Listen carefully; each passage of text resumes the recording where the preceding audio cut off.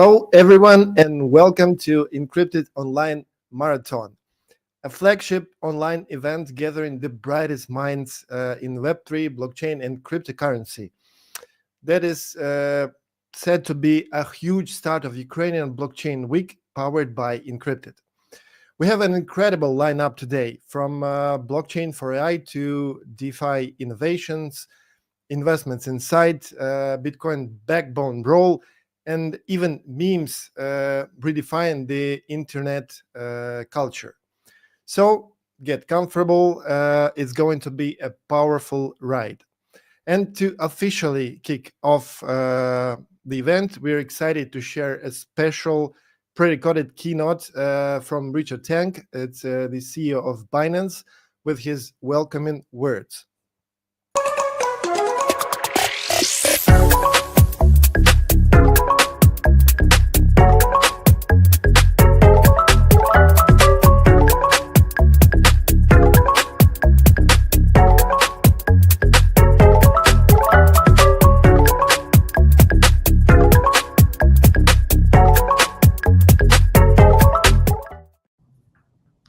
Dear Ukrainian crypto community, hello, happy to be here with you today.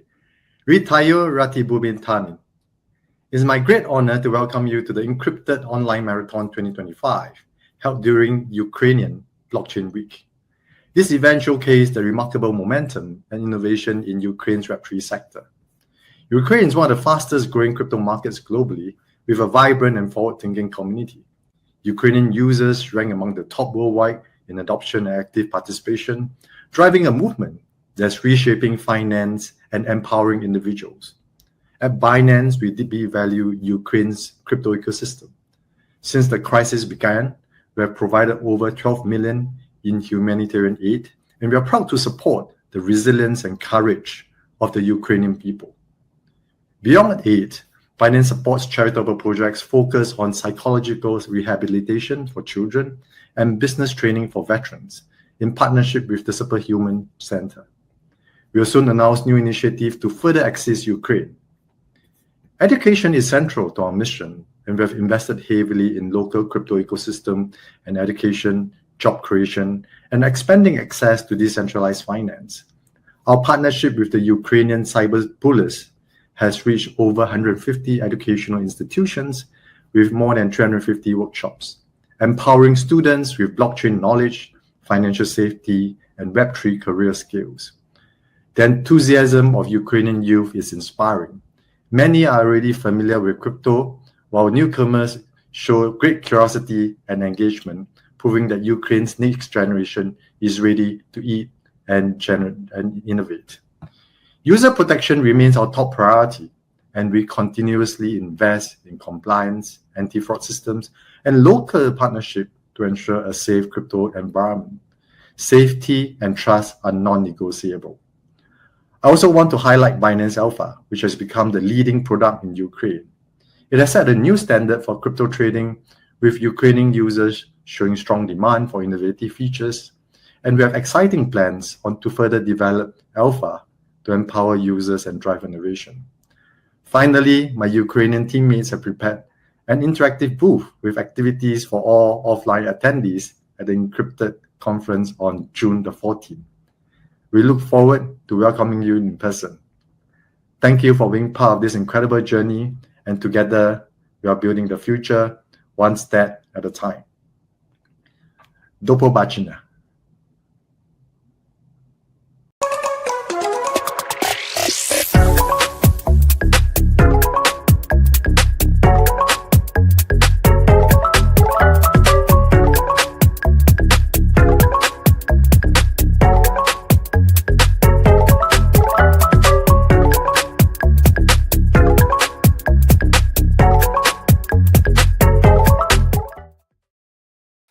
Thanks to Richard Chang. And now we're thrilled to welcome Ilya Polosukhin, co-founder of Near Protocol. He will dive into a crucial topic, building the blockchain for AI. A look at how blockchain technology can empower artificial intelligence. Ilya, I'm so glad to see you again at Incrypted. The stage is yours. I'm sharing your presentation, and you're welcome. Thanks for inviting me again, and great to be here. Hope everyone's doing well and safe. So let's dive in what is building blockchain for AI and how we're doing it. So I think the most fundamental piece is that AI is the last wave of tech innovation, right? Everything that's going to be built from here on is going to be using AI at the core. And we already see this with last two Nobel Prizes last year. In physics and chemistry were effectively awarded to AI, and the researchers who developed it.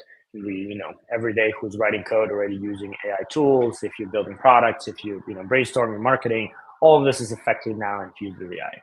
And the important piece here is whoever controls this, right? Whoever defines what you can use it for, where you can use it, how you can use it, is controls then all of this outcome product, right? And so it's extremely important that we have a very clear governance on how this is done and who controls it. Now, there's also a lot of challenges, practical challenges with AI right now, right? It's extremely energy intensive. And because of the way the current kind of model providers are serving it, they want to serve it out of the controlled data centers, meaning they need to have all of this energy provided in a single place, right? Which also means you have global latency, right? If I'm running something out of Ukraine and I need to ping every time a model inside in somewhere in Tennessee or in Texas, that adds latency on every interaction. There's obviously a ton of compliance and kind of nation state questions around like if U.S. companies are providers and I'm living in any other country, is this following the same rules and regulations? Does this have the same culture? Does this have the same values? Which goes into a broader safety, right? Who can access to this? What are types of questions? Can it hack into other systems? Can it design weapons, etc.? Who decides what's safe and what's not? Is this decision that's global or local? Obviously, data privacy is massive, right? There's been known issues where private data of companies has been leaked through the training process, and kind of on and on, right? There's monetization issue. Like if I'm a developer who built an interesting new model, how do I monetize it without, and give access to people around the world? And so right now we have kind of closed source, right? There's a lot of these issues. We have centralized companies which effectively define who can control it, how can control. They can decide if they want to turn it off for specific countries. And imagine you have a country's GDP depending on effectively productivity harnessed from AI. These AI companies now are in control of that.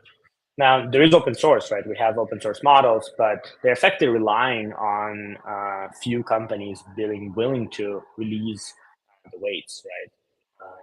It's extremely, expensive, and open source doesn't create a sustainable business model. So there's no economic kind of model where usage open source feeds back into building the next generation. So we kind of introduced a little bit orthogonal system. We call it user-owned AI. It's AI that optimized for user well-being and economic success as opposed to a centralized company success, right? Very much in line with how we think of blockchain, giving everyone ability to control their assets, data, and power of governance. We want AI to be in users' hands as well. Now, there's a lot of repercussions of this. And at the same time, there's like a broader paradigm shift that's happening, right? The Web 2, as we know it, is transforming right now. Kind of for the past maybe 15, 20 years, we've seen effectively the model was, the browser, you use search engine to find the website, there's advertisers and there's payment processors effectively facilitate the commerce. And you kind of have this proliferation of websites. We then seen a number of aggregators, right? Apps like Amazon, DoorDash, etc., that are becoming kind of mediators of that and deciding what you can and cannot see. Now we see the transformation of that happening, right? It's becoming AI first experience.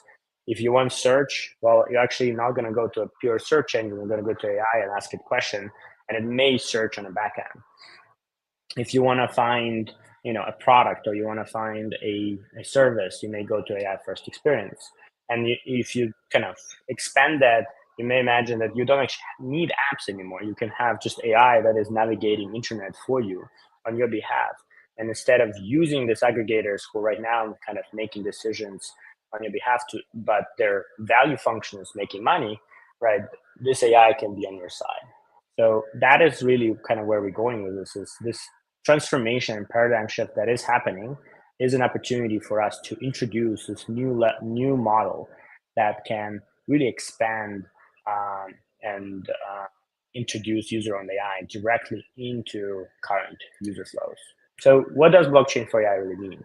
Well, in kind of traditional blockchain, we've had this new way of doing kind of DeFi and commerce, right? Finance and commerce, where we introduce wallets as kind of your kind of non-custodial holder of identity and keys and funds. And then you had DeFi, and we still haven't really hooked it into commerce, so it was very silent. Now, with the introduction of AI and this paradigm shift that's happening, we have AI assistants now, right? This is what sits on your side as a consumer that is running on your behalf, and that this AI assistant is facilitating actions around the internet. And then you have unified marketplace and liquidity. This is where everything from exchanging assets to buying products to hiring someone to do some work can be happening, where AI agents can effectively come into this marketplace and satisfy the requirements, even if it's highly liquid market. And so your AI assistant now can rely on this marketplace to find the things it needs around the world. And finally, you have agentic protocols, right? This is, think of this as autonomous companies, which are facilitating everything from financial to supply chain to any other use cases, kind of in this new model where they're effectively run by AI agents. So that's a new paradigm of use cases, right? AI assistants, kind of the new unified commerce and agentic protocols replacing DeFi that historically been very manual, right? Required DAO, required a lot of parameters to set. We didn't actually have smart in the smart contract historically. Now, what do we need to do how to achieve that? Like, what is the kind of technologies? And so we need a whole stack of technologies to enable this, right? Obviously, we need a blockchain at the core. It facilitates identity, payments, marketplaces, coordination. We also need governance, right? So House of Stake is our kind of stake-based governance protocol that we're developing. You need the whole system to unify Web3 and Web2 to enable this unified liquidity marketplace, right? This is where everything we've been developing in chain abstraction as well as intents come in. And then you need infrastructure to run private, confidential, verifiable models and agents, and this is where TE is coming. So let's dive in, right? So we have a truly scalable blockchain as Near. We've been developing this since 2018. It has fully sharded blockchain, zero downtime since mainnet.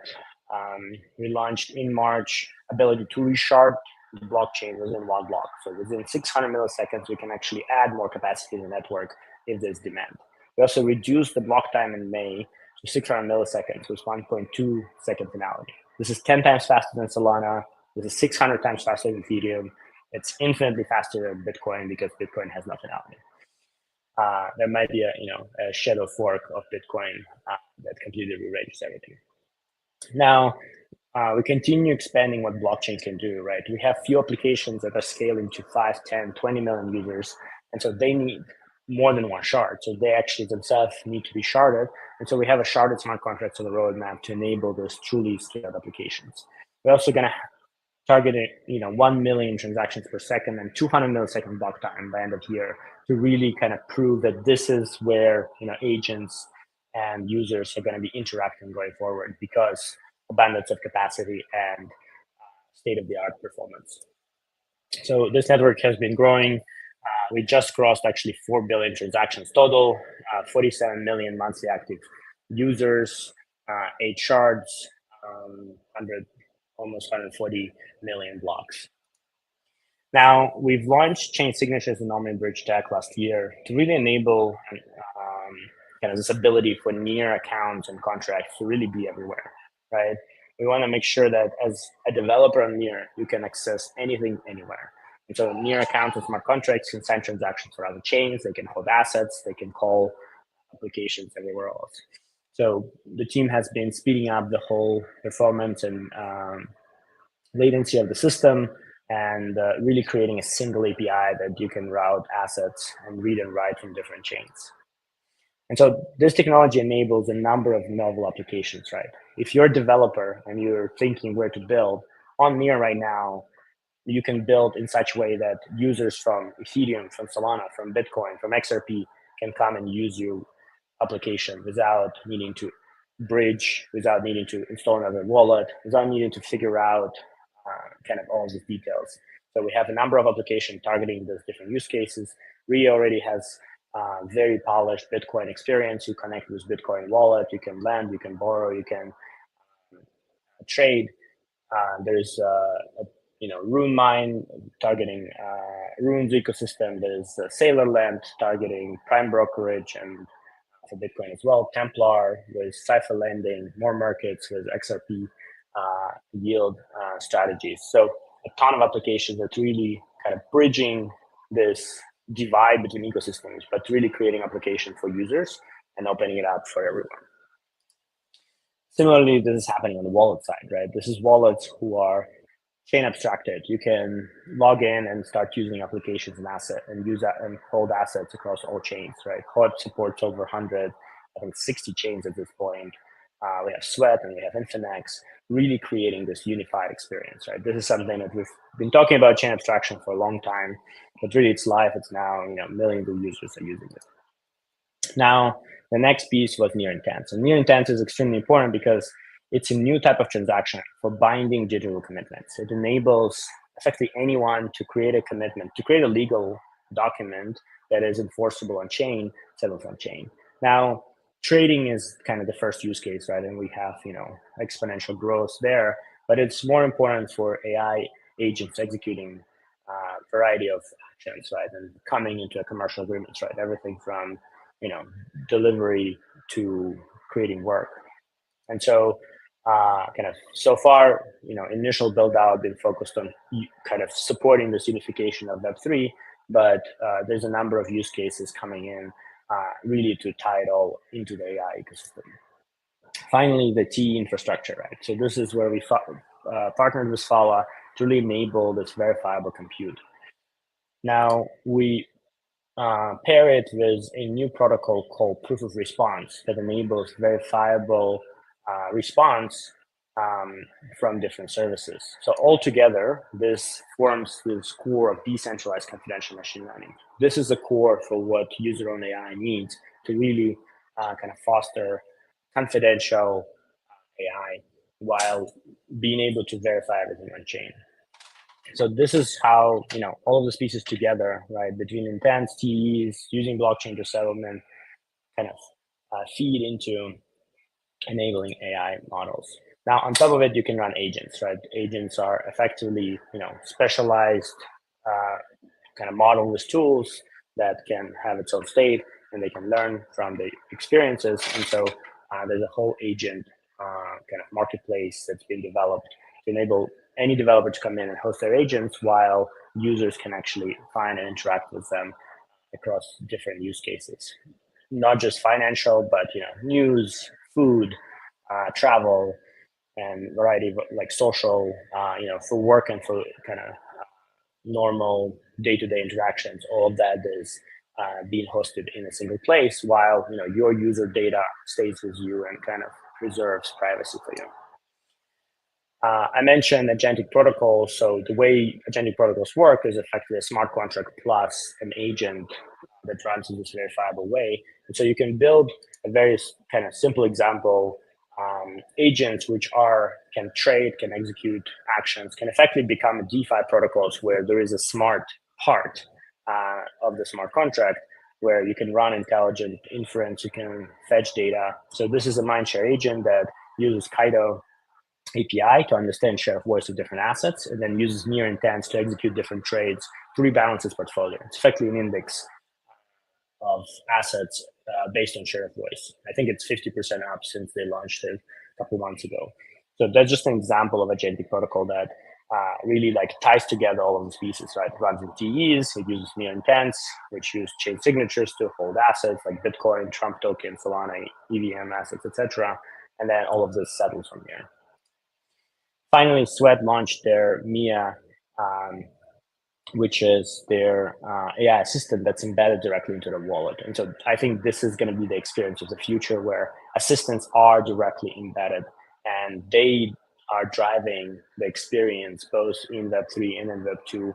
It knows about your fitness, it knows about kind of your interactions as well as about your crypto wallet, and can suggest and answer your questions there. So I'll just finish on this. Like, your ecosystem is really purpose-built for this convergence of AI and crypto. There's a number of other projects building across infrastructure and applications. And I invite everyone to join both as builder as well as a user across this. Thank you. Thanks, Ilya. It was wonderful and interesting as usual. One of the biggest expertise in blockchain for AI. We're always great to see you, and I hope we'll see you offline someday. And also, I see comments from the chat from to Hackathon in Ukraine, so you're always welcome. Thank you and goodbye. Thank you.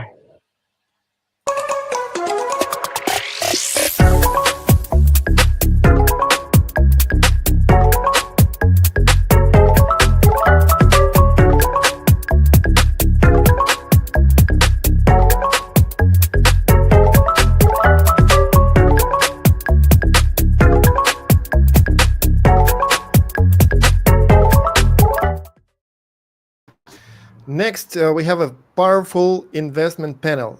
So please welcome Mansour Madhavji from Blockchain Founders Fund, Richard Wenk from Draper Degan Fund, and Ivan Lee from Comma3 Ventures. It's three heavyweights shaping the future of crypto investments. Moderating this session is Anna Shikola, Head of Business Development at Cointelegraph Accelerator. So they will explore the latest investment trends and what's next for blockchain venture funding. So Anya, the stage is yours. You're welcome to dive in. Thank you, Ivan. Hi, everyone. Only familiar faces at this panel. So happy to host you at Ukrainian Online Marathon.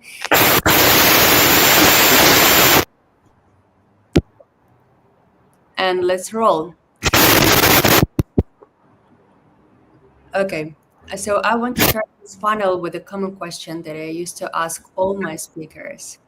Why we should listen to you for another 25 minutes? Don't be humble, present yourself.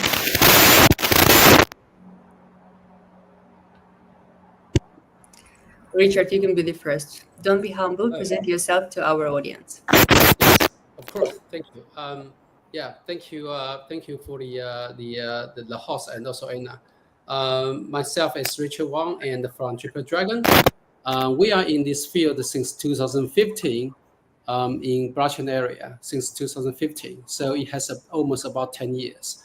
In the past 10 years, we invest about say 300 plus portfolio till today, and it covers all the different sectors, all on Web3, all the way from the layer 1 to the exchange. So it's from very upstream, very fundamental infra, all the way to not just the apps, but also the trading, liquidity, XYZ stuff, right? So what I'm trying to say here is that, first of all, we are a very typical venture capital, so we know how to entrepreneurs, and we also have a certain resource to support and help to grow, develop the enterprise. That's first. Second, we believe the disruptive technology. Well, it's not necessarily technology, but we believe something disruptive is able to change the world. For example, we all know about the blockchain is going to change something for sure. We all know about a stable coin is going to change something for sure, right? So we are a venture capital trying to be here, support and back all those entrepreneurs to try to make something new, shape the world to another paradigm. So I believe all the entrepreneurs here and also the startups that please join us and let's work together. Thank Dear friend, please present yourself, present Comma 3. We have joint investment with A1, which is Scallop, and I'm happy to see our co-investor on this panel. Yeah. Yeah, thanks, Anna. A lot of familiar faces here. Richard, OG 前辈 in Chinese. I mean, so yeah. This is Ivan, the founding partner of Incrypted Ventures. So Incrypted Ventures is actually my third fund. As you guys probably know, in this cycle, we are one of the biggest ecosystem investor in Sui ecosystem. So maybe you guys know, like Sui is performing pretty well, extremely well in this cycle. So other than Sui ecosystem, we also focus on Bitcoin Fi. So we believe, we want to unleash those Bitcoin liquidities, and then how can we make those Bitcoin works and make money for us, right? So that's one of the big topic of this cycle as well. And along the way, not like Richard, like I entered crypto industry since like 2015. So I entered this industry late 16, and along with my partners. So both GPs are pretty, I would say, experienced, and then we have invest in early stage in crypto projects, at least like a 200 plus. Yeah. So across from infra, DeFi, some game portfolios, as well as some like InfoFi as well. But I would say our strengths and specialize in DeFi and infrastructure play. Yep. Also, like our offices in Singapore and Taiwan, many of you might not come to Taiwan before. So we have a lot of like brilliant DeFi founders, and it's quite happening in terms of like community and developers, right? So we have almost unlimited developer powers. Yeah, and myself, based in San Francisco, also Taipei, kind of like jump around. So yeah, if you guys are in town, let me know, like we can catch up and everything. Thanks for that. Thank you. And Mansoor, hope you had a proper rest after Bitcoin Las Vegas, where we met each other recently. So please tell us, Blockchain Founders Fund, who are you guys and what role you take on it? Yeah, of course. And yes, it was great meeting you in Las Vegas. First of all, I want to say thank you to Ivan and the Incrypted team and Anna for organizing, as well as the amazing panelists that we have here today. I'd also like to say Slava Ukraini and, of course, Slava Bundari. Slava. So Blockchain Founders Fund, we're an early stage investment firm. We typically invest pre-seed, seed, and early stage crypto companies. We started in 2017. We have about 200 approximately portfolio investment dating back throughout the years. And so we've, been around multiple cycles, been through some ups and downs. And, there's, I think, tremendous opportunity that we see in blockchain, in the technology, kind of bringing financial access. And we see that in things like, the fintech space, the DeFi space, the stablecoin payment space. And I think these are some of the exciting trends that we're going to start to see more of in the next cycle. And they've already started to pick up. Before we dive into what's new into vertical, I want to talk about more interesting question for me. Why founders should take your capital? My perception of today market, the market is over busy with capital. There are so many ventures, so many newcomers, so many institutionals shifted or diversified their portfolio with the Web3. And not so many experienced Web3 founders, not so many even second-time founders. And we want to invest in successful one. So how do you leverage your pitch to real founders, to successful founders, why they should take check from you? I'll be very simple. We leverage Cointelegraph check with media extension, go-to-market strategy, and access to our brilliant VC network, as you can see on this panel. So how do you leverage your pitch to second, third-time founder that they should work specifically with your venture? Yeah, I'm happy to take a crack at that one first. But I'm sure Ivan and Richard, you have some tremendous insights to add to it. For myself, I don't focus when I'm talking to a founder and be like, oh my God, we're investors, we're venture capital. I focus on, I previously had an exit in 2014. Ali, my brother, the other founding partner, had an exit in 2017. And so we're entrepreneurs. And when we started Blockchain Founders Fund, the initial vision was, what's better than building one company? Let's build 10 companies and put our money where our mouth is. And so the first fund was essentially us investing our capital. And so our viewpoint is we want to work with founders that we believe in their vision, we align with it, and we want to work day in, day out to help them achieve that. And we kind of look at ourselves as somewhat an extension of their management team. Of course, we're not going to be involved in all the day-to-day aspects of running the company, but those bigger strategic items where we can really move the needle, with big distribution related deals or key partnerships, these are where we feel like we can make a big impact. And this is kind of how I focus my pitch to founders. Thank you, Sur. Ivan, maybe you want to share something? Yeah, sure. Yeah, thanks for the the insights from Mantle, and also I'm sure Richard has a bunch of experiences to share. So before that, share my humble opinion. So everybody knows, especially in this room, right? So those founders who make you money, they don't need your money, right? They don't need your money at all. So for investors like us, it's not like, oh, hey, you guys come to me and then you want to raise some money, and then I'm thinking about to invest in your project or not. It's totally the opposite, right? So we go to founders, we knock the door, and then say, hey, please take my money. And how can you take my money, right? We have this value add, we have that value add. So what's the value add? So I would say to us, in my experiences, for example, a lot of Western founders, right? They build great products and great technologies, but they don't have, for example, they don't know how to monetize, not the product level, but the token level, right? So that's a certain core of crypto. I mean, it's just so hard to describe, but that's a playbook of crypto. So a lot of Western founders, especially those very technical founders or developer, CTO founders, they don't know about this. They don't know token economy. So oftentimes we provide these experiences, and maybe we bring them onto major exchanges, those tier ones. So that's a huge positive, the plus for them to to monetize, as well as for all the token holders, all the communities to make some money, right? So that's one. And secondly, of course, a bunch of VC friends. So I love taking referral projects, because only your trustworthy dear VC friends or investor friends, they will share with you good deal flows, right? And then only with the good deal flows, your fund can potentially make money, because your fund is not going to invest in five projects or 10 projects.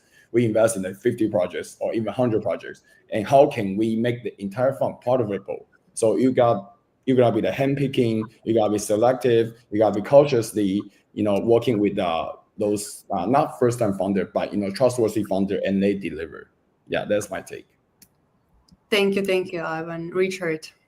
Yes, I very agree what Min and also Ivan talking about. Well, as a venture capital, I think it's not just about the Web 2 or Web 3 or crypto. It would be pretty the same thing.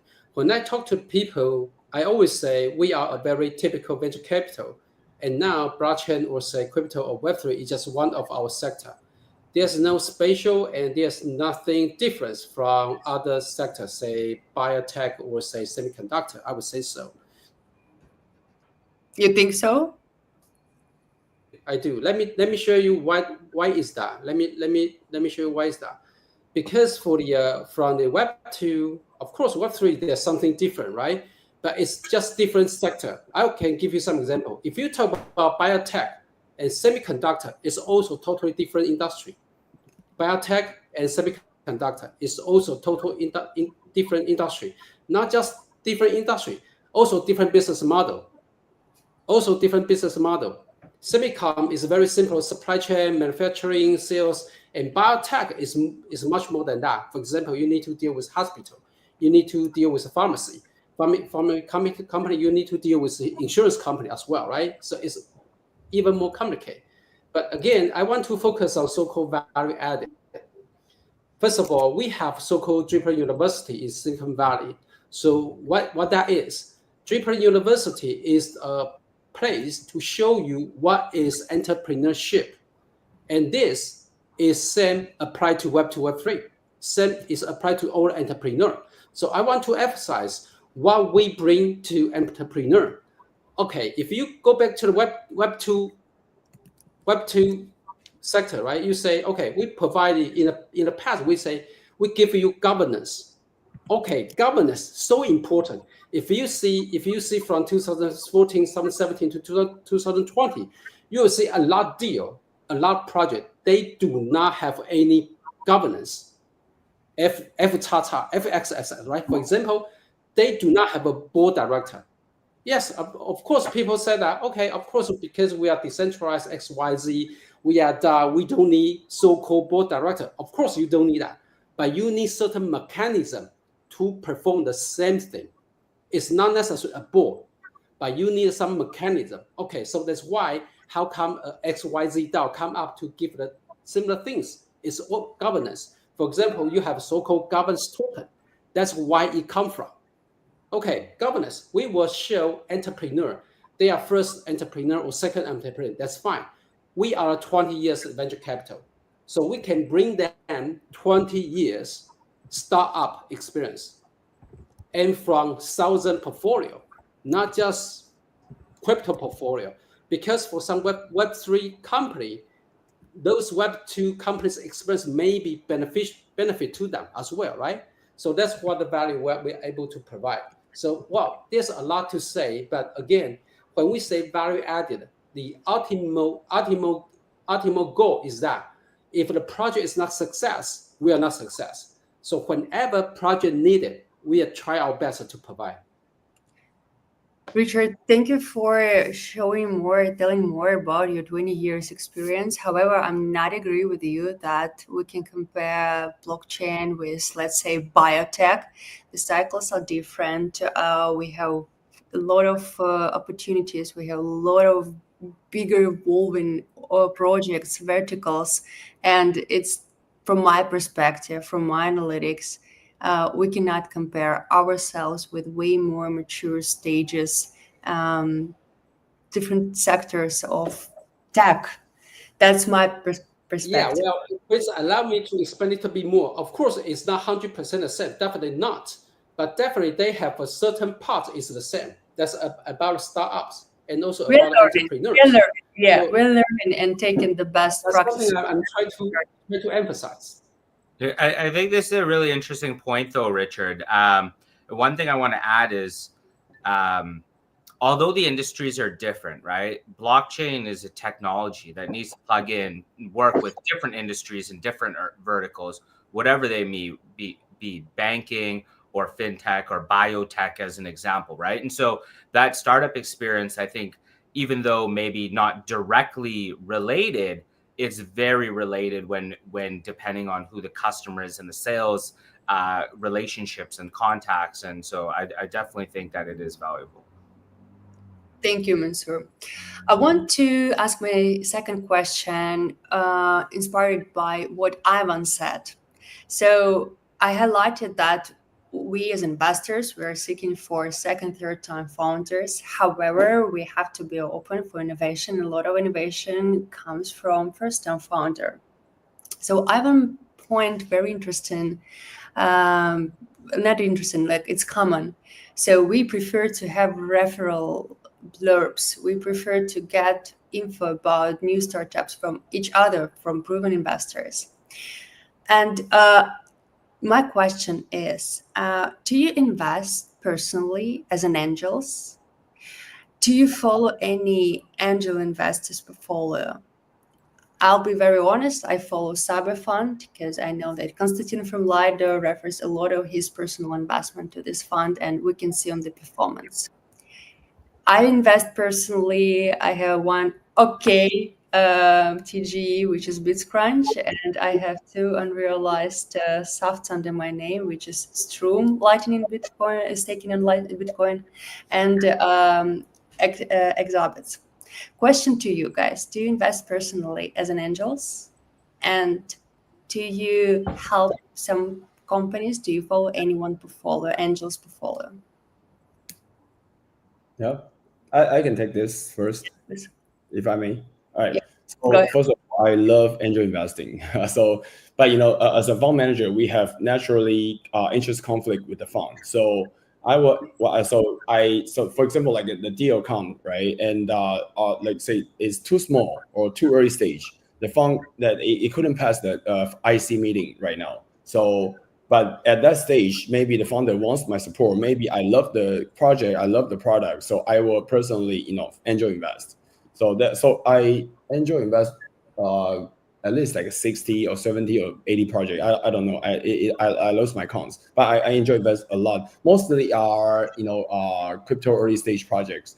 Of course, there are some. For example, recently I invest in a humanoid robotic company called Aptronic. So that's my other approach. So I believe humanoid robot is it has a very strong demand. It has a very bright future down the road, right? And most of the angel investing, why they need to take your money at the so early stage, right? So most of the time I do my TVL support. So that's why that's how I work with the founders. So for example, I can use my sweep positions, I can use my east positions to support the TVL. I can get some early APYs, like high APYs, right? But at the same time, they can boost their TVL, 3 mil, 5 mil ish, and they can get kind of get noticed, right? Because like we so say like a 1 million 500K TVL, you don't get noticed. But when you have like 10 mil TVL, you are something. So with the 10 mil, you can easily grow to 50 or 60, even 100 mil TVL. So that's one thing. And secondly, I LP some funds as well. For example, like Align Style, for example, like Rice. So different deal flows, different approaches. So I can get multiple sources, different regional deal flows to help my to justify my investment decision. So maybe I can cross check different continentals founders, and maybe they are doing the same say, narrative or topic, but who's the best? So I can get to choose. Yeah, and that's my share. Thank you, Ivan. Mansur, do you have any take on angel investment? Yeah, no, I definitely like angel investing. And I would say Ali, the other partner on the fund, also does as well. And so when we set up the fund, we specifically wanted to be able to invest quite early. And so as a fund, we generally will invest extremely early, sub 5, 10, 15, 20 mil valuations. We're open to these early rounds.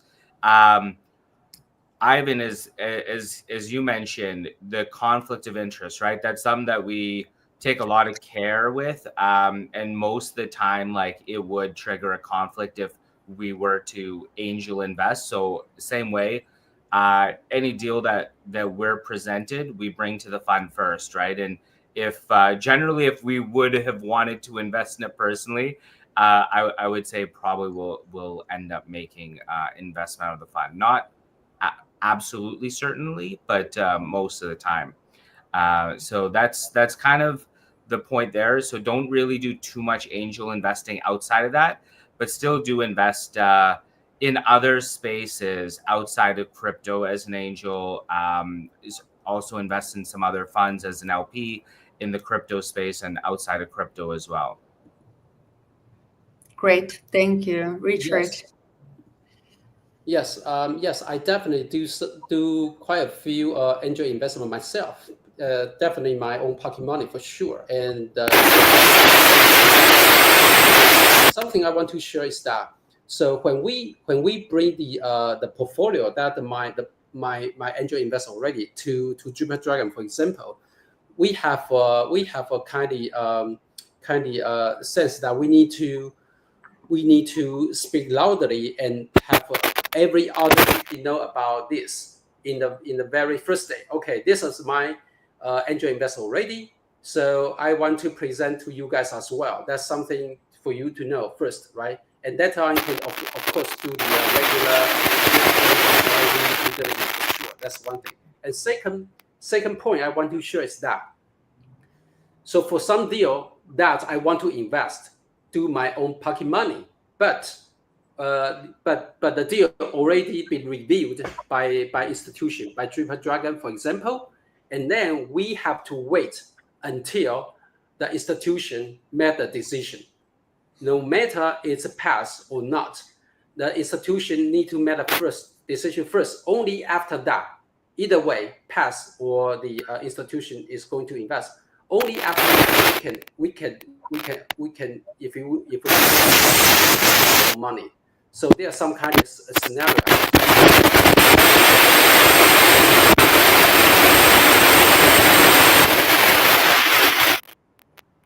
Is it? I don't know. It's good. Yeah, but yeah, I agree with Richard. It's like what happened? Yeah, it sounded. Maybe some of you can check the connection of the mic because it can cause such sounds. Just check the connection. Maybe it's not very.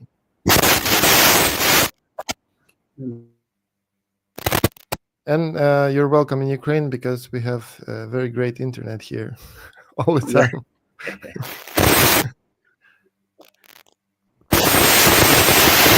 I find that sometimes the mic will be mute automatically, anyway. Let's try to get your take on angel investment, and I have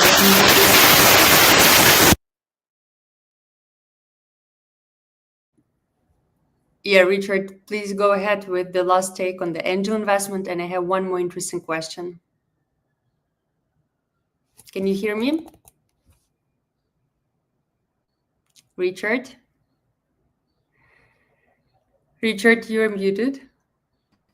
No, he's not. He just checked the connection very hard, I guess.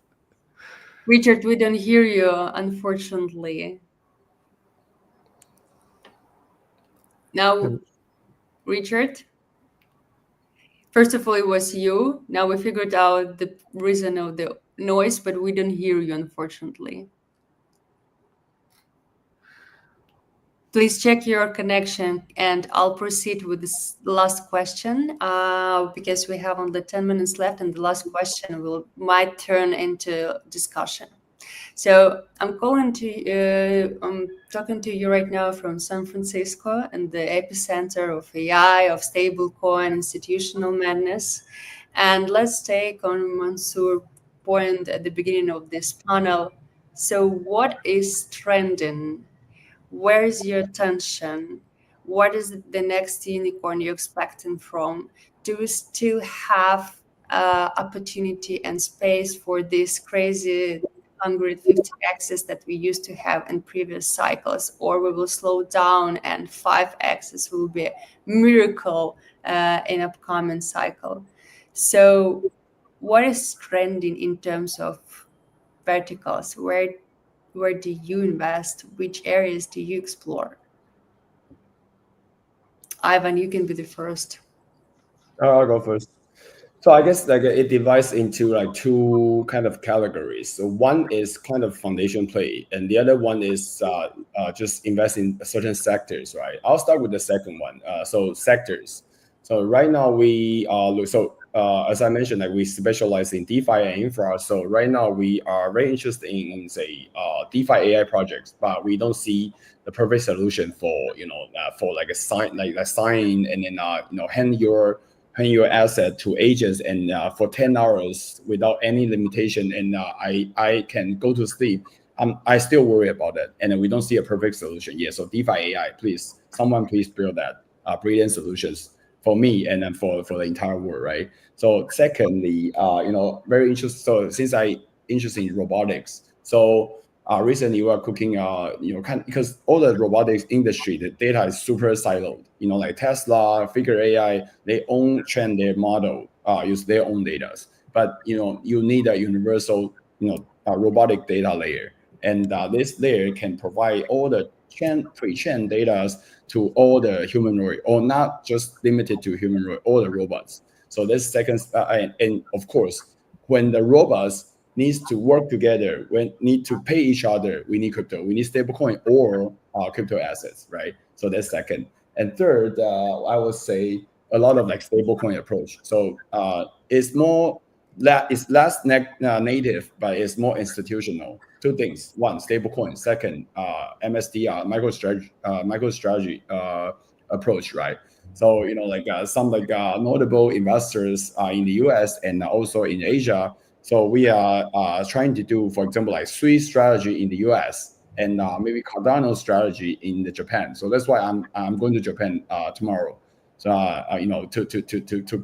to have this conversation with them, because Cardano has a huge community in Japan, and Sui is kind of like recognized asset in the US already. So and no one doing that in the world right now. So I think it's more institutional approach, but that's good money to make as well. I mean, I'm so shallow. It is good money to make. I mean, it's too shallow, but we are here to make money, right? And I have to make money for my investors. So thank you. Fair enough.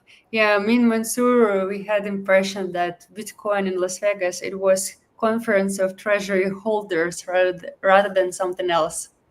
Yes, 100% agree with you, Anna. Like, I think one of the big shifts, especially with the Bitcoin conference, was last year, a lot of the narrative was around the L2s. And this year, we didn't hear anybody talk about, I don't even know if I heard the word L2 mentioned.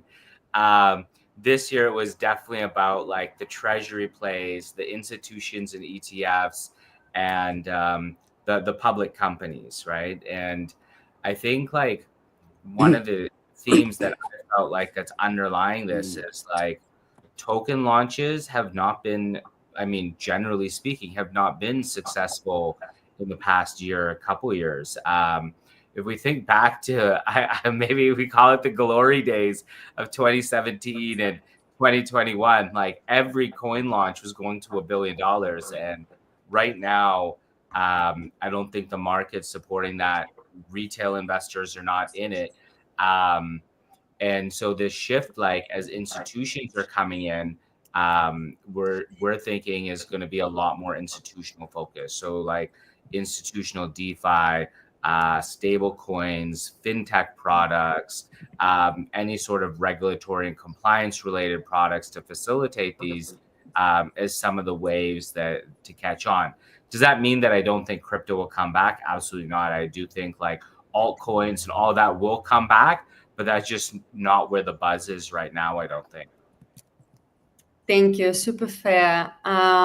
Richard, did you manage your sound? Yes, I guess it's better now. Absolutely. Yes, we can hear you. So much Okay, better. good. Yeah, so yeah, I guess the question is what we are focused now for the for current investment. yep. Okay, well, in the past 6 months, almost in the past 6 months, we actually invest quite a lot in PayFi deals. We do have a very close cooperation with Theta and trying to help them to build up some footprint and also try to get into the market in Southeast Asia and even Middle East. So we do have several PayFi projects all the way from the supply chain and also payroll, remittance, extra. So when we say when you say supply chain, actually is also kind of RWA. So the other very interesting area that we focus is RWA deal. It's not talking about the asset itself, but also the but it's a surface or tool or kind of protocol try to facilitate all the real world assets tokenization. And the other one is the other sector that we do have a 5-6 portfolio in the past 6 months is BTC5. So again, we all believe the Bitcoin's ecosystem, and especially DeFi plus Bitcoin UTXO protocol is something very interesting. So something I can share is that in the past few 6 months, we quite focus on RWA, BFI, and BTC5, and the PayFi, and also gaming as well. My feeling that BTC5 a little bit burnt out by Babylon and multiple Bitcoin? Well, I would say it's different because Babylon is more like a so-called staking and layer two. And when I say the BTC is more DeFi project, aggregator platform, or say even the DEX for UTSO, SY, UTSO based crypto. So it's kind of different. Can you share some specific names in this vertical that you have invested in? Oh yes, definitely. Like a Mestral, Veda, and DotSwap, and there's another two. I just not able to record the name on top of my head right now. But it's all happened in the past 6 months. Ivan, can you share also, and Mansoor, a few names out of your recent portfolio that you're super bullish on? Okay. Recent. So we are major focused on we major bullish on Sui Eco, right? But unfortunate event, the biggest stacks that got hacked. But so you don't see any foundation or protocol got hacked $220 million after a week. They refund all of them. I don't see that before in my career, right? So that's why we even more bullish on Sui, because I know they're gonna refund because they're very rich, obviously. And then it's just 2 years. It's just a very young state. I would say the Sui ecosystem is pretty young right now. So if I were the founder, I wouldn't stop right now. So they will refund. So that's the logic behind. So for example, the bunch of projects, the Navi protocol, double up on Sui, and we invest in Walrus as well, decentralized storage, right? The valuation is freaking $2 billion, but it's still growing, right? Listing on Upbit and I don't know where already, Bybit, and so I just too many Sui portfolios. And what else? Of course, I see this, right? There's a Suiland, there's a Scala. They are like common portfolios. So, but to be honest, this cycle. So in the past 2 cycles, the hit, the investment hit is 100x. But this cycle, we find out the hit is only like a 20 to 30x. It's just like a lot difficult than before, right? So, but across from all the 3 portfolios, all of them perform 5 to 30x. So I think it's pretty good in this cycle compared to other ecosystems. So that's why one of my play is foundation play.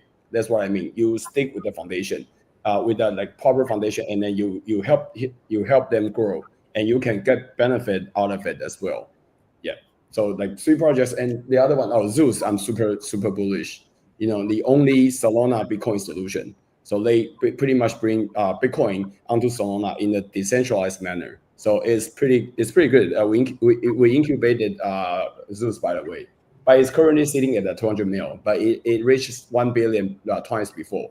So I think it will come back to 1 billion. If it comes back 1 billion, we can make another like 50x. So, is it investment advice? Yes, it's just 200 million ish right now, so it's pretty cheap. Because it at least at the secondary market, it has 5x room, right? It's good. So Mansoor, Richard stick to Tether ecosystem. Ivan, he is absolutely Sui fan. Is there any specific foundation ecosystem that blockchain founders is sticked with? For us, like from an investment perspective, we're chain agnostic, and so we're comfortable looking at projects in all the chains. However, like Sui is definitely a chain that we also like. We also did that scallop investment alongside Ivan and Anna, and so that was one that did quite well on Sui. But no, like we like at the end of the day, strong business fundamentals. And even when we're looking at like founders and when they're stuck in an ecosystem, we like that there's flexibility on their end to adapt if they need to change the ecosystem for whatever's going to serve their customers better, right? And their clients, that their target audience that are trying to grow some product for. And I think the key thing is still like the business fundamentals, like how are they going to generate revenue? How are they going to bring money in? And so that's not necessarily dependent on one chain. It may be right now when they launch, but long term, that plan may change, especially if that chain is not able to keep up with what they're trying to deliver, right? But some of the companies that we've invested in, like Hi-Fi out of New York, like they just closed a Series A, is doing extremely well in like the stablecoin payments and remittance space. Credit, they're based out of like New York and Nigeria. They're in the African fintech space. They're in the middle of closing their Series A as well right now. So that's a couple in like the payments, stable coins space that I think have, made some big strides, and neither of those are dependent on like any specific chain, right? Great. I believe we are out of time. Please share one sentence. What are the best to find you, LinkedIn or Twitter, with our audience, with our growing startup ecosystem that we still have in Ukraine? I'll be quick. I'm Anna Shakola. I'm the head of BD at Cointelegraph Accelerator. The best way to be connected with me, maybe Twitter, Anna Shakola, basically the same. And guys, please share how to find you. Yes, okay. Let me take first. So yes, everybody, I'm Richard from Jupiter Dragon. I think it's easier to reach me in the LinkedIn. So I welcome all the entrepreneur who has the very, very innovative idea and try to change something. I'll go second. So pretty much you can find me on LinkedIn and Twitter. So maybe find me on Twitter. So you can search Ivan and come up with, you can easily find me. And then I have a lot of contents you can, and share posts as well. So welcome. And for myself, Mansoor, partner at Blockchain Founders Fund. You can find me on LinkedIn, and of course, like, you probably know someone that knows me or knows like someone from our team. So get an intro and message me on Telegram. That also works, or email, like just straight from the website. My email's on there, so very reachable. Dear speakers, so thanks for your contribution to Ukrainian Encrypted Online Marathon. I'm looking forward to meet each of you at the upcoming events. And Ivan Encrypted, thank you for having us at Encrypted Online Marathon. And I also want to Thank thank Anna for moderating this wonderful panel, and to guys for sharing their insights, ideas. And as I said, you're always welcome in Ukraine. I hope that we will finish this war soon, and it'll be easy to travel here. It's really wonderful here, and you will understand it when come to Ukraine. So thanks, guys. You're always welcome. See ya. Thank you. Thank you. Bye-bye. See you. Thank you. Bye-bye.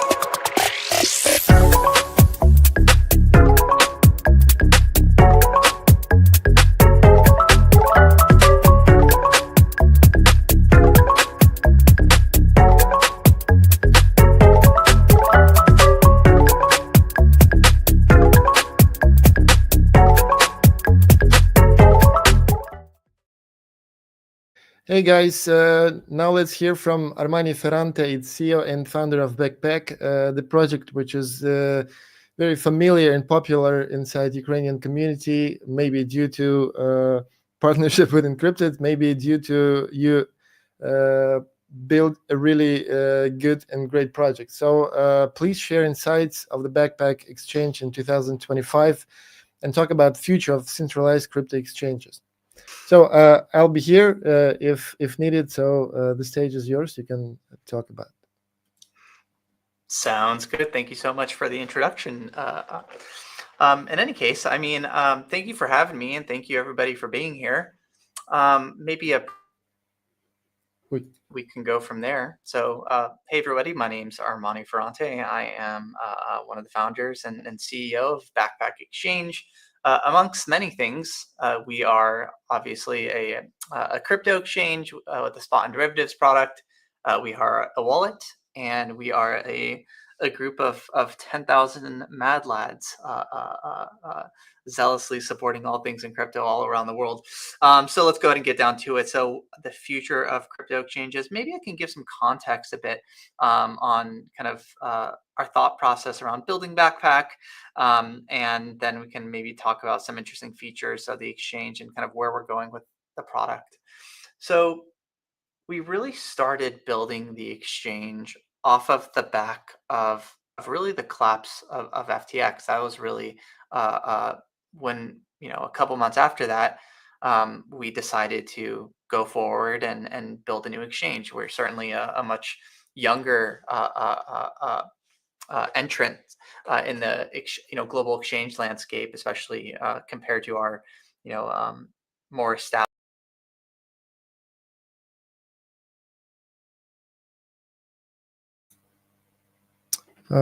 Something happened with the devices of Armani. I guess he can. Oh, now it's okay. Okay. Yeah, missed. Yeah, so basically what I was saying was, we really started the exchange kind of at that moment, and I think there was a couple kind of really key kind of goals that we had when building the exchange. I mean, firstly was really kind of maybe not to go down all the technical details, was to really think about a lot of what made DeFi really special and applying that to kind of the exchange itself. And you can see how this kind of manifests itself in various forms of the exchange, everything from the underlying kind of exchange architecture to a lot of the products with respect to how we built futures and with respect to how we've built, borrow lending and spot margin. And I think really the key kind of feature that is quite interesting to discuss is really how yield works on the platform, because it's a really rich, I think, quite innovative system that I think is really a first of its kind on the in the centralized exchange kind of world.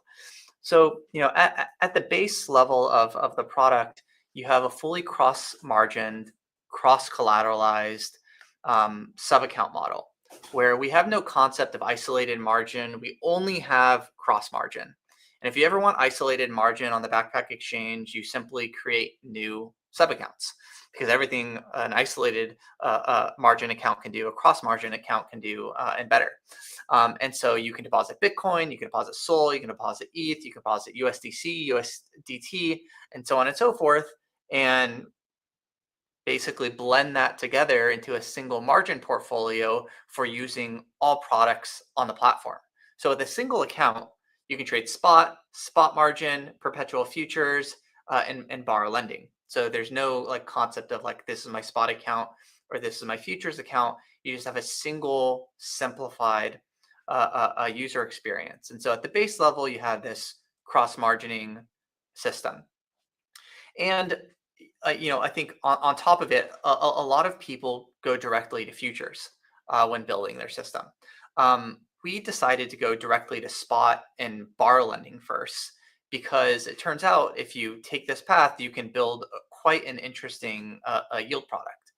So one of the large influences on our yield system is really kind of the borrow lending pools that have made DeFi so special. So things like Aave on Ethereum, things like Camino on Solana, but really the simple idea where I can deposit assets into a pool and anybody can come along and borrow assets out of the pool and pay a fee, obviously in the form of borrow interest payments directly to the lenders. So it's a peer-to-peer borrow lending system. And so we, on top of this cross-margin system, we build this transparent money market into the exchange. And I think this, first and foremost, is, I think, a first of its kind. I don't think I've seen any other centralized exchange build this type of transparent kind of money market where you can see exactly where the yield comes from. It's like I lend my assets into the pool. Where does the yield come from? Well, it comes directly from the borrowers. And so on top of this money market, where you could really deposit any asset from any chain, we've built spot margin, where you can long and short your spot assets, but also we've built the futures protocol. And so what's quite interesting about the system is that internally a borrow and a lend can really be thought of in the same way as a futures or a perpetual future position, a long or a short. And so what we've kind of really elegantly been able to do is to be able to reuse the entire risk engine for futures and to apply it to borrow lend positions.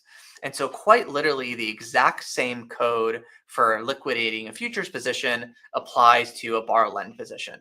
And so what this all builds up to, and why we've gone through this effort of laboriously building the system in this way, is that it allows us to use lent positions as collateral in a very clean way. And so, you know, what the user sees is they see they can deposit into the exchange, they can lend it out into the pool, and then they can earn. Right now, you're earning 6% on your dollars. You're earning 8 to 9%, sometimes 10% on your SOL, and you're using that all as collateral to trade perps and to trade spot margin. And so you're making all this passive income while you're trading futures in a way that I think we're that's kind of first of its kind. You know, whenever you get liquidated, it goes through the exact same system where longs offset shorts, borrows offset lends. And so regardless of the state of the system, we're always able to liquidate the lends, or we're always able to liquidate the borrows because of kind of the way that the risk engine is put together. And so this is kind of the first really compelling use case of the engine that allows us to kind of build this product that we call, you know, risk or interest-bearing perpetual futures, where you're able to trade any asset in a cross-collateralized, cross-margined portfolio, and on top of it, earn yield on all of your collateral. And so really kind of the goal is to simply just make the most amount of money. That's kind of the goal of this, right? Normally when you kind of are lending assets on kind of, you know, different protocols or different exchanges, they kind of disappear from the portfolio, and you don't really get any credit for it. Here, you can reuse all of your assets in your entire portfolio in a really elegant way. And so this is kind of the foundation of the system. And so on top of this, we've built a couple really interesting kind of features that really bring the whole kind of experience together. So the second kind of primitive is really this concept of auto lending, where not only do you have, like, you know, a great custody product, but you also have the ability to configure the sub accounts to continuously lend out your assets. For example, if you're earning unrealized P&L, or if you're depositing into the exchange. So you can, so basically you don't really have to touch anything, and you can always earn yield on all of your assets.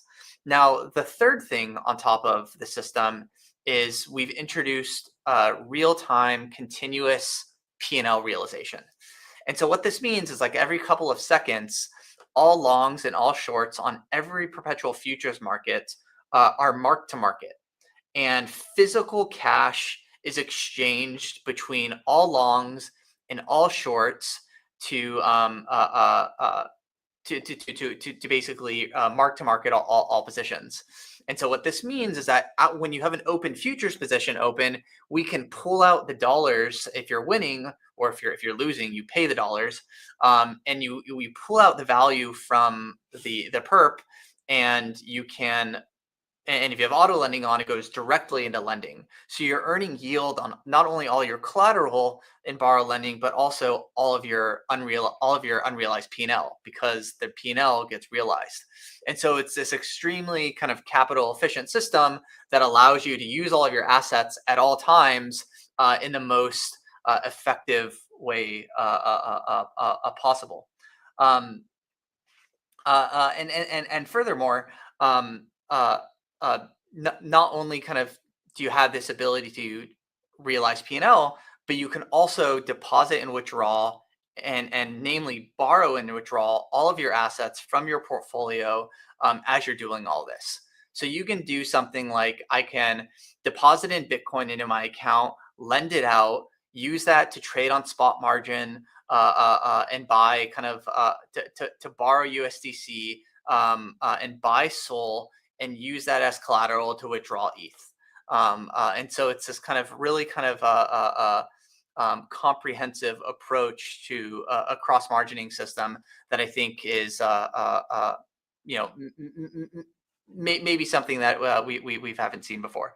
So I think maybe I'll stop there. I think, but hopefully this kind of gives you a bit of an introduction into the system that we built, where really it's all about interest-bearing perpetual futures in a way such that you can use your entire portfolio to create the maximum amount of value when you're trading, no matter what asset, no matter what blockchain, or no matter what type of instrument your kind of trading pursuits desire. So in any case, I'll go ahead and pause it there, and hopefully. Thanks for sure. You give a full picture of what Backpack is. Thanks for that. We have a few questions from community, like about global regulations, because they are tightening from MiCA in Europe to crackdowns elsewhere.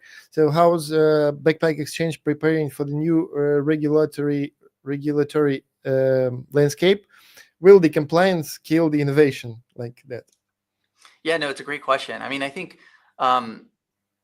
the short answer is no. I think one thing that we've done almost notoriously at this point is dotted all of our I's and crossed all of our T's on the compliance side. We have kind of, I guess, unlike basically every other exchange in the history of exchanges, have done kind of rigorous compliance from the beginning. And so on the one hand, this has been maybe the worst thing about Backpack, in the sense that we've been very geographically restricted with respect to the regions around the world that we've served. It's almost been like running with a parachute, where we're moving a lot more slowly than we otherwise would. A lot of exchanges just open up all around the world or whatever from day zero, so that they can get a bunch of users. It's my view that the compliance element might be a parachute, but that parachute is also what allows you to fly.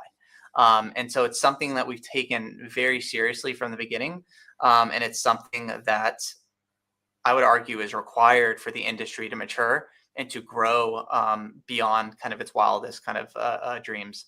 And so it's something that we take very seriously, and I think compliance and regulations will ultimately unlock creativity and innovation once there's very clear rules for everybody to follow.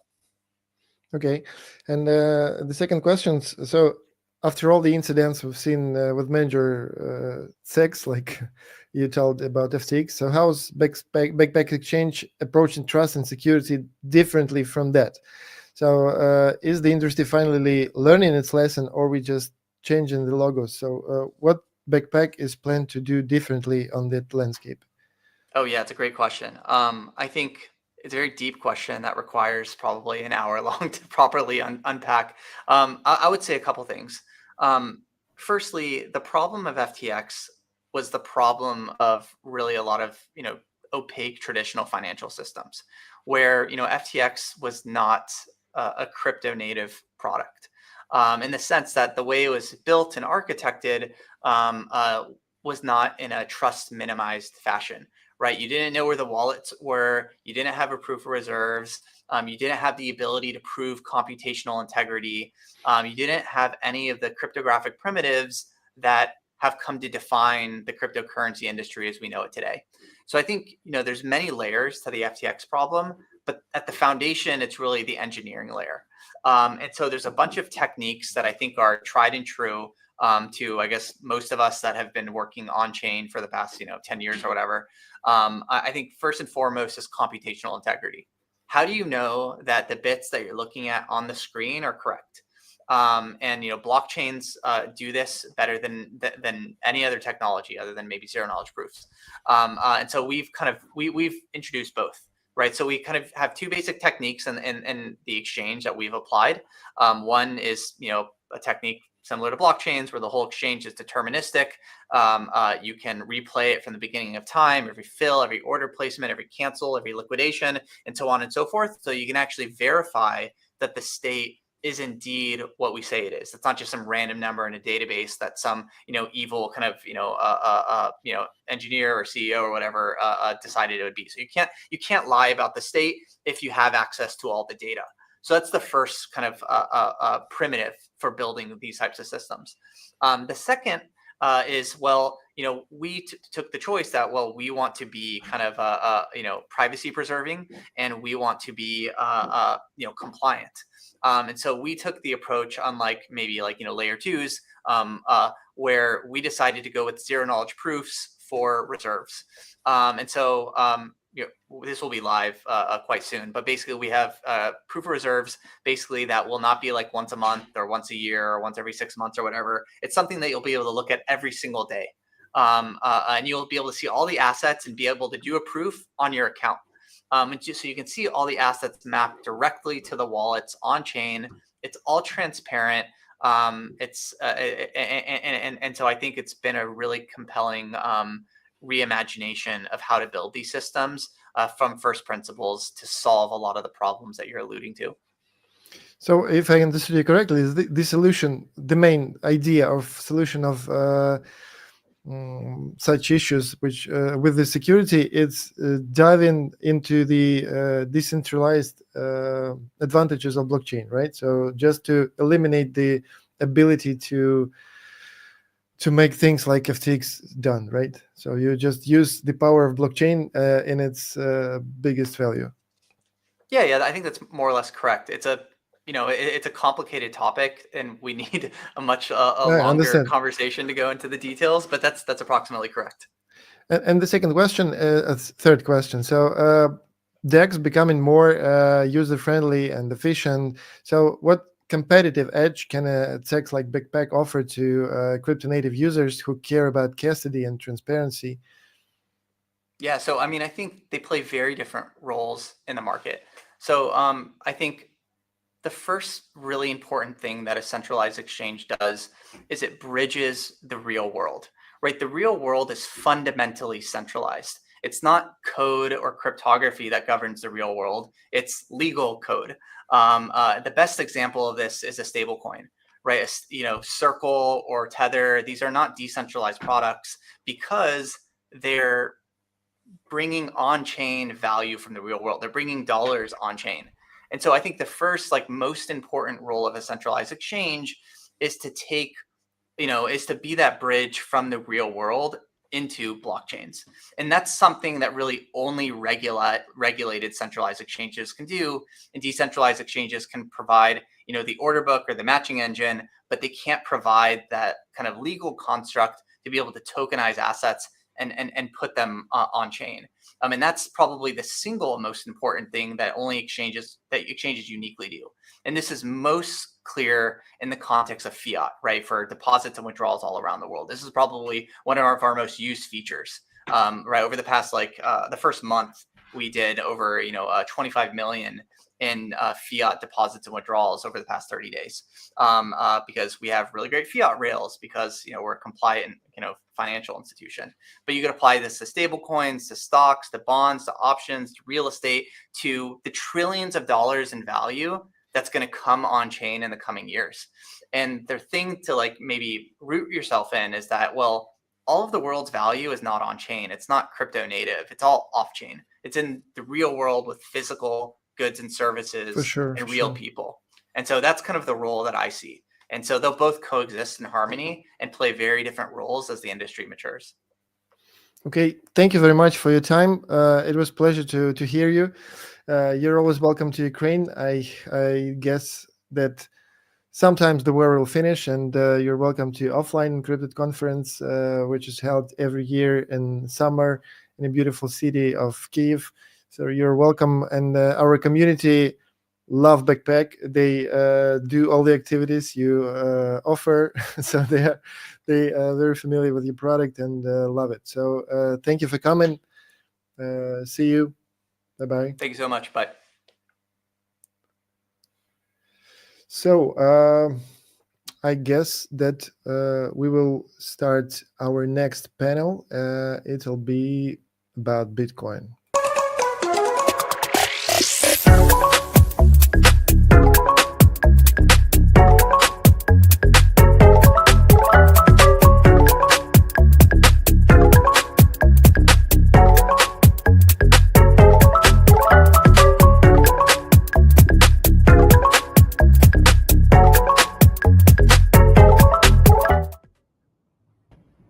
Hello, guys. It's so nice to see you here. So let's deep dive into why Bitcoin remains the backbone of crypto. Please welcome Ken Liao from Xverse, Jovela Luo from Fiamma Labs, Georges Kruchenkov from Middle, and Sid Sridhar from Bima. I guess not all the members are here, but they will add very soon. So the moderator of this discussion is our friend Rostislav Shvets. It's the CEO of Stream Network. Hello, very nice to see you. So the stage is yours. Please dive into Bitcoin infrastructure. Hey, GM, everyone. So welcome to our panel, why Bitcoin is the backbone of crypto. And here we plan to discuss a big question. After 15 years and thousands of different cryptocurrency projects, so Bitcoin still seems the center of everything. When Bitcoin moves, market moves. When Bitcoin innovates, other projects follow, and so on. And yeah, so let me start with by having our panelists introduce themselves. And yeah, please tell us your name and what you do in crypto. Yeah, I think we can start with Ken. Sure, yeah. So hey everyone, my name is Ken. I'm the founder and CEO of Xverse. Xverse is a Bitcoin Web3 wallet. We've been building on Bitcoin for years now, starting with the layer 1 protocols like ordinals and runes, and expanding, growing into layer 2s for Bitcoin. Ultimately, we want to build a future for Bitcoin where Bitcoin Fi can solve all the problems that we have right now for traditional finance. And I am a software engineer in background, so I was working on the app myself in the beginning, and I've been building in Bitcoin since 2017. Cool, thank you. Passing the word to Grigory. GM everyone, Georgia here, DevRel at Middle. Middle is essentially a Bitcoin abstraction environment, something like a layer 1.5, I would say. We allow executing complex smart contract transactions natively on Bitcoin. So with direct access from L1 without changing your wallet. So you guys can keep using your favorite Xverse wallet, for example, without switching it to MetaMask, without doing any bridging whatsoever. So just like connect to a D app and start, let's say, blending runes with your Bitcoin with an actual smart contracts beneath it, not as a P2P lending stuff. And I myself also have a development background, slowly transitioning into DevRel because there's just too much to talk about around like Bitcoin and Middle. So yeah, very happy to be here. Thank you. Cool. Yeah, Jovela, please. Hello, everyone. Yeah, my connection might not be so good, so there might be some delay. So hello, everyone. I'm Jovela, co-founder of Fiamma. So at Fiamma, we are trying to enable everyone can utilize Bitcoin fairly easily through the most trusted technology.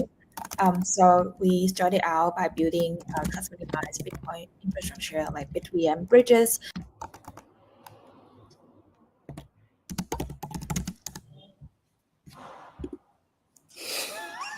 Hello. Yeah. Happy man. Yeah, Jovela dropped. So yeah, let's continue with Bima. Bima, yeah, we are introducing ourselves. So a few words about you, your projects, and what do you do in crypto. Yeah, so my name is Piyush, but I go by Bima. From Bima, so it's I'm head of ecosystem at Bima. Bima is basically a Bitcoin-backed stablecoin, where we can enable stable in over-collateralized fashion from any BTC asset, be it LSTs, LRDs, any derivatives or receipt token, or be it Bitcoin sitting on Bitcoin main chain. So we a kind of over collateralize, just borrow against your Bitcoin with Bima and use it for generation of yield. That's what we go with. So yeah, thanks for having me. Cool, thank you. Yeah, Yavela, please continue. You just dropped a minute ago. Oh, hello. It's my turn. Sorry. Yeah. So we started out building BitVM infrastructure, BitVM bridges, two different major ecosystem like Babylon, Bob, Plume, Monad, and other different VM as well. However, we found that solving the security issues in Bitcoin bridging is only just solving one of the biggest issue. There are a lot of user experience issue and also the need for sustainable yield as well. So that's why we're also launching our application that can really allow users to access to different yield or liquidity opportunities just in one click. Cool. Sounds exciting. Thank you for interest. And let's start with a simple question. So in your opinion, why does Bitcoin still matter in 2025? And with all new blockchains and projects, what makes Bitcoin special in your opinion?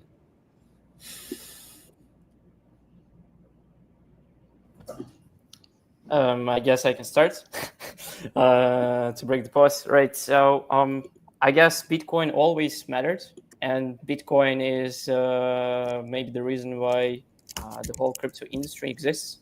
So it's a mother asset, mother chain, mother whatever.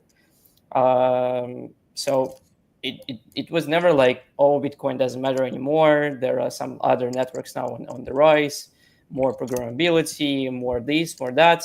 It was always Bitcoin first, and then everything else second. And now, hopefully, with sort of the technological breakthrough, which happened about 2 years ago with ordinals, we are seeing an upscale of the interest to the DeFi as well as the Bitcoin itself. So hopefully with that, we are also transitioning now from the Bitcoin as just as a store of value thing to an actual network where you can do stuff with this value. So I think it's even more hot than before, especially now as well with the politics stepping in and also trying to basically sit on Bitcoin share one way or another. So it's still baby steps, I think, in the industry. It's not even close to what adoption it has to be in future. Cool. Yeah. To that, Bitcoin has always been the ideal and ultimate settlement layer, right? There's no other chain that has the same kind of economic security and hash power backing it. All the experiments with other L1s, they're essentially testnets. And I think the last few years, all of that attention has come back to Bitcoin, builders, investors alike. And I think with some of the technical limitations being solved and removed, and some of the cultural issues on Bitcoin, for example, the resistance to changing or soft forks to add opcode, things like that. I think that's going to go a really long way into making Bitcoin the settlement layer for everything. And I think the future of crypto is going to be on Bitcoin.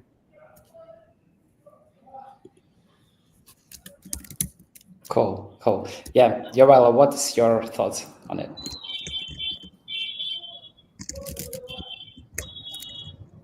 Okay, sorry, I think I just lost my connection.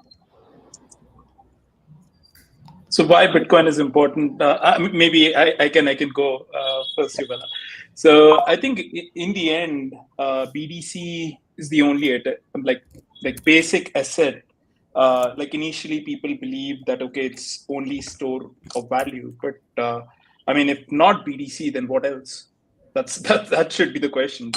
In general terms, I guess even U.S. government now is removing kind of barrier to use BTC, even kind of replacing altogether dollar, which kind of makes sense at certain level. That okay, Bitcoin is there. Bitcoin can be used as a payment method. It can be used even like just today, Tim Reaper was saying that okay, Bitcoin value is going to infinity. So like there is no other asset which can be valued this much. So I think that's the reason I believe Bitcoin is the only way for nation states to succeed. Of course, like everyone is trying to copy each another country to hold more and more BTC. So yeah, I believe it's the ideal asset to hold, to of course use as well. But if you want to even, let's say, borrow against it and buy more, that is also option in the market. So yeah, you should, like, that would be my answer. But yeah, you will. Oh. Cool. Yeah, thank you. And the follow-up question to this take. So, in your opinion, what would happen to crypto if Bitcoin disappeared tomorrow? There is no crypto without Bitcoin. Like it's the starting altogether. There is no crypto without Bitcoin. Yeah.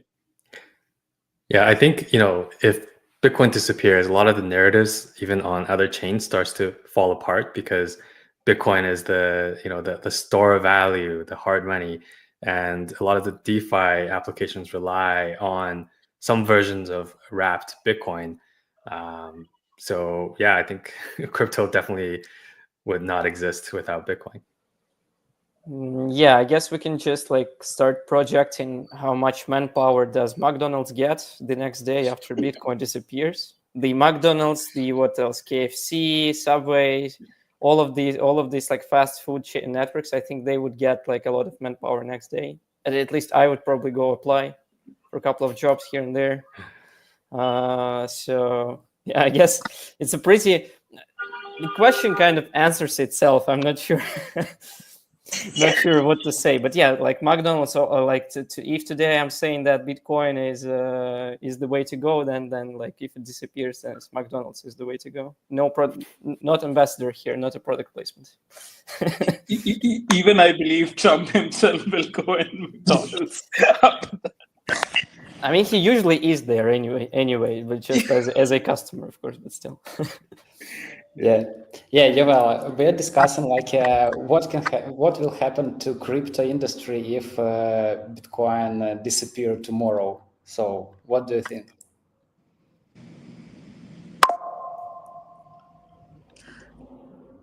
I mean, if it disappears tomorrow, maybe there will be more like money flowing into other large cap coins. I would think that might happen. Yeah, and then but I think that definitely but it's not like all the liquidity in Bitcoin could be flowing to the other coins, just because like Bitcoin is like the holy grail, right? It has the power to, let all the nation states or like the public companies, like everyone to acquire as much Bitcoin as they can. But I don't think there's any other token or crypto that has that sort of power. Cool. Yeah, thank you. Another question is more technical one. So some critics say that Bitcoin is pretty old technology compared to newer blockchains like Ethereum, Solana, etc. So what do you think, what can you answer to this criticism, and how do you think what innovations can help Bitcoins to position itself as a more like a new technology maybe, or does Bitcoin need it at all? Yeah, I think I can go first because I think this is more relevant to what we've been building. So at Fiamma, we are building like all our product infrastructure so far is based on the BitVM technology. So specifically BitVM2, so which stands for Bitcoin Virtual Machine 2. So what it actually means is that we could allow Bitcoin to verify ZK proof in an optimistic way. So this is actually this is actually how we can enable Bitcoin to make any judgment for the first time, so that for any like cross-chain asset transfer, we can utilize Bitcoin as the source of truth and security, rather than relying on any centralized third-party intermediaries, which is big breakthrough. And then also under this, this is super like Bitcoin native technology, which means that like we are not bringing like a lot of like other trust assumptions or like sidechain system, like other networks. And also we don't need to like enable like any sort of opcodes to enable this trust minimized asset transfer between Bitcoin and other ecosystem. So we really uphold the Bitcoin ethos, like that, like we just keep Bitcoin simple, like to ensure its security. However, we are just building magic on top of whatever it has, rather than relying on any particular upgrade. Yeah, but definitely there are some upgrade that can streamline the cross-chain bridging process a lot. I guess I can follow. Middle is actually the company which is trying to bring the programmability to the Bitcoin L1 itself. This, of course, doesn't mean that it is going to happen with the Bitcoin scripting, and Bitcoin scripting capabilities is essentially the reason why we exist. In our basically opinion, we should rely on Bitcoin security, but we also have to make sure that users first interact with decentralized applications at the L1 itself. They shouldn't breach their assets out. They shouldn't be like switching their wallets, because in this case, it's all the same as if I would go to, let's say, wrap my Bitcoin, and then just trade Ethereum, because or trade at Solana, whatever. In this case, I think Bitcoin offers a lot of other advantages, and solutions like Layer 1 have. It doesn't have to be middle, but for example, middle, it should bring more activity to the network itself. It should bring the actual decentralized applications where Bitcoin is used, and the native Bitcoin standard assets are used. It also can be, let's say, a combination of middle plus Lightning Network to support, let's say, taproot assets. It can be like runes and ordinals, but it has to stay at the Bitcoin level itself. And I think, and I believe this is Middle's basically authorized opinion, that Bitcoin should evolve as an L1 before it starts to scale itself with L2s. So I think Bitcoin is old, but it's not that old, and that it's also what makes it good, because it's the most secure chain. It's much easier to bring new technology to a secure chain than to bring more security to a new chain. So that's why I think it doesn't really matter if Bitcoin is older.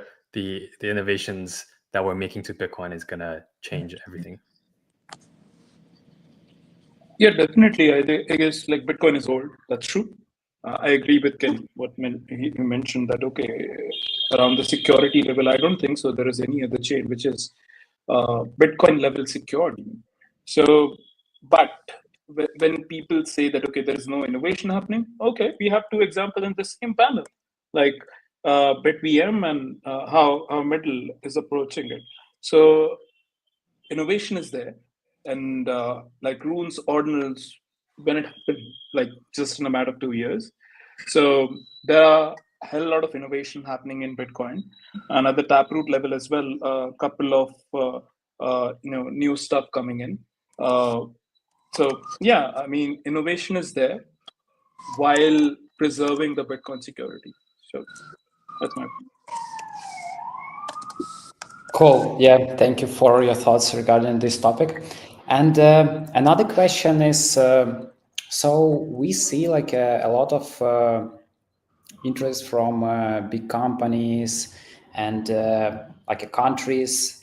How do you think, is Bitcoin becoming too institutional, and is any room like for small user to do something with Bitcoin?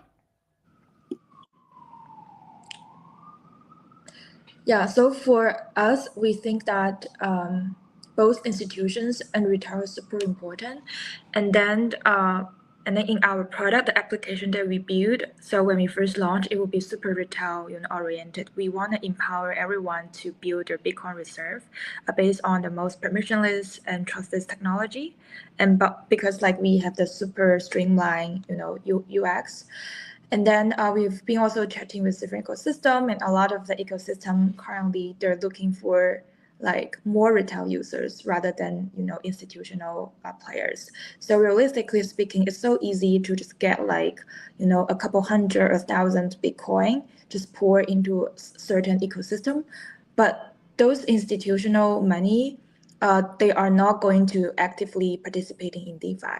Right, so they are only a lot of time they're just farming a lot of the incentive token for the ecosystem rather than contributing to the vibrancy activity, and then also they're like very like they're switching ecosystem very easily. That's what I've heard from many ecosystem, so that the liquidity there is actually not sticky. So after they got incentives, they leave. We do think that retail is something that if we want to really grow the Bitcoin ecosystem, we really want to grow the crypto space. Retail is actually something that we have to bring in. Yeah, And I think. Yeah, sorry.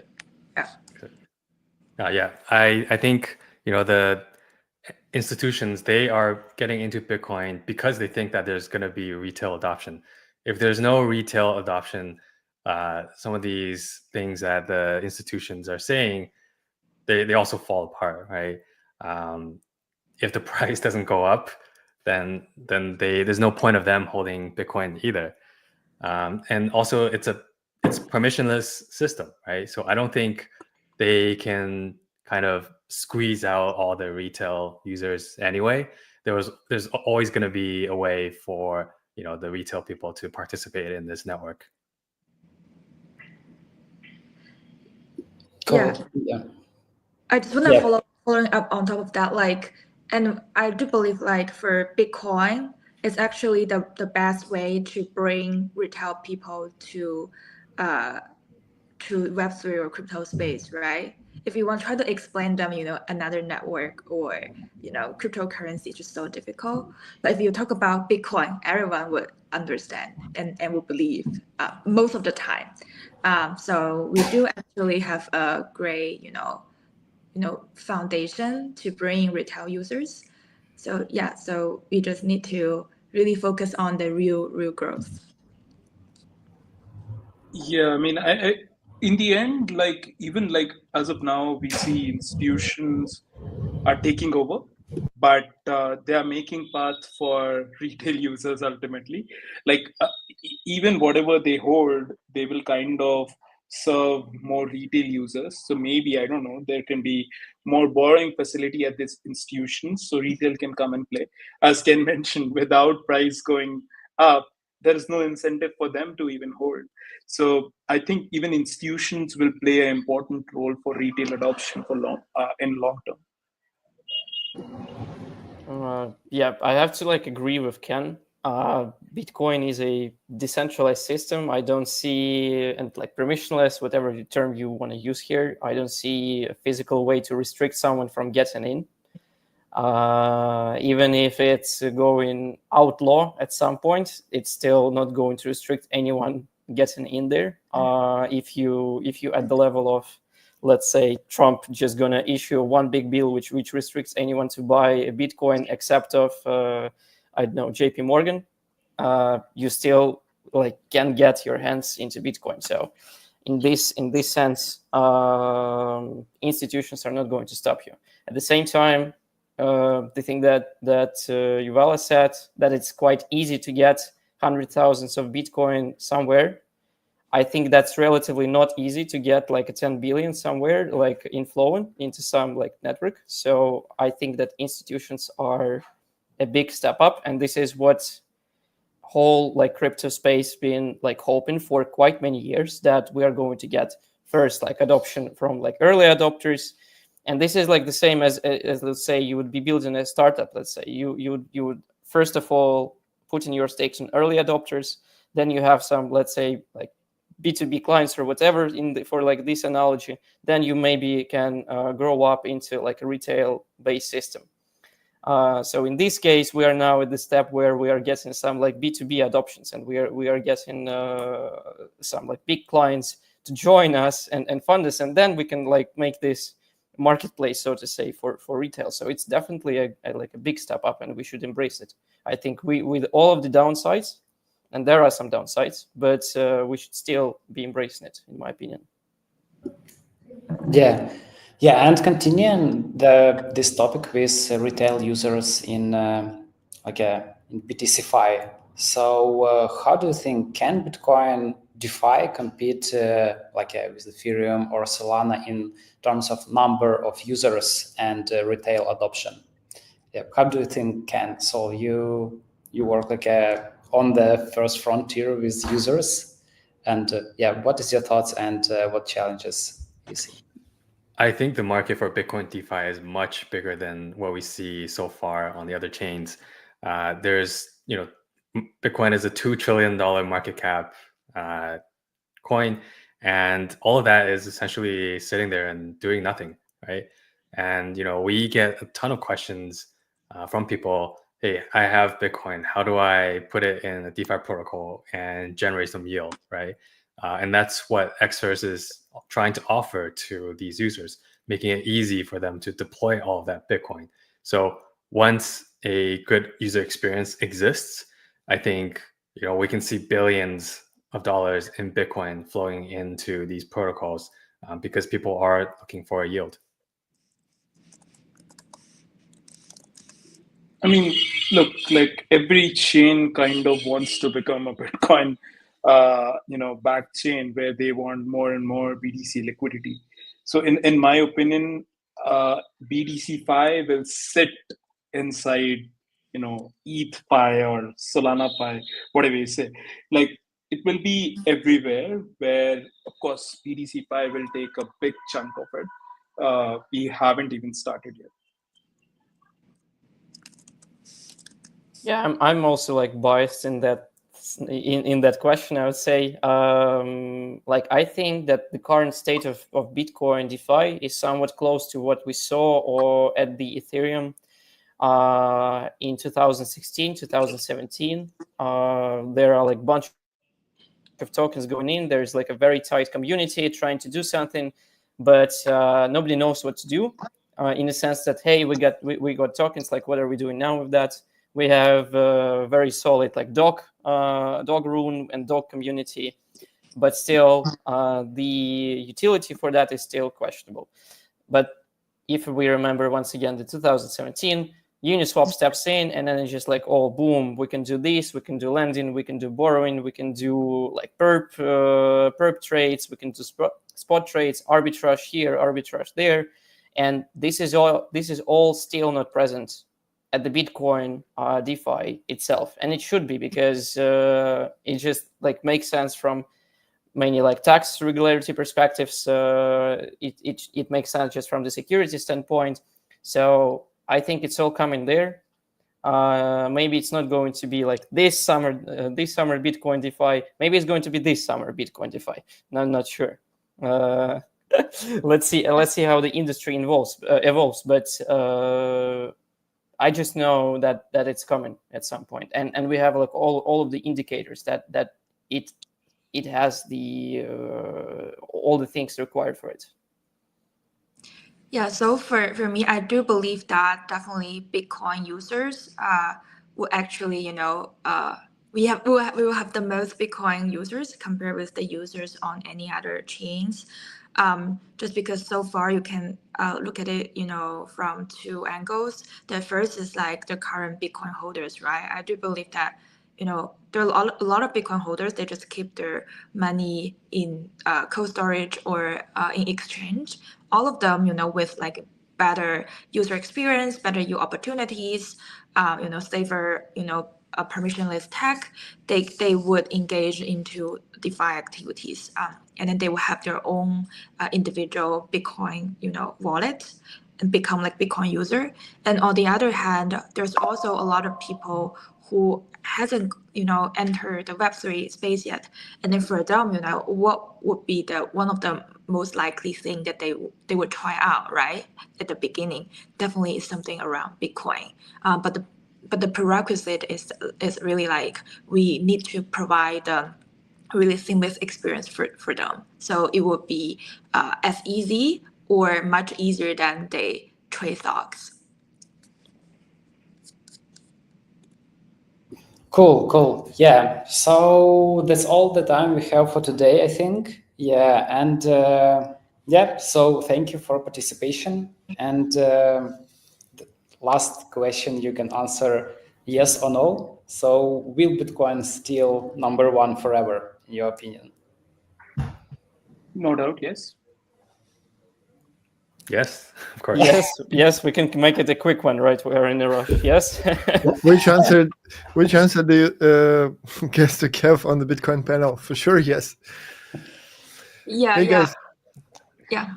I think this is consensus among many, like, not just like the Bitcoin people, right? Also different other ecosystem. So every ecosystem is having their Bitcoin strategy, and then a lot of public companies is also having their Bitcoin reserve. So we are reaching like a consensus which is stronger than ever. But we also should keep in mind that all the empires sometimes were ruined, like Roman Empire and so on. So it's just but I wish health and good luck to Bitcoin. So guys, thanks for your time. Thanks to Rostik too for moderating this panel, and we will be moving forward. As I said to all these speakers, you're always welcome in Ukraine in our offline conferences. So see you soon. Bye-bye. Yeah, thank you. Thank you.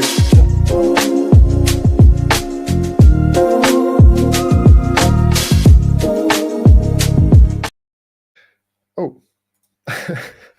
And before presenting our next speaker, I want to present my co-host. It's Vlad Shevchenko. It's our head of investment branch and marketing agency branch. So he will host another part of Online Marathon. So the stage is yours. Please introduce the next speaker. Thank you, Ivan. So we have a small swap here, and all you guys know which is the best tool for swapping. And we have our next guest and speaker to the Incrypted Online Marathon, Sergey Kunz. Let's start.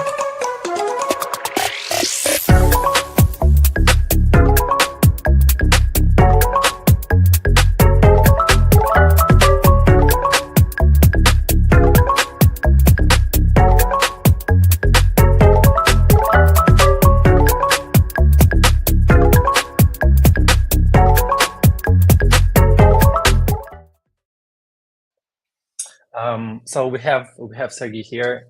Basically, Sergey and Anton, his teammate and co-founder at 1inch, are one of like OGs of encrypted online conferences and marathons and regular streams. We've started this. We have already tradition to have streams with guy from 1inch. Basically, we started it even before 1inch was founded, I believe, in 2018. And let's continue this good tradition. Let's welcome Sergey with a keynote about expanding horizons of DeFi, swap marketplaces, and beyond.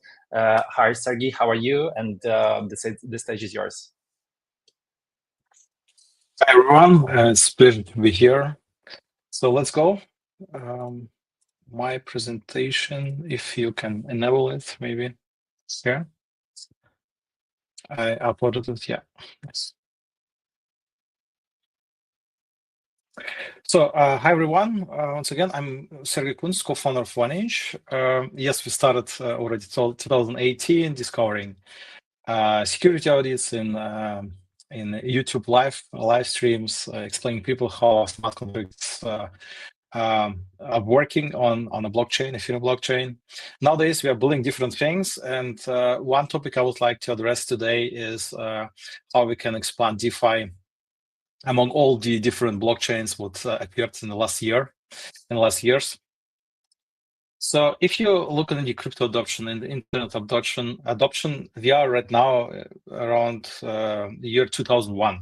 And if you look into the user accounts, internet accounts, and the user wallets now, we are still early. So we have really a huge potential to grow.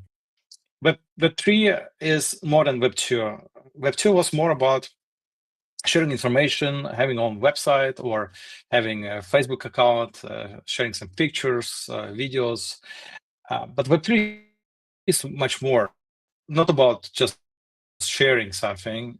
It's also about sharing, but more in decentralized manner. But it's also about the ownership. So you have the ownership about everything what you do in Web 3. Of course, we are right now very focused on financial products, financial topics.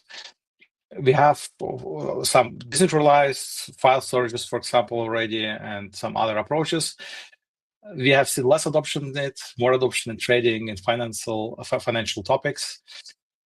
But this is kind of the benefit of Web3, that you can have ownership about your assets and interact in a manner that you decide and you understand what's happening. So what is DeFi? Decentralized finances, first of all. It's a blockchain-based system that automates financial transactions through smart contracts, eliminating the need for intermediates. Means you don't need anyone to send some Bitcoin or some other assets on other blockchains to someone else. You don't need the permission. You need just internet access. So it can work, of course, in custody manner, like what we see all the institutions try to use crypto with using services. So assets are managed by a company what could potentially gamble with the funds, but there's another way. There are non-custody wallets like OneInch wallet, Trust wallet, Binance Web3 wallet, Coinbase Web3 wallet as well, offering non-custody solutions. So you have the ownership, and to get account, you don't need any permission from anyone. You just create by having access to the internet. It's composable. The beauty of DeFi is compatibility between all the different protocols. Is what we have done in 2019 on one of the hackathons. It was May 2019 in New York City. We have built over 2 sleepless nights. Small application above already existing money Legos, Uniswap, Kyber, and Banker. We put all the 3 protocols under our own protocol, the aggregation protocol of decentralized exchanges, and came to a new thing. So this is the beauty of DeFi. Anyone can build something on top of already existing smart contracts protocols because it's accessible and it's permissionless. So it's also trustless when you can read the smart contract code and you can understand what's happening. What we very often don't see in Solana right now, but we are working on that from our side. So we are pushing our own protocols on Solana with publishing it as open source and open for reading, so everyone can understand what's happening under it. So it's theoretically also trustless, but not everywhere, every time. So we need to verify by ourselves. It's accessible 24/7. There are no credit checks or something. You can just easily create a new account. So it's instant account setup. So you just generate your seed for us and you have already all your accounts. No minimum balance is required, so we can onboard a lot of people who have no access to bank system yet. So In terms of composability, we have built our aggregator. Other people build aggregator of aggregators on top of our solution, for example. Some people build automations to do arbitrage or to handle intent-based protocols, where people just like declare what they want, and execution is happening under the hood through professional execution companies. Staking, liquid staking, like money markets with leverage positions. A lot of things can be built on top of it. It's very flexible, very open. And if you compare with the traditional finance, you need for every single centralized exchange API keys, and you need to sign a lot of contracts. Not everyone get access to it, and the execution is not atomically and non-custody, not custody. Then you have a lot of difficulties, to get on board. And in DeFi, everything is simple. So you have no intermediates except maybe the block builders. Of course, we can face a situation what happens with SUI, where validators decided to not accept any transaction from the hacker who stole a lot of funds from the liquidity protocol, and that's right. So criminals should not get any benefits from hacking, from illegal activities. But on the other side, we have a centralization, right? So it's like two sides of the middle. Here, theoretically, there are no intermediates. So in Ethereum, we never have seen something like that. We have seen only the fork. So we have normally the smart contract and the execution happening by the user or for the user, by solvers, executors, resolvers, call them also on 1H, and the block builders, they just consume and build the blocks. In the traditional manner, in the traditional world, you have third parties, you have brokers, dealers, you have intermediates, and it's a long chain of inefficiency.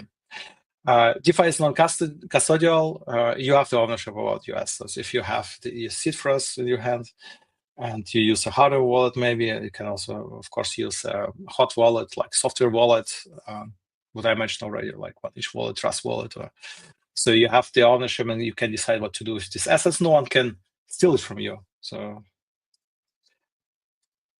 if you look on the market size, so the switch is more about like how we can bring all the different markets together. What we have right now is a DeFi market. We started with Ethereum.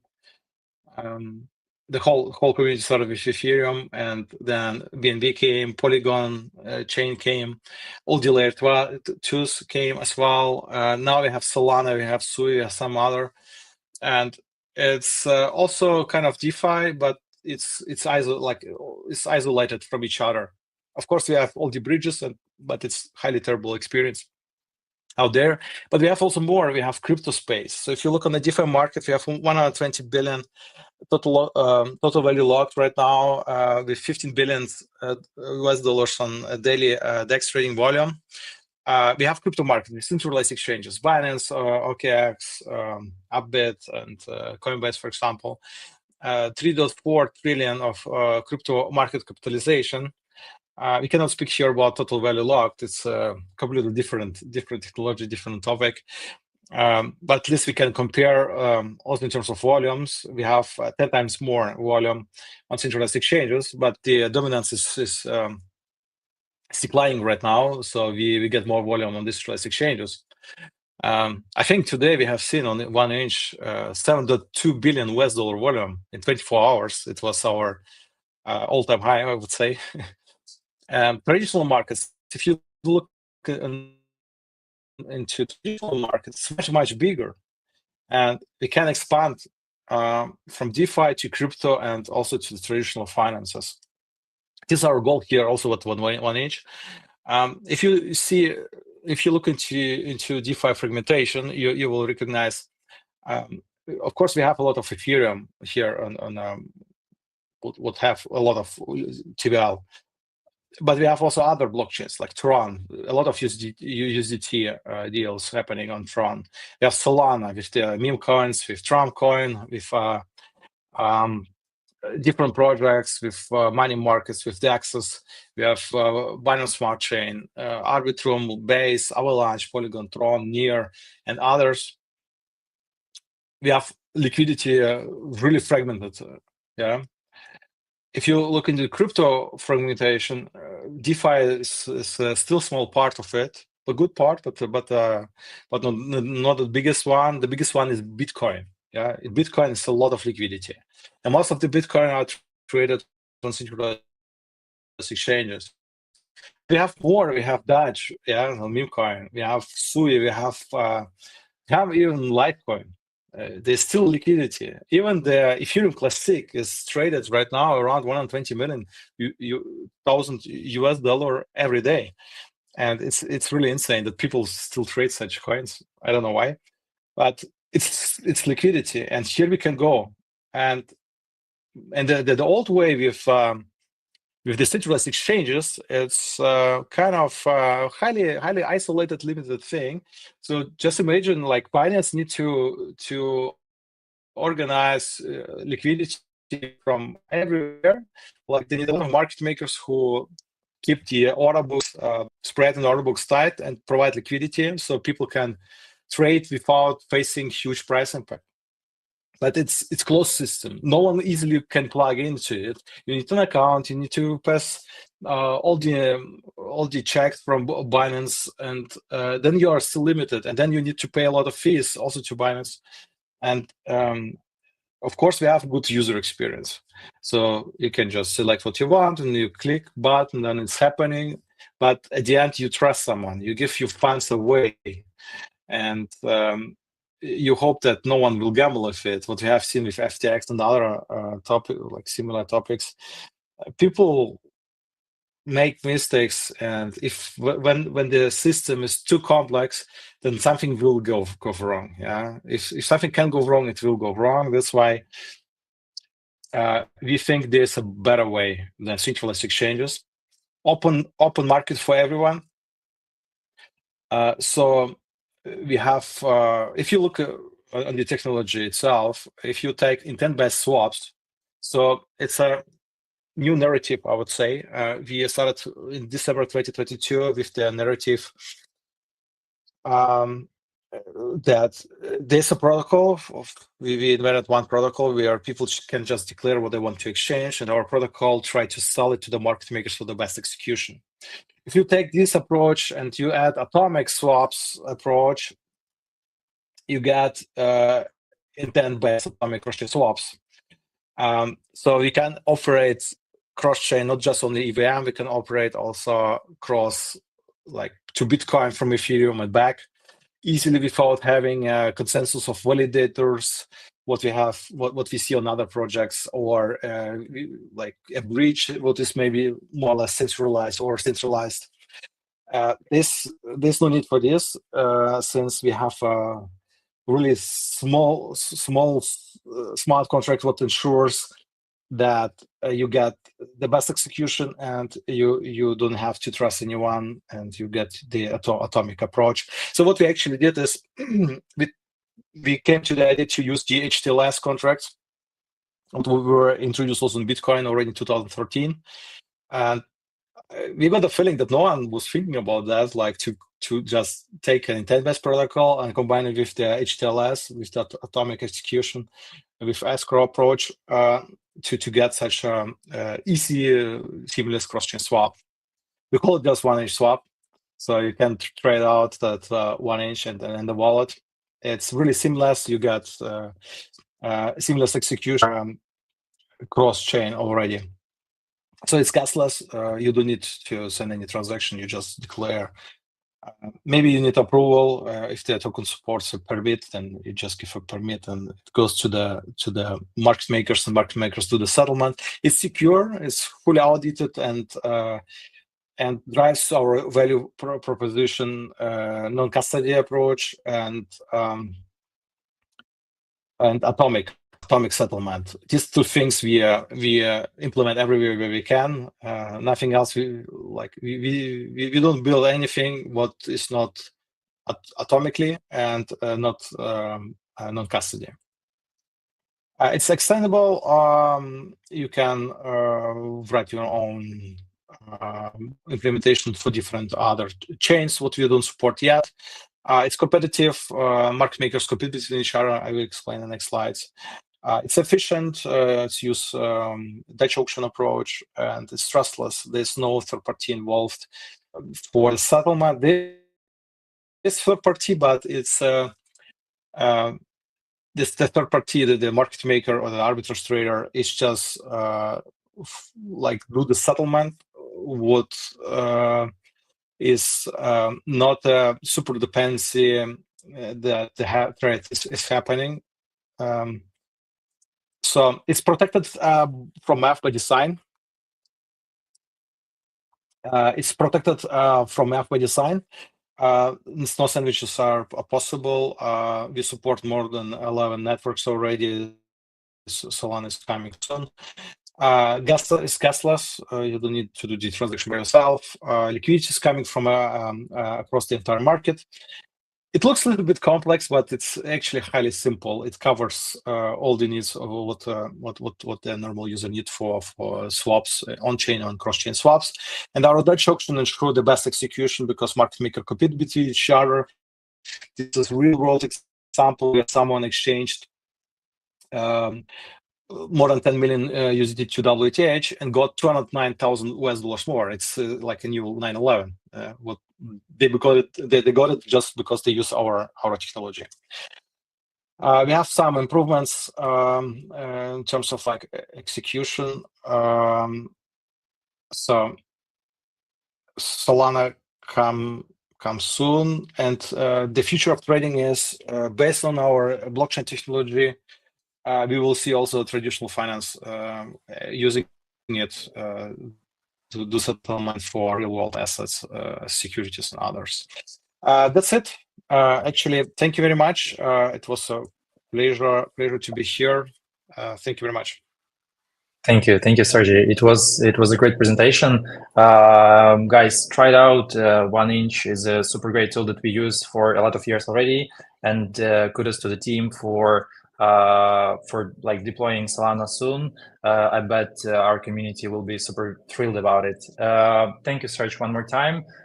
We should move on with our next speaker. So let's start.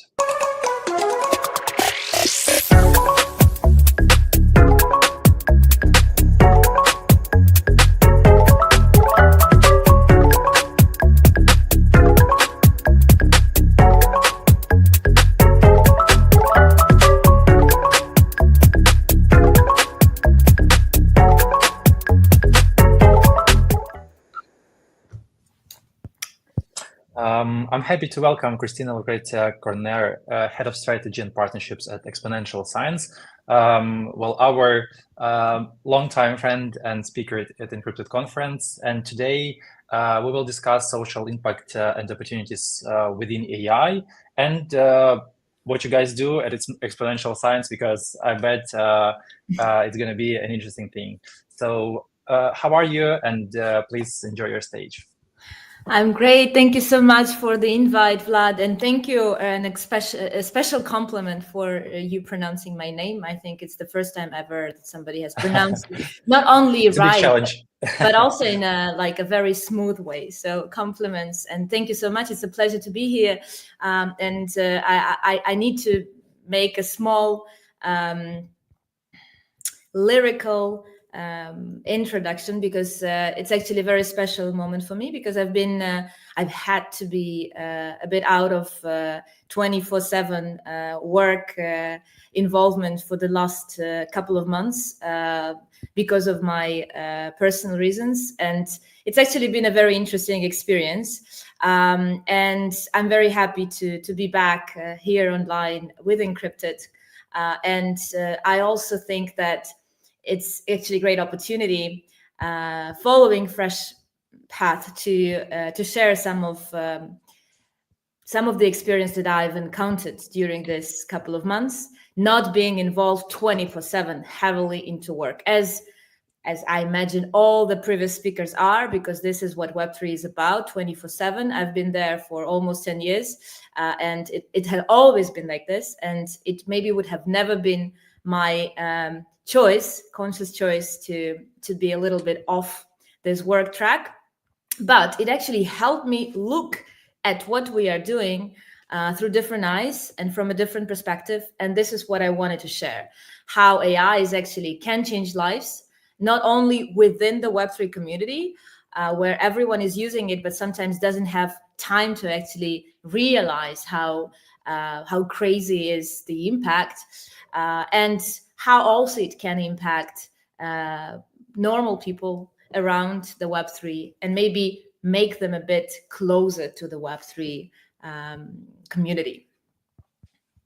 Okay, well, great for introduction. I hope you have a great period without work, and and I hope you have great insights from like non-work period too.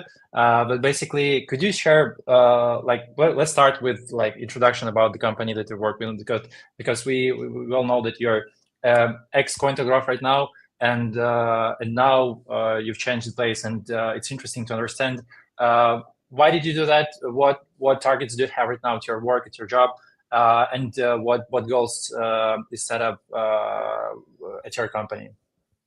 Well, thank you very much for the question. I think one time a Cointelegraph, you're forever a Cointelegraph friend, and it's a family for me still. And I've just changed a bit my focus, and I've made sure that the new generation of editors and writers is there in place, and I've made everything that I think I could to bring something new to the company. And I wanted to move on and to try to see whether I can contribute to the industry in a different manner.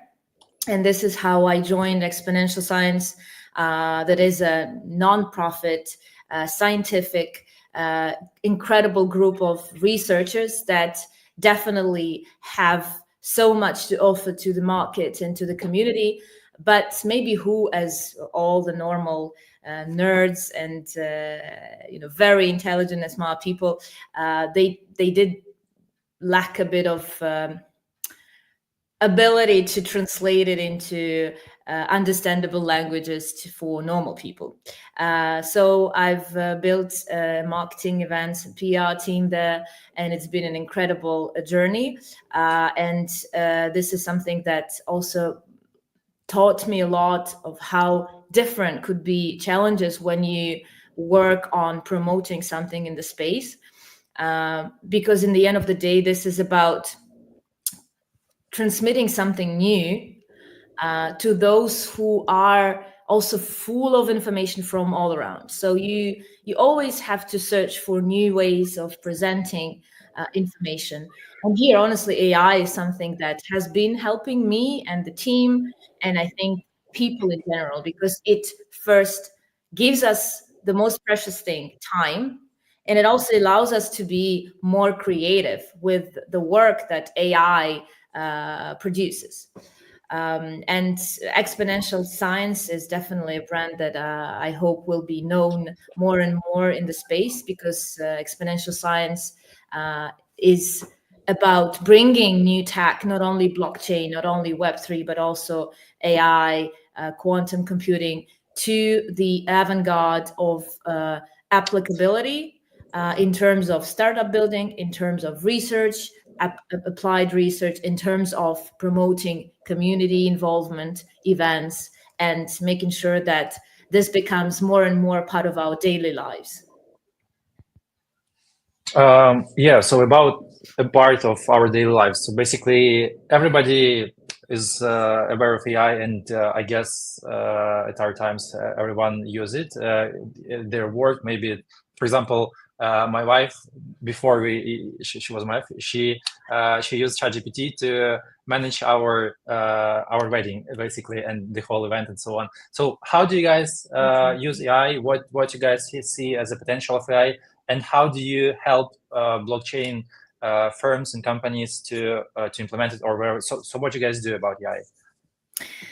Well, I think if I were to talk about everything, it would have been really a 1-hour conversation. I honestly would love to focus on personal growth and personal opportunity, because in the end of the day, we are all not brands and companies, but we are people behind these brands and companies. And actually handling challenges that we encounter in our daily lives is something that then helps brands and companies. I would maybe love to remind about a very famous Eisenhower matrix that is a usual task manager in terms of prioritizing tasks.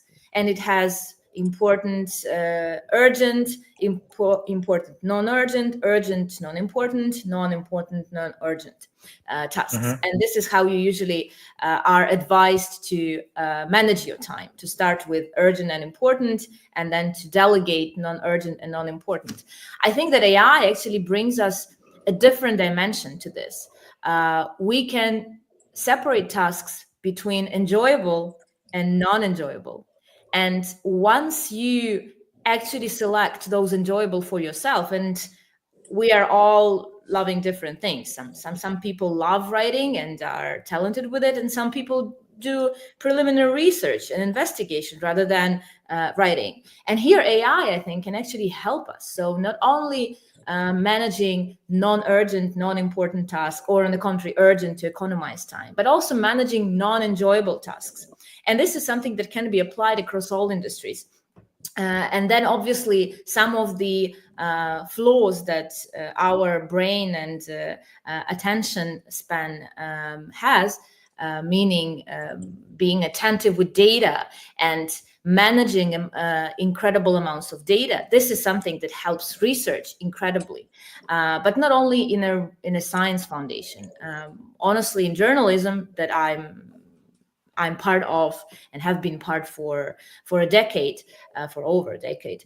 This is something that helps a lot, managing data, analyzing it, and not trying to find new facts with AI. This is not where it applies, but rather look at it through a different perspective and then take some facts with your own brain in order to make conclusions. Okay. So yeah, speaking about the Eisenhower matrix and the tasks we are doing, could you name some of the tasks that you guys at your company think as like a key task for AI, but not for like for human? So what's the typical task there do you see? Again, I would think that it actually depends on a person. Because some people, for example, are great with writing, but they are very prolific in writing. And so AI could be used to summarize the writing. So to create a report that is using your ideas, but uses it in a needed format. We also have, as any global company, representatives all around the world. And here AI is incredibly useful, because sometimes when you have to hire an interpreter and translator, I remember these times, gosh, it was one of my previous jobs actually to manage translators for an energy company back in the days. And I remember how I was checking the translations, and it took me hours. While now you can actually hire a person from any part of the world and use AI to translate it, and then to integrate their work, their research, their writing, their analysis into some united front work that is done by other people, and then translate it to other languages. This is incredible. This is incredible. So I think what we imagine as scientists, who publish articles and write articles, are just a very, very small part, and it actually results of a research. So you can concentrate on the research rather than concentrate on this formal thing. The same applies to journalists, because investigation research this is what real journalism is about, not just writing or rewriting a news or a follow-up or recap in different ways. And here is where AI can help us a lot. Yeah, could you also, as a final question, sorry for, unfortunately we're running out of time. Could you tell us how Exponential Science can help with that, and maybe what's your job there? How do you make companies' life easier here, and where to find you guys? Well, Exponential Science identifies promising researches and startups that can be made out of this research, fundamental research. Well, AI is obviously a tool that can select, can identify, but in the end of the day, it's all about human relations. It's about finding right people, right projects, and being open with promoting yourself and sharing your ideas.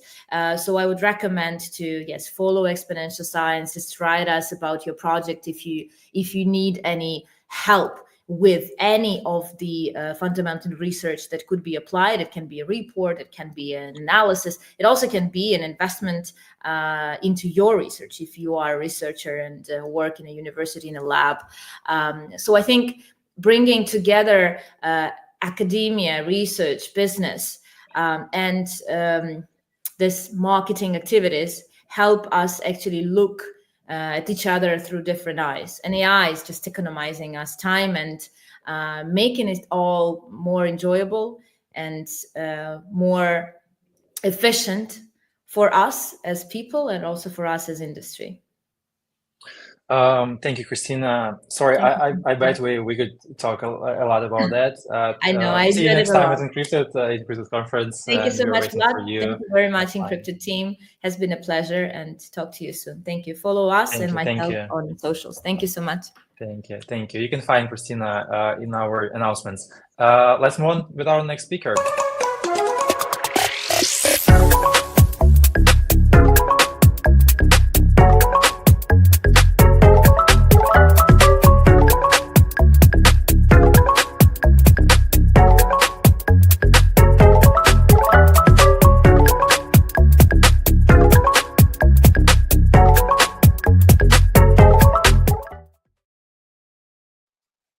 Guys, I'm happy to welcome Francesca Andreoli, lead DevRel at the ConsenSys. Yeah, thank you. It seems like I have some noise. No, Vlad, I mean, it's an honor.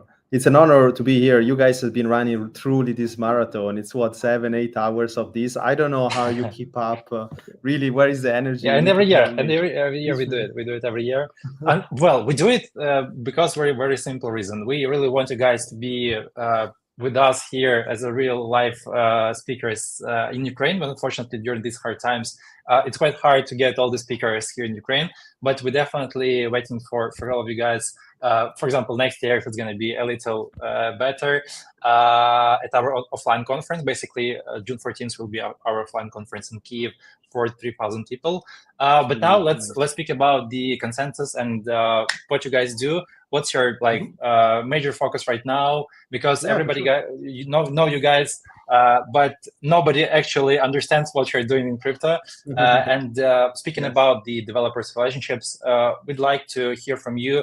I don't know, any specific news, ideas, some of insights from your work. So Ukraine is famous for its developers. We have a huge developer community, and basically maybe some of them might be interested in working with you or doing some project with you. So let's chat about that.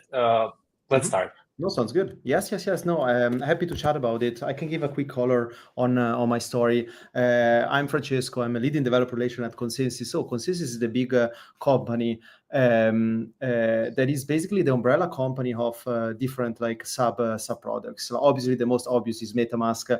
I think a lot of people hearing us, they're hearing it. There are other products for example, our ZK EVM, Linea. You have also as a developer out there, if you're deploying a DApp or something, you probably use Infura. It's an RPC provider. So a lot of different things that we've been providing during the past, and we're going in different direction. I don't know if you have a like a specific focus that you want to talk me about. But I think like developer relation in general has been it's been all about kind of like nurturing nurturing this kind of like top of the funnel developer, trying to support developer, also building dApps. And a little bit kind of like a backstory about me. I'm basically like I'm a mechanical engineer by education. Went into software and organizing hackathon and nothing. And then basically like I've been part of an enterprise blockchain company before ConsenSys, and now it marks almost my fourth year with ConsenSys. So I've been dealing with different kind of like, let's say, verticals, starting from kind of like protocol. So on the Besu side, Hyperledger Besu for the people here that were in enterprise blockchain, they obviously like I think they know it, and then kind of like transitioning to stuff around like Infura to MetaMask. Right. One things that I've been kind of like proud of is I've been definitely like helping out a lot around our Snaps rollout. I've been running a lot of like different activation around Infura, and I've been supporting like hackers during all the way, right, from kind of like top of the funnel to lower the funnel. So kick off a lot of those that you can call it like ambassador program, fellowships, accelerators. So a lot of like let's say developer community grow activations that are helping basically like teaching, educating, but most importantly hearing feedbacks. I would say less some of the latest kind of like things that I think are relevant also to share here with everyone here. I don't know if you saw it last week, we announced the Web3 auth acquisition. So officially also like MetaMask is going in the embedded wallet direction, and it's super excited because right now we are a very strong, solid kind of like a compelling developer offering. So for every developer out there, you have basically like everything that is around MetaMask SDK. So it's a seamless connection to your dApps. You have something called Delegation Toolkit. It's basically an SDK that helps building delegation tooling and frameworks. So it's very interesting because you can build delegation to having some events triggers and delegating rights to do something. There is a lot of interesting use case. And now basically with the third one is the big one, is embedded wallet kind of like offering. And it's very exciting because Web3 auth has been around the block for quite a long time, and they've been very let's say vocal and amplifying a lot around the community how embedded wallet is changing the usability and the onboarding of users, right? Because not everyone want to go through SRPs. A lot of people want to just go through SSO or socials. Mm-hmm, mm-hmm. Well, thank you. Huge experience of yours, and well, the huge scope of ConsenSys team. So let's give like top 3 tips for the developers, for young developers, for maybe some of the developers who are just looking into Web3 space right now. So top tips for them, how to join the industry, what start with, and how to, I don't know, at least touch this success of ConsenSys and maybe sometimes to become a part of it. Yes, and I mean, I'm seeing a lot of like different stories. Like my main recommendation is kind of like be on the ground, be at those hackathon, get and speak with other fellow developers. I think one of the things that I learned a lot is really going kind of like out to hackathons, try things, break things. And I think now with kind of the rise of toolings, LLMs, all the vibe coders out there, right? Like you are able to basically go from zero to an MVP very fast, meaning also you can prototype things very fast. It doesn't need to be, it never need to be on production right now, right? As a beginner. And the recommendation is always like, try to test out tooling, try to test out things. And probably like my second kind of like tip that I've been running a lot is that document everything that you're doing, no matter what. It doesn't need to be like, you need to be a yapper on social media, right? But what I mean here is that documenting could be like live streaming with other developers, what you build, or even presenting a small kind of like video, or even creating some blog posts or tutorials. I think this is not just because like for you, but also like before people, like really to show like what and attest that your journey has been like this one that you're kind of like doing right now, right? So I think that was kind of like my biggest kind of like tip. And I would say the third one is all about trying to get feedbacks. I think there are different venues to try to get feedbacks, right? It doesn't need to be IRL, right? You don't want to travel, you can travel, it doesn't matter. There is online virtual hackathons, there is a community forum, you have Ethereum Magician, and I'm speaking right now specific to EVM, or you have also other ecosystem forums that you can actually test. And I think this was one of my most kind of like important things that kind of like got me into this ecosystem, because a lot of people was giving like really honest feedbacks, but also critical feedbacks to grow.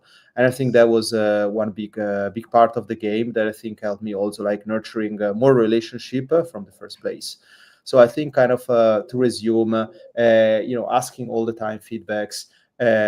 Try to kind of like document what you're building, and kind of like the first one was do things, break things, and test things, right? Especially now with with new toolings rising, there is no excuse anymore. I mean, Cursor 1.0 also like announced the new version last week. So right now, basically, like fast prototyping is something that people should definitely like do. And I think this is becoming also the new kind of like CV, right? You're not asking any more CVs. You're asking your, what did you build last couple of months? How is your kind of like repo look like? Can you help us building something? How was your experience even in some IRL hackathons? These kind of things, and you really feel you really feel the experience, I think, and even if you're not experienced at all, I think this is what helps you drive a faster accumulation of know-how. So I think I'm always saying, like, for example, being in one hackathon or being one in one ACC or like in a DEF CON, like it kind of like drive you through a 6 months journey if you are kind of like alone on a table learning, right? Because you're bombarded with new information all the time, new tooling, new feedbacks, and I think this is what is a huge journey that I think only people that are going to this, I think they really understand. But at the end, right now, I think we're also going in a more all recording are also online, right? So you can actually check even coming back like to Bangkok in DEF CON, right? Like you have all the recording, you have to check. There is a lot of like learning that you can do also like online at the same time. Okay, so we still don't have the next speaker, so we have a lot of time, I believe, till he shows up. So yeah, speaking about the online presence of the developers. So you've mentioned the repository. You've mentioned some ways to ask for the feedback. So what are the main tools there for now? So what do you use at the ConsenSys team? How do you check this? I mean, it's very interesting because I did last couple of weeks like a talk at ETH Prague that was actually speaking about how basically I transform like the psychology hierarchy of needs to a builder hierarchy of needs. So basically, like I was going through different levels of like things that you need to have in order to successfully onboard the developers. And I mean, there are different toolings, and I think from kind of like the beginner developer, I think for fast prototype is obviously stuff like Cursor, having pre-compiled repo, trying kind of like these different like CLIs, for example, around our MetaMask SDK, or even now embedded wallets. You have like CLIs that you can actually test out, take out, fork it, and actually like check out those repo and build on top of it. And then I think like, I mean, for debugging those days, I'm testing stuff with like obviously like Cursor, but you have also like different tooling that you can test out things. I think most important resource wise, there is a lot. I'm always referring stuff from like OpenZeppelin specific to kind of like smart contract level, but also like if you're going to front end, right, there is a lot of like different resources now around kind of like V0 and Vercel based templates that you can actually getting inspired to.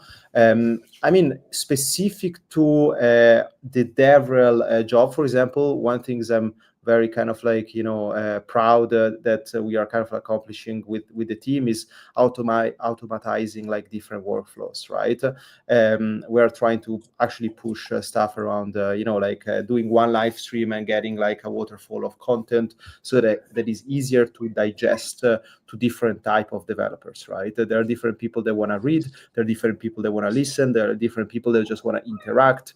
And I think in terms of like resources, also around, we're doing also a bunch of things around kind of like developer analytics.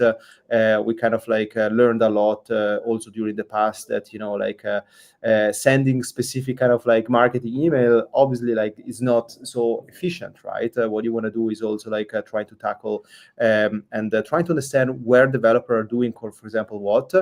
And right now, basically, like one big source of truth is obviously like is like GitHub repo, right? Trying to understand what people are doing in any specific kind of repo, how people are interacting in the CLI. I mean, also around telemetry of the SDK, right? A lot of like we're getting a lot of answers those days. Also around, for example, people have a lot of like problems installing dependencies, and it's something that, for example, we didn't know at the beginning. And I think getting clearance of also like what feedback you get and how you react is also something that I learned a lot. And I think obviously like having super strong, talented kind of like team member that are dedicated to each single kind of like developer product, I think also is something that it helped a lot during those years. And I think that's mostly of it, right? And I think not just around tooling is super important, but also around kind of like activation. We definitely kind of like got smarter trying to understand what type of developer is where and what type of funnel, so that we were able to actually like support those developers in the right timing. Because a lot of time you have founders, for example, they're searching for more kind of like low funnel activation, for example, accelerator, more kind of around ambassadors, more kind of around grants. And a lot of time, they don't need hackathons, right? They need actually support that is more kind of like low level in the funnel. And I think that was kind of like a big lesson learned there. And a lot of those tooling has been definitely like improved. But I think it's a journey, right? Like it's not a marathon. I mean, it's a marathon, it's not a sprint, right? So you want to actually like optimize yourself, evolve also like with your team, and also adapt to developer. I mean, if you were telling me that 6 months ago we were debugging with like, I don't know, with a vibe coder or something, was a little bit funny, right? Like I still think like we need we need kind of like senior developer. We need to also grow a pipeline of strong junior developer to go into the senior kind of like work streams. Because one of the things that I think is happening, and I'm already talking around, is obviously security, right? Security around kind of like on production vibe coded apps. I think it's something that we always need to be careful. Meaning also like at the end of the day, we need to make sure that we're building also resilient software. Yeah. Well, thank you. Well, and speaking about the hackathons, it's a good time to shield our friends. So as a part of Ukrainian Blockchain Week, we're gonna have a hackathon from our friends of IFGIF, the IFGIF hackathon, and it's a great opportunity for Ukrainian community and developers to transit themselves to build their ideas and to start their path and journey into the Web3 industry, and in partnership with different great companies. Speaking about your experience in hackathons and basically what you can recommend to those guys who didn't participate in such hackathons, or they didn't have opportunity, or they could do it just online. So what tips do you have there? So how to start your path with the hackathon, how to find a team, how to find the idea, and so on and so forth. So yes, some of the tips that you can share. Yes, I mean, one thing is that I think a lot of the game is played a lot before the hackathon itself, right? There is a lot of like preparation that I think will go into kind of understanding what bounty you will see at the hackathon specifically. Even like, I'm not saying, hey, you should start kind of like solo hacking. Like I think having having other teammates that kind of like are pushing you or maybe specialized. I see a lot of like division around. For example, I'm just doing the smart contract part, someone is doing the front end side, so division around kind of like the stack. I think like this is happening the most pre-hackathon, and I think the cool thing is that like for a 48 hours hackathon now, with kind of when you're saying, okay, let's build an MVP, a structure kind of like MVP, like I mean, you can actually like take much less than that. Meaning, what is more important? Trying to understand the use case and the vertical that you want to play with this bounty. So I think my suggestion right now is the game changed a little bit, but I think also it changed in a way that you want to actually like play smart, both the bounty track, but also the kind of like understanding what teammate you need to track, right?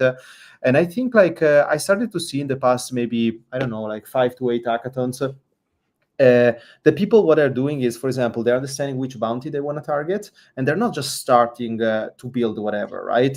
They're basically like starting to get like some LLM feedbacks. You have your ChatGPT kind of like feedback, you throw all the docs, you scrape all the docs, you're trying to understand, okay, where do you see this bounty fitting in some specific kind of, I don't know, either SDK usage or some of the features that the doc is kind of like mentioning, and then giving some options. And I think rather than you are selecting a specific idea, I see a lot of people that are basically like getting LLM feedbacks around what also won before, what type of like solution are judges or even like the bounty creator looking for, and then they're basically like reverse engineer. And I think this is also been very instrumental, because also first you're learning and you're digesting docs. So even before hacking, you're trying to get like an idea what the product is kind of like wanna kind of like you to build. I really like, for example, very specific, like during ETH Prague, there was this kind of like new company around the block. They really like, they're doing ZK proofs called vLayer. But long story short is that I saw some people basically like saying, oh, I'm targeting this kind of like new bounty. There looks super interesting around kind of like ZK proofing and email and ZK emails. And kind of like was very interesting for me, because like the majority of hackers normally they're going the mainstream bounties, and at this point like was on the opposite. So people were targeting like smaller bounty, but I mean the lesson learned there, basically just to resume, is that don't throw directly like and start building. Check out what the bounty are, digest all the docs. Now you can also do deep research specific, brainstorm with your LLM some of those ideas and hack on this, right? And I think pre-hackathon, what you want to do is also like trying to get a cool, maybe like coworker that maybe they just want to help with either the front end or kind of like the smart contract level. So I think that was be the most important one. Yeah, thank you. Thank you for your insights. So basically, it was a great long speech. Thank you, Francesca, for Thank that. you so much, Let me remind, we had Francesca lead developer from ConsenSys, and it's our time to.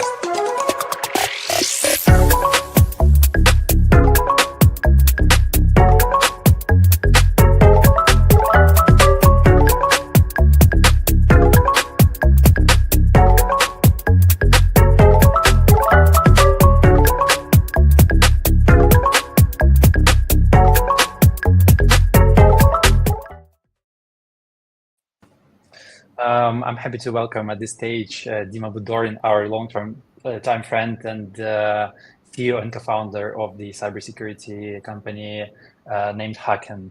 Hi, Dima. Nice to see you here. Long time no see. Long time. So we have a presentation about the dream of transparent, secure, and fair centralized exchange. Dima will share his experience and thoughts about this topic. You have your time and your stage. Welcome. All right, thank you. Hello, everybody. Yeah, nice to be here as always. Yeah, so I would like to share a vision and some steps which, in my opinion, the industry should take, and all of us should understand how we are fooled and scammed so that we see less liquidity drainers, these monstrous centralized exchanges, and we'll stay aware. So let's go. Yeah, short info about me. Yeah, so before Hacken, I was working for Deloitte for 8 years. And from important information that I also right now board director of INADBA, is association that was created by European Commission, and we are setting up certain standards and tightly work with regulators. Yeah, Hacken, probably a lot of people know in Ukraine what Hacken is. We are 130 people from 2017. We work with a lot of different brands. Among our clients are MetaMask, Binance, Ethereum Foundation. We work also very closely with CoinGecko, CoinMarketCap, and with regulators like ADGM, VARA, and European Commission. Before I start, I would like to listen till the end because we have a Hacken internship program, and in the end you will have a QR code where you can challenge yourself. It's specifically designed hacker tests. So these are pure logic, not much of the IT stuff, but yeah, we would like smart people to make 100% of this challenge, and yeah, might be some surprises for you if you do it. So yeah, let's start. So currently, Texas, yeah, they're still the most powerful players in our industry, especially the big ones. Every token project dream is to get listed at Binance, because Binance is infinite cash machine that you can exit liquidity whenever you want, and this creates a very big power in the channel for those exchanges, and they basically are not accountable to anyone. Even big countries, they don't have much of the influence of the exchanges. Yeah, we all remember a story of CZ and how he settled and paid easily like $4 billion. Yeah, imagine how much money he made from other activities. But yeah, I don't want to be very focused on certain exchanges because they're gold partners. But yeah, there are things we need to consider when we are putting money into this or that exchange. So there were quite few attempts to make self-regulation for the centralized exchanges, especially CoinMarketCap in 2018. They did Data Accountability Transparency Alliance, and there were some positive changes, but in 2019 it was acquired by Binance. But if to compare the centralized exchanges to the stock exchanges, we can see that there are a lot of differences, and the level of transparency and accountability of the stock exchanges is at absolutely another level. And we will never be able to see this, adoption where people are okay to transfer their money and crypto centralized exchanges if we don't make if we don't become closer to the transparency and accountability of stock exchanges. So, and we see that DEX liquidity, even though it's what we like, the true crypto people, it's still very, very far away from the centralized exchanges liquidity. And the gap probably will not become smaller, as we see from the graphs. The dominance is quite massive. So the idea is that we see that because of this lack of trust, this lack of change in the centralized exchanges landscape, we see that institutions like Wall Street guys, banks, they are like slowly but becoming a dominant power with all the stable coins issuance, that is the the private blockchains, the reversals of the transactions, the blacklist of transactions. This is not what we were believing into, but this is happening. I remember Mr. We in 2019 or 2018, he said that everything that we do in crypto right now is just building an infrastructure for institutions, and I was very unhappy to hear the thought, but it looks like he was right. So yeah, and with stablecoin dominance like the major cryptocurrency right now, it's becoming very obvious. So yeah, taxes either will change, or in my opinion, they will become obsolete and they will lose competition to traditional markets. So 10 essential steps that exchanges have to make. This is a quick list, but I will not go into it here right now. I will jump straight to its details. So financial accountability. So the obvious thing is that we still don't even have the proof of reserves of every exchange that is listed at CoinMarket and CoinGecko. And there is, of course, the reason is because they cannot do it. Yeah, they cannot do the proof of reserve because they are touching users' crypto. Especially, it's happening with smaller coins because a lot of exchanges they don't have liquidity for those tokens, and they need to use other exchanges' liquidity. And in order to do this, you need to transfer user deposits from your exchange to another one. Another reason is that some of them use custodials, third-party custodials, and it's not possible to look on chain for their assets. But of course, it's just an excuse. Yeah, it's possible, and with BitGo and with other Fireblocks, you can get the confirmation of the on-chain balances, and that's not a problem. But the reality is that, of course, proof of reserve is not enough, even though, as you might remember, it helps a lot to prove the solvency of an exchange with the Bybit case. But what really needed to be done is the financial audit of centralized exchanges global platform. So basically, reviewing not just assets and liabilities that are like liabilities towards users and assets that they have on chain, but all the infrastructure, meaning like analyzing their supply chains and who they own, their balances and loans and everything. This was never done by any exchange at for the global platform, and this is the minimum step that they need to do.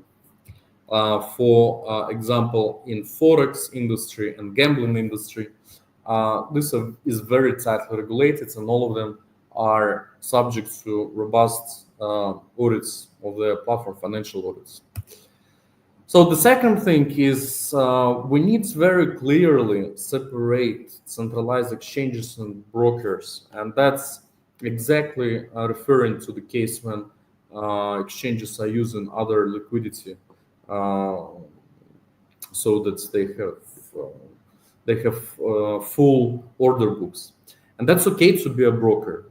It's just you don't have to fool people that you have liquidity. And we can see that, for example, Bitpanda case, when they are quite big and major player in terms of trading of crypto assets, they're clearly stating that they are not exchange, they are not listed at CoinGecko, CoinMarketCap, and they say we don't want, and they clearly state that we are partnering with KuCoin, with Gate.io, we're using their liquidity, and users are happy. They have transactional business model, they're making a lot of money. So it is a responsibility, in my opinion, of CoinGecko and CoinMarketCap to make this separation between taxes and brokers, but for some reason it's not happening, and at some point I'm already been tired of screaming about it. Second thing is the digital asset on-chain verification and monitoring. So at this slide, I just show you an example of Cosmos, a relatively big project, and its supply data at CoinMarketCap and CoinGecko is different.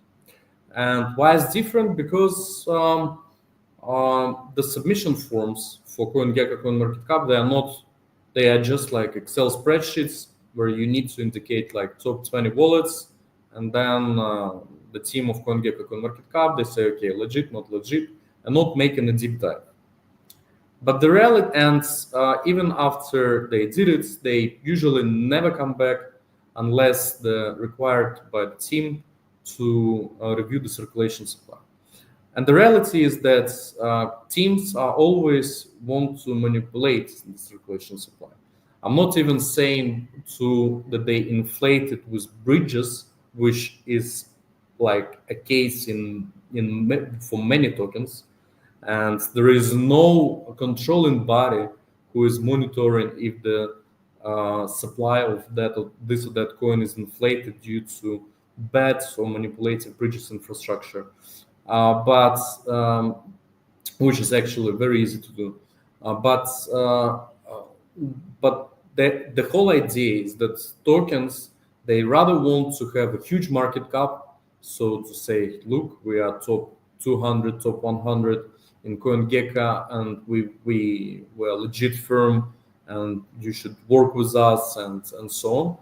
Or they want to have a micro market cap, so to deal with KOLs and to pump their tokens. Like you see, we are big brand, but we small market cap, and we have huge potential to make 20x profits. So once again, stepping back, we don't have any player in the world who is doing a proper reviews, calculations of the circulation supplies, monitors it properly, and verifies them. So that's another thing that, in my opinion, centralized exchanges are liable to do, and they have to make public statements of their investigations when they are making a decision to list the token, to report to the crowd what is the real circulation supply of this and that token, and obviously also provide any deviations from the white papers, if there are any. Investor disclosure. Of course, this is, in my opinion, also one of the most critical. Like, you cannot imagine that at NASDAQ, for example, you don't know who are the whales, what were their entry prices, and you can set any alerts when they start to sell. And this is fair thing to do. When Charlie Lee, the LTC Litecoin founder, was selling his tokens, he was acting. He informed the whole crowd, and it was fair. It was at least some ethics there. But right now, when founders are selling their tokens, so early investors, so VC funds, nobody knows about it. Usually, it goes with some pump, with some hype news, and so that they have better exit liquidity at better price, and that's not how it's supposed to be. Like all the whales, especially if their balances are already at centralized exchanges, they have to be highlighted. All the investors, pre-sale investors especially, all the OTC deals, all the founders' wallets, all advisory wallets, of course, they're hidden in centralized cold storage, but it's a responsibility of centralized exchange to show it, and so that everybody should be notified when the sell-off is happening. This is one of the biggest schemes for manipulation.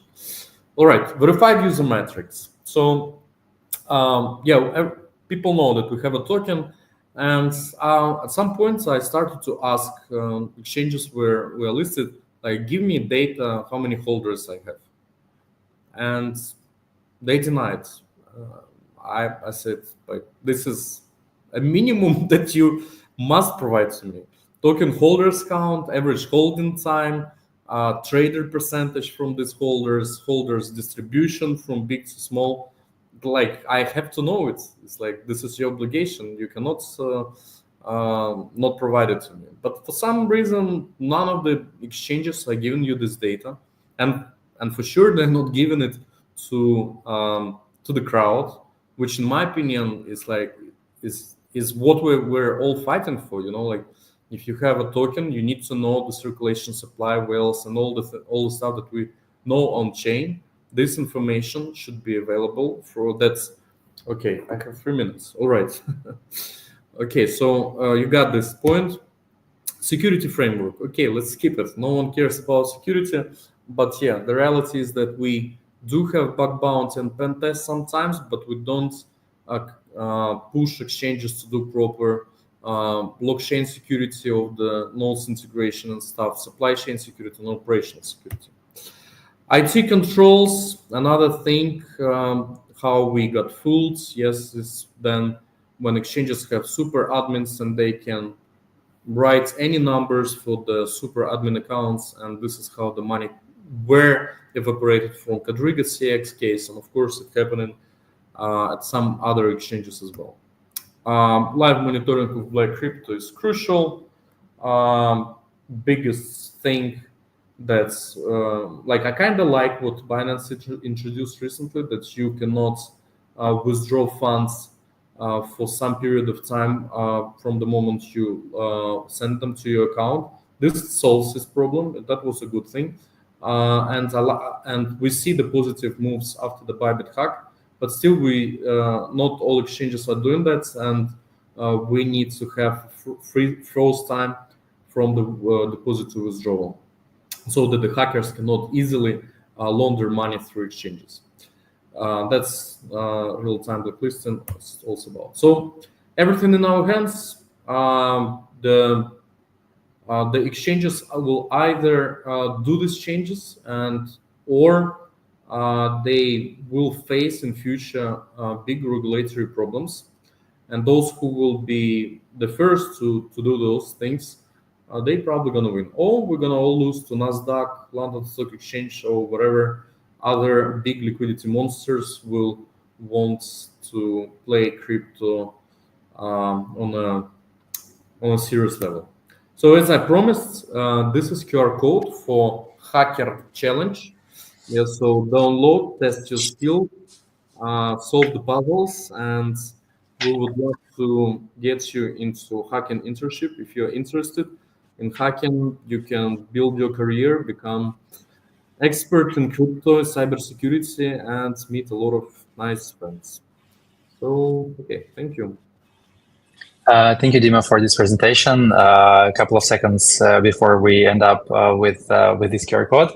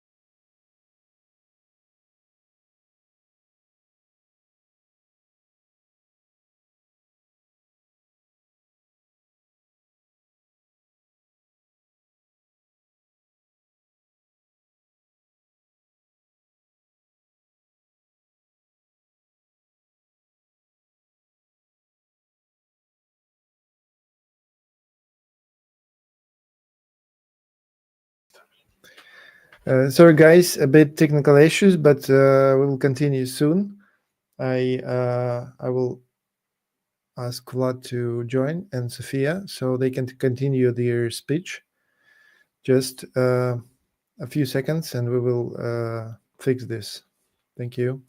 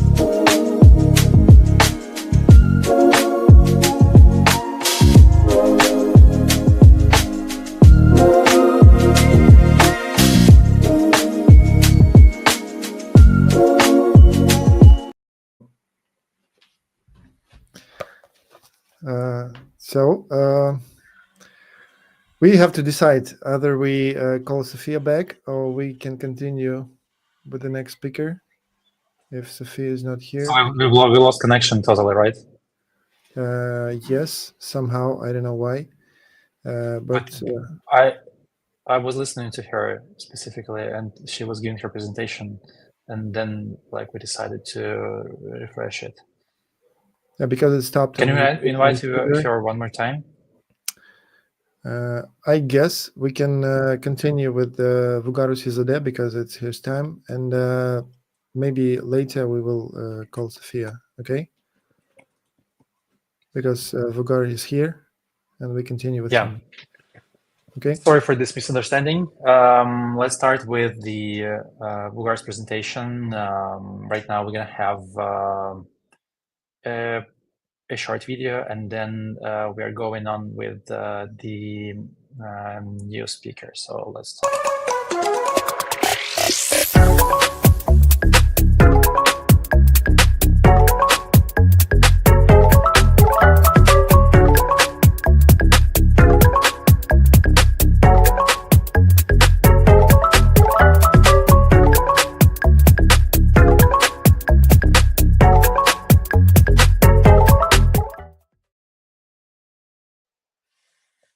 Let's welcome Vugarus Izadeh, the CEO of the Bitget, with the presentation about on-chain products in crypto world and how to use them. The time is yours. The slot is yours. Thank you for being here. Hi, Vlad. Hi, Incrypted family. Thank you very much for having me. And among the sponsors, I saw almost all our partners and competitors from the crypto world, from the exchanges, and actually it shows how a big role the crypto exchanges in general play in putting Web3 ecosystem together and of course onboarding user. And today I want to talk a lot about on-chain products from an entrepreneurship perspective, because I deeply believe that as an industry, especially when you are running a big exchange like Bitget or any other, almost everyone already knows about us. And I want to take you on the entrepreneurial journey side of this and tell you little stories about how we built the exchange, what kind of new innovation and products we developed on the process, and maybe it can also help to fellow listeners who want to start their crypto journey as a job or their crypto entrepreneurial journey. Today, I'm talking about becoming Bitget and our journey as a builders and believers. We started our way of the building Bitget in 2018, almost 7 years ago. At that point, there were already Binances, Gate.ios, Krakens, and many other exchanges in the place, but our vision was different. We wanted to build a future that is driven by crypto evolution, and we wanted to empower people in a ways that no exchange does. And our long-term vision was that crypto, especially exchanges, are not the only places where you go trade, but it should be a full on-chain life where you can work, earn, invest, and definitely spend your money. And slowly, I believe in today, we are moving and becoming the last part of the journey, which is more about spending and on-chain lifestyle and being fully uh, crypto powered and blockchain powered, rather than being fragmental, where you have to go to the OTC desk, pay, I don't know, turn your crypto into fiat in order to be able to spend. I think today we are very close into building something super big in terms of becoming a true on-chain life. And all this journey was all about believing, building, and becoming. Today, we proudly serve 120 million customers globally, and we move around $20 billion. We already listed more than 700 tokens, and we are number one copy trading platform. And while talking about the copy trading, I wanted to mention a very important fact, because usually we say success is like overnight, because people always think that, wow, suddenly Bitget became big. But actually, since our first starting, it took us 2 years to innovate and to be able to present something new to the world, which was the copy trading. Copy trading is this platform where elite traders are posting their trades, and users can go through that trade, see how many profitable trades that particular trader did, and if they like that trader, they can copy their trades, and with a single click they can build a portfolio similar to them and open and close trades to that similar to that copy trader. What this means, it means that every user who doesn't know where to start on how to trade, they could easily start trading in a single click without actually going and doing in-depth analysis, understanding technical analysis, going through Twitter. And instead all of this, they can just rely on someone else's research and quickly start trading. Today, we have more than 200,000 elite traders who post their trades, and we have millions of people who copy that trades. And eventually, last year only, we distributed more than $100 million in profits to these copy traders and also the people who traded. This is a great way to start trading, understand logic behind the trading, and eventually start your crypto journey. While talking about copy trading, I also want to mention that it is one of the most innovative solutions that we offer. We are the number one largest platform. And with the AI and digital technologies, now we are also offering a lot of AI bots that are learning based on the different traders' patterns and build a similar trading tool to that elite traders, which allows users not only to rely on different people's research, but there will be also a lot of automation and AI power that comes through this trading platform. And it means after even 7 years, we are still able to innovate and build a product that can help people to jumpstart their trading journey and start earning. And lastly, I think the proudest moment for Bitget is our protection fund. I will talk about it later, but today our protection fund is the second largest in the industry, and it consists of more than $600 million worth of assets, mainly USDT and Bitcoin. But before I dig into deep our products, I also wanted to talk about the importance of every step and every decision is taken in the business building, because every small step is kind of when you zoom out, builds that big result, and this big result is only can be holistic and take you to these great heights that we are today, if done correctly and properly. As I mentioned, our overnight success took us 2 years to come up, but we didn't stand there.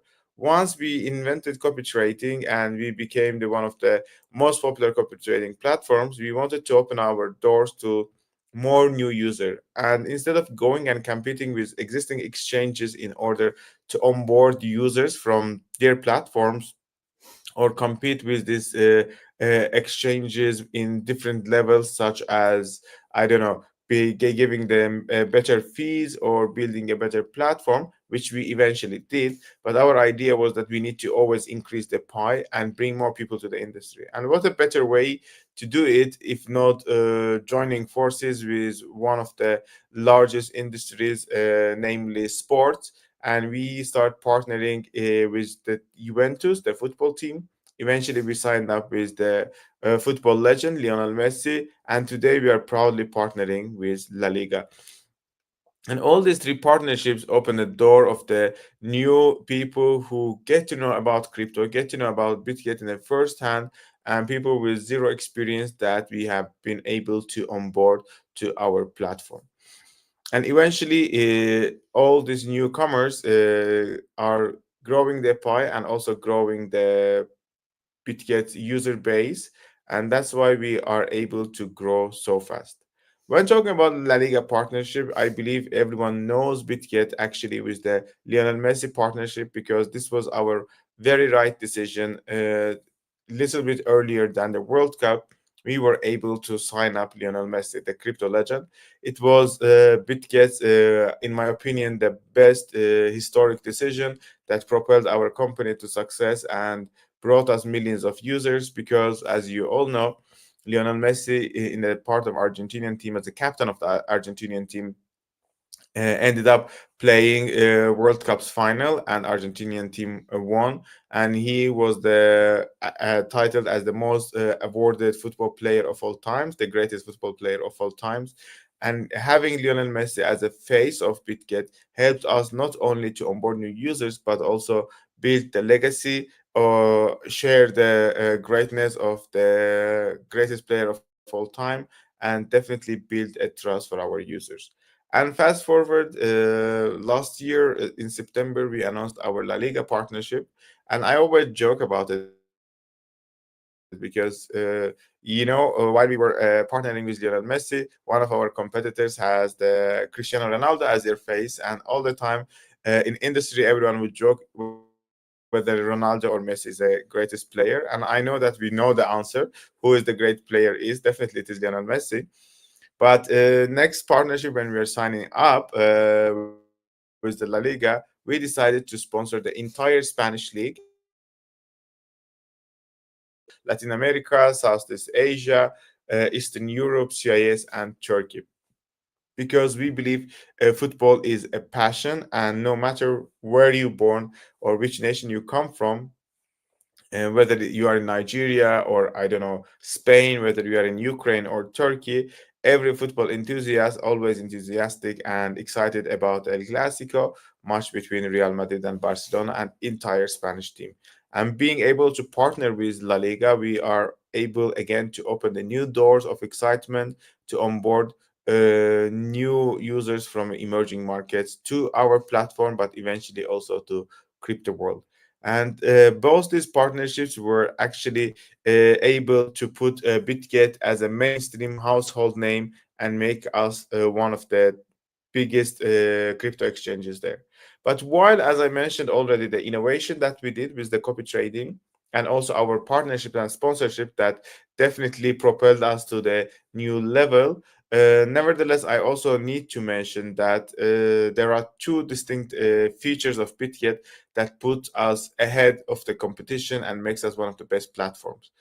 First and foremost is proof of reserves. We are one of the very early platforms that been consistently publishing our proof of reserves, showing that all the user funds that are in our asset custody, they are always there. We never use or touch user funds. On top of this, we already promised to our users that every time we will have 130% more assets available on the platform than the user funds. What this means, if today 120 million our users all decide to come and take all their assets off the platform, we will still have 30% more assets left. And for the average user who is watching, I think what it actually means, it means two things. First, your funds are very safe in our platform and we never touch your funds. It means they're always instantly available for you to deposit or withdraw from the platform. And second information, and second, the key information is about, especially for the traders, it means there is always enough liquidity to trade on the platform, which makes Bitget the best platform for the retail users to come and trade. While industry was shaken by different large-scale scandals in the past, from FTX collapse to Luna and the recent hack of the Bybit, All these aspects actually show us how important it is to protect the customers. As Bitget, we never suffered any serious breach because not because we are lucky, but because we are always prepared. We partner with the best industry leaders when it comes to AI protection, when it comes to humanity checks, when it comes to KYC and AML processes. And definitely our company has one of the best security systems in place. Nevertheless, that I already mentioned, we never suffered any security breach. We already have the $650 million worth of protection fund, which is mainly consists of BTC and USDC. We don't have any BGB in there, making that we have readily available funds to come and refund the users if something goes wrong. And Bitget. Sorry, Vogar, we should finalize because we are have a lack of time, Sure. unfortunately. Sure. Thank you for this presentation. I can only imagine the face of the Portuguese fans or the Ronaldo fans if they are absolutely adore the Bitget, but every time they're opening Bitget and seeing the Messi face and like, oh my God, what am I doing here? Definitely. Yeah, thank you for this. We are happy to have Bitget as a partner for our conferences and you as our online speaker. But we have to move on with our next speaker. So Sure. Thank you for being here. We are ready to go for next. Thank you.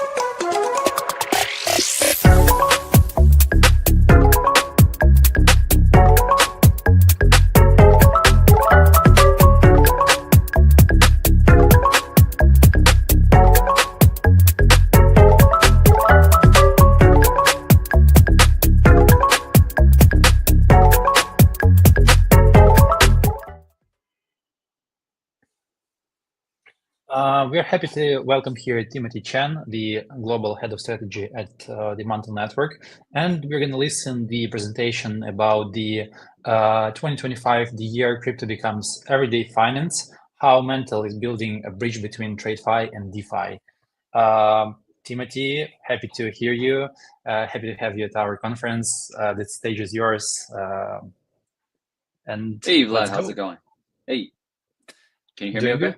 Perfect. Yeah, great. Yeah. So I guess I could start from the top, maybe. We don't have a presentation, but a lot of this is storytelling and trying to get everyone to understand what exactly how we see the future and how we are well positioned for that future, right? So maybe some background context here. For those of you who don't know Mantle, take a step back. We started out as an investment DAO, seeded by the likes of strategic partners like Bybit, etc. And we realized, 4 or 5 years ago, the investment DAO wasn't the best way to grow our treasury. And so after the Shanghai upgrade for the stake, and then during the time of the L2 booms, we went out and built an L2. So Mantle is generally synonymous with the L2, but I just want to caveat that is the Mantle Network. So what is Mantle? Mantle, our mission overall is to bring crypto to your everyday, right? How do we enable all of the products in our suite to bring a seamless experience of crypto into everyday finance, right? And that's why, as Vlad pointed out, the topic is how are we bringing Web3 to Web2, DeFi to TradFi in a very elegant way.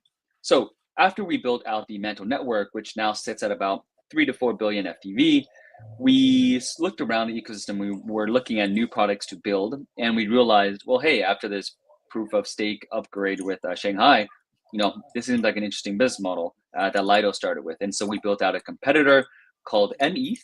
It's an institutional grade staking and restaking protocol sitting at close to $1 billion TVL. I think it peaked at around 1.5. Now, what's interesting with this protocol is that most recently, there was a publicly traded company in Canada that announced that they will adopt not just an Ethereum treasury, but a METH staked Ethereum treasury. So we can claim title as being the first institutional grade Ethereum staked product for public companies, right? And that's massive because we want to choreograph, we want to tell the story that our product is so good that public companies who have the highest rigor of regulatory compliance are okay with using us. So that's the second product within our repertoire. The third one is a little less known, but picking up steam. It's a function BTC. So as most folks know, there's a product out there called Wrap BTC. That's a wrap version on the EVM that allows folks to access DeFi with their Bitcoin, right? And so, we looked around and said, well, there's a lot of inefficiency with this business model in terms of how it's minted, how it's circulated, governance, and who now controls it. Why don't we build something better? And so Function BTC was invented. It's now sitting at about 1.3 billion TVL, and also really pushing the links on where we can drive institutional adoption, right? I think one of the biggest caveats is, as you'll see, a lot of folks building in the BTC-Fi space are tackling, are finding yield from the broader L2 BTC-Fi. And I think from our perspective, we think while that might be interesting short-term, the bigger opportunity is in the traditional finance space. So Wall Street products, right? ETFs, ETPs, and that's the direction we're actively exploring with all of our products. So that concludes the third product. Now, at the end of last year, right, we realized, okay, we have this network, we have METH, we have FBTC. What else is missing in the space? And we realized that although we built these amazing infrastructure and liquidity tools, we're still really missing this layer to seamlessly enable folks to use crypto without worrying about all the complexities and friction and the risks that come with it, right? And so taking a step back, we then decided, okay, well, there's two missions here. The first is, how do we onboard the next billion users retail into crypto? And second is, how do we onboard the next $1 trillion of capital from institutions globally into crypto? So I'll cover the first one on the retail side. Well, what's interesting here is, crypto oftentimes, once that capital is on chain, there isn't much use for it off chain, right? It's really hard to off ramp and spend it, etc. Now, we look at this world in two very distinct manners. Either you are a dollarized asset or you are non-dollarized, right? And the core of that, what I'm talking about, is USD-based stablecoins. For folks outside of the US, this is a 10x improvement, right? If you're in Argentina, if you're in Turkey, you're in Venezuela, your currency is devaluing as we speak. And there's a lot of risk that what you earn today is not worth anything, a week, a month from now. And so stablecoins we view as nothing more than a very elegant regulatory arbitrage to dollarize the whole world. And that is the base layer, right? So you follow me, the next iteration of that is treasury bills. Well, if you have a US dollar-based savings, why not get, riskless yield on top, 4%, where the treasuries are yielding today? Great. Now, here's where it gets interesting, right? When we think about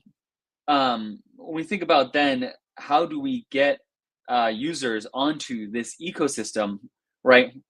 Today, a lot of folks offer competitive products that allow you to spend with a MasterCard or a Visa card globally. But when you really peer below the hood, they tackle, again, the stablecoin, the T-bill stack that you might have your capital in.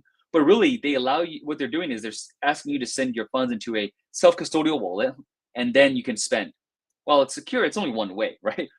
In order to top up that account, as a user, you again have to go through the whole song and dance of taking fiat to a brokerage, taking brokerage to convert it to a stablecoin or BTC or Ether, whatever it is, and then sending that to your wallet. And while in a lot of Western countries, that loop is a little more ironed out and streamlined, in emerging markets, oftentimes, you get debanked. There's a serious risk of that happening. So, while a lot of folks are solving the off-ramp problem, we looked at this problem and said, okay, fundamentally, for us to onboard the next billion users, what needs to change, right? And when you dig deeper, it's a question of design. And by design, I don't mean a shiny UX, but rather, where do you insert yourself in that value stack, right? So technology oftentimes follows an S-curve, as we know. And I think the first 10, 15% have already been onboarded into crypto via brokerages and trading type use cases. They're familiar, they want to take that risk. But you onboard the meteor chunk, right? That 50 to 70%. You can't onboard them through a brokerage or trading account. They don't understand it. It's too scary. It's risky. They don't have time for it. So what form factor makes sense? And when we really looked around, we realized, a neobank, right? People have built trust and a relationship with neobanks today, especially in Europe with the likes of Revolut, Monzo, etc. And so then the design question became, how do we enable a neobanking experience on the front end with all the benefits of DeFi on the back end, powering your savings in a very abstracted away manner? So case in point, where we focused is we want to dominate, and we do have that banking account layer. We have a layer, that technology that allows you as a user in under 5 minutes, KYC, open up a Swiss bank account that's FINRA regulated. And not only can you spend an off-ramp stablecoins into a globally accepted MasterCard, you can also send fiat into this account. Now, that small change might seem like a small thing to many people, but it's a huge game changer, and I'll tell you why.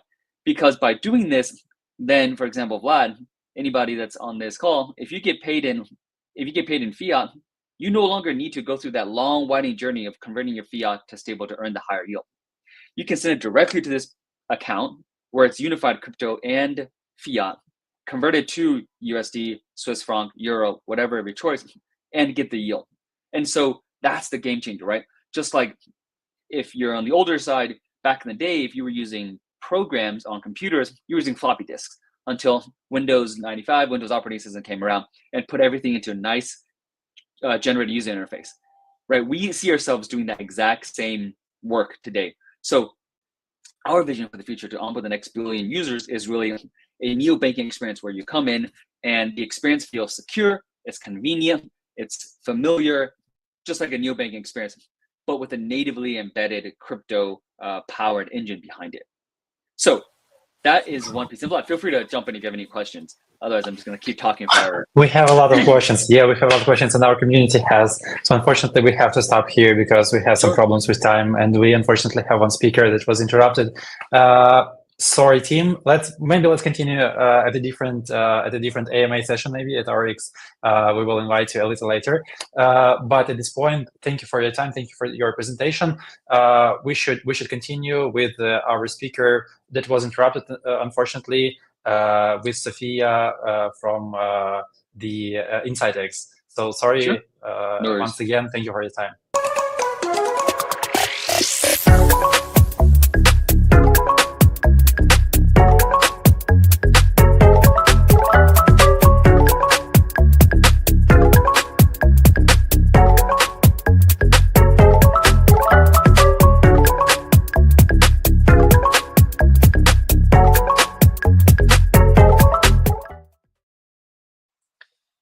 It was like an interstellar movie or something like that. We was on parallel. By the way, your mic is turned off. So we were on parallel. I don't know, universes, and maybe somehow it happened. Again. Sorry for that. Small tech problem. Like take your time and presentation. So thank you. But yeah, thank you guys for allowing me for the opportunity to spend an additional 5 minutes. I think it got cut off, but I didn't know I was cut off, so it was exciting, guys. But thanks so much. Me too. Sorry for that. No so worries. I'm shutting no up, worries. and your time. Thank you so much. So, guys, sorry, I'm back again. If you were here a few minutes ago, you probably remember me. I'm from InsideX. We are making on-chain safety tools. And I was talking about the risks of trading on-chain, of getting scammed when trading meme coins, trading on pump fund. And like a good series, I left you guys on a cliffhanger. And now I'm going to return with the solution to the problem of how to not get scammed.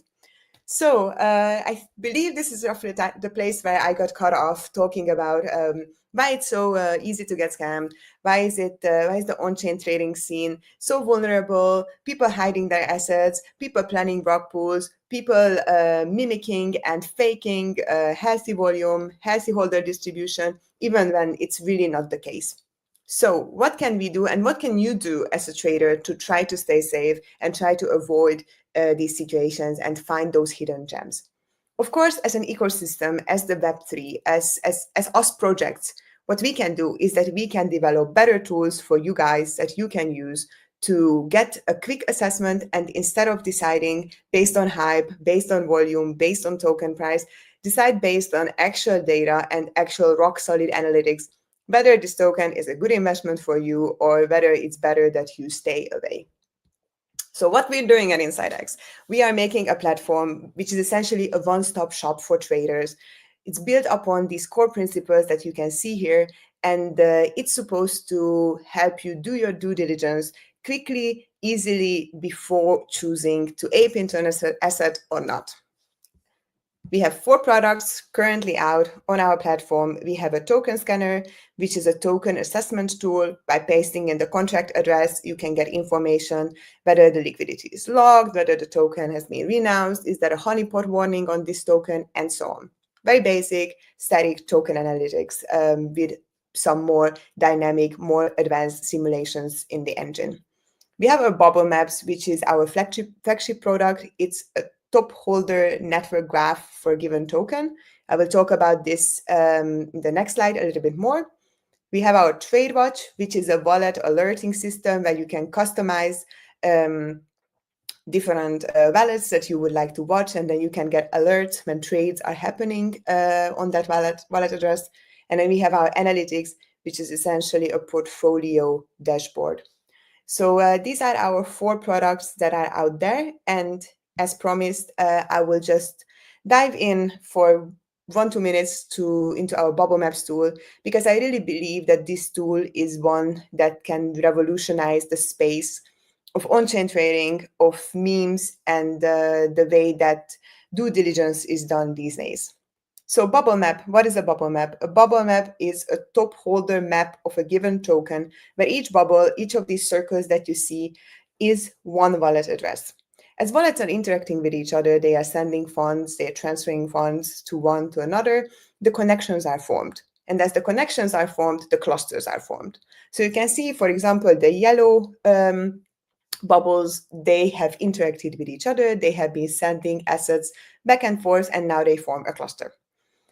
When a lot of clusters are present, or huge clusters are present, then suspicion may be practiced for the given token, because it may mean that only one or a few wallets, a few holders control potentially much of the supply of a given token. So this bubble map, if shortly I were to describe what it can do for you, it provides you idea how decentralized this asset really is. Are the top holders truly independent from each other, or is it possible that they know each other and they are planning something behind the scene? So the bubble map has many layers, and it has definitely some advantages for you. If you want to get a quick assessment easily, instead of digging into analyzing blockchain data and trying to extract this information. Some of the features that we're doing, particularly at InsideX and our bubble map, that's unique in the space. One is the intermediary wallet detection. So wallets that were used to hold funds, but they transfer these funds away to other wallets, they still appear in the map because they are crucial in creating these clusters and the full picture of the network of top holders. So you can visualize these and see if perhaps some of the holders were trying to attempt to hide funds by transferring these funds away and spreading them to other wallets. That's what the proxies can really show you as intermediary wallets. We also have something called the volume bot detection, which is a quite advanced feature, and we're the only ones doing it in the space. This feature is really targeted towards scripts or DApps that scammers use to mimic some legitimate volume and legitimate activity on a given token. These volume bots have some behavior patterns that's different from people. So these can be noted, and they can be flagged on the bubble map when the correct analytics is applied, and you're able to identify these clusters held together by volume bots and the behavior of these volume bots, which can again give you some valuable insights into cluster formation, and how the top holders interacted with each other, or whether some of the developers, some of the team behind the token are trying to use volume bots for malicious fraudulent practices and to scam you as a trader. These insights can really give you that edge that you need, all that information that you are not able to deduct from the top holder list alone, but you actually need to see a visual of it. That's when the bubble map is really strong. So if you're an on-chain trader, and if you are interested in this, and if you haven't tried it yet or haven't heard of it yet, I really encourage you to take a look. You can do this by heading to our platform, inx.gg, where you can try the bubble map You can play around with it. You can move the bubbles and see how it works. You can get an understanding of the information that the bubble map can give you. Or you can head to one of the integration partners that we have, where the bubble map can be seen natively on their page. I'm sure you know some of these names, like Axiom, PumpFun, or Bulex. You are able to head and check out the product. So with that said, I would like to thank you guys for the attention and for the opportunity to come here again and finish my Thank you, talk. Sophia. Yes, please, if you have any questions or feedback, do reach out to me, and we would love to hear from you for any inquiries. And thank you again for the Incrypted team for accommodating these technical mishaps. Thank you. It was great. No matter what, we did it. It was a great presentation. By the way, great tool. I've seen bubble maps everywhere, frankly, and we have the special trading community for the meme coins inside of our community as a part of it. Yeah, but we have to move on with the other Perfect. speaker. Thank you so much, guys. It was a pleasure. Thank you, Sophie. Thank you, Sophie. And I'm inviting to the stage our main host, Ivan, and that's all for me. Have a nice rest of the online marathon. Thank you. Thank you for me having a break. It was very important. So we are moving to the next speaker. Please welcome.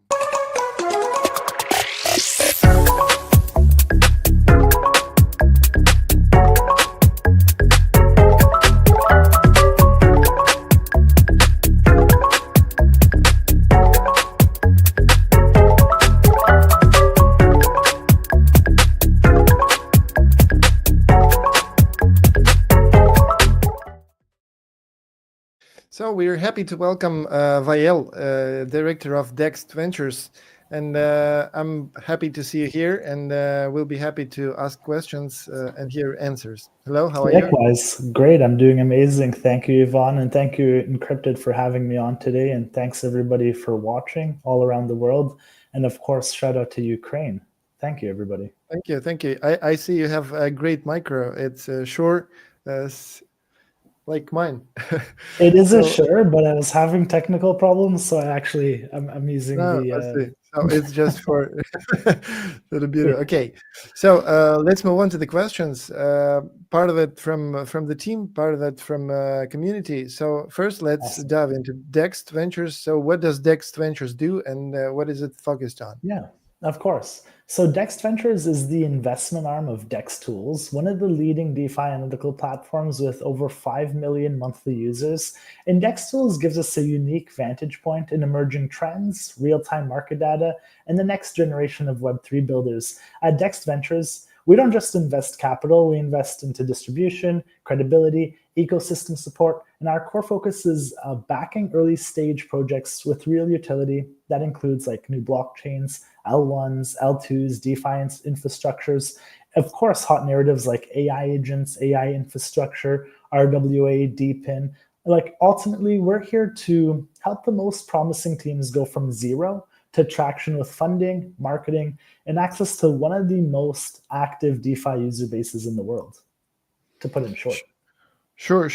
So it's very normal development of any successful project when you have some spare money to make a ventures branch. So which areas of Web3 do you see as the main investment focus in the coming year? So maybe you can name 3 key sectors. Of course, maybe more. that's a great question. So I think first, everybody's talking about the integration of AI, and that's like projects that combine artificial intelligence with smart contracts, trading automation, security, and predictive modeling. So I think AI native protocols will redefine how we interact on-chain and build personalized intelligent applications. So imagine having your own personalized AI agent, finding the best yields for you, minimizing risk from automatic stop losses, even taking profits so you're not round tripping, your gains. I think that's huge, and we're seeing a huge traction in the direction of AI integrated products in crypto. RWA, of course, as a VC meeting with a bunch of founders, Web2 founders, we're seeing the idea of people looking to tokenize their assets, real world assets, onto the blockchain, from like real estate, treasury bills to decentralized physical infrastructures like storage and compute. And we're seeing that huge shift. Those are 2 huge ones. And I think the last one, if we're going to stick with 3, is consumer crypto and the gamified UX. I still think there's a barrier to entry for a lot of people. So like simplifying user onboarding, I think it will be the biggest unlock. Wallet as a service, on-chain identity, social apps, and gamified finance platforms, making Web3 not only usable, but fun and sticky for mainstream users. So at Dex Ventures, we focus on projects that combine strong narratives, real traction, and sustainable token models. Okay, maybe GTA 6 will help to make Web3 closer to gamify, because the rumor said that they use some mechanics of Web3. It could onboard the next 100 million users, of course. A lot of people are waiting for Sure. GTA 6, looking forward to it. Okay, so next question. Which indicators and metrics do you consider when assessing a project? For example, on-chain metrics like TVL or the project team, or maybe your particular indicators? That's a great question as well. There's a combination of indicators that we look at when doing our due diligence.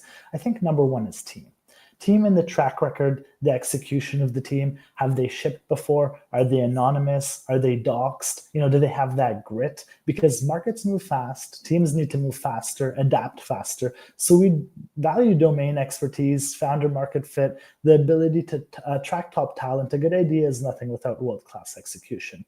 And the team's quite important. Tokenomics as well. We assess how the value flows through the ecosystem. Is the token even essential? Is there pressure? Is there market fit? Are the incentives aligned for long-term growth? So tokenomics is quite essential. Also, of course, the FDV, the vesting structure, because, if I'm being blunt, VCs want to turn a profit. So is it even profitable, or are we just locking up our, capital for years when we could just invest into Bitcoin and buy more Bitcoin, which is liquid?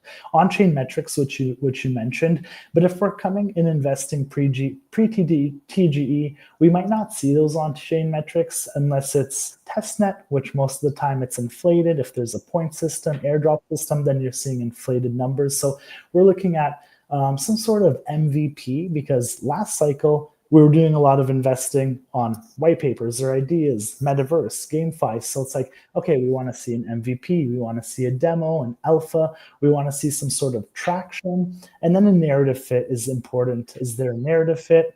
Will there be buy pressure on TGE?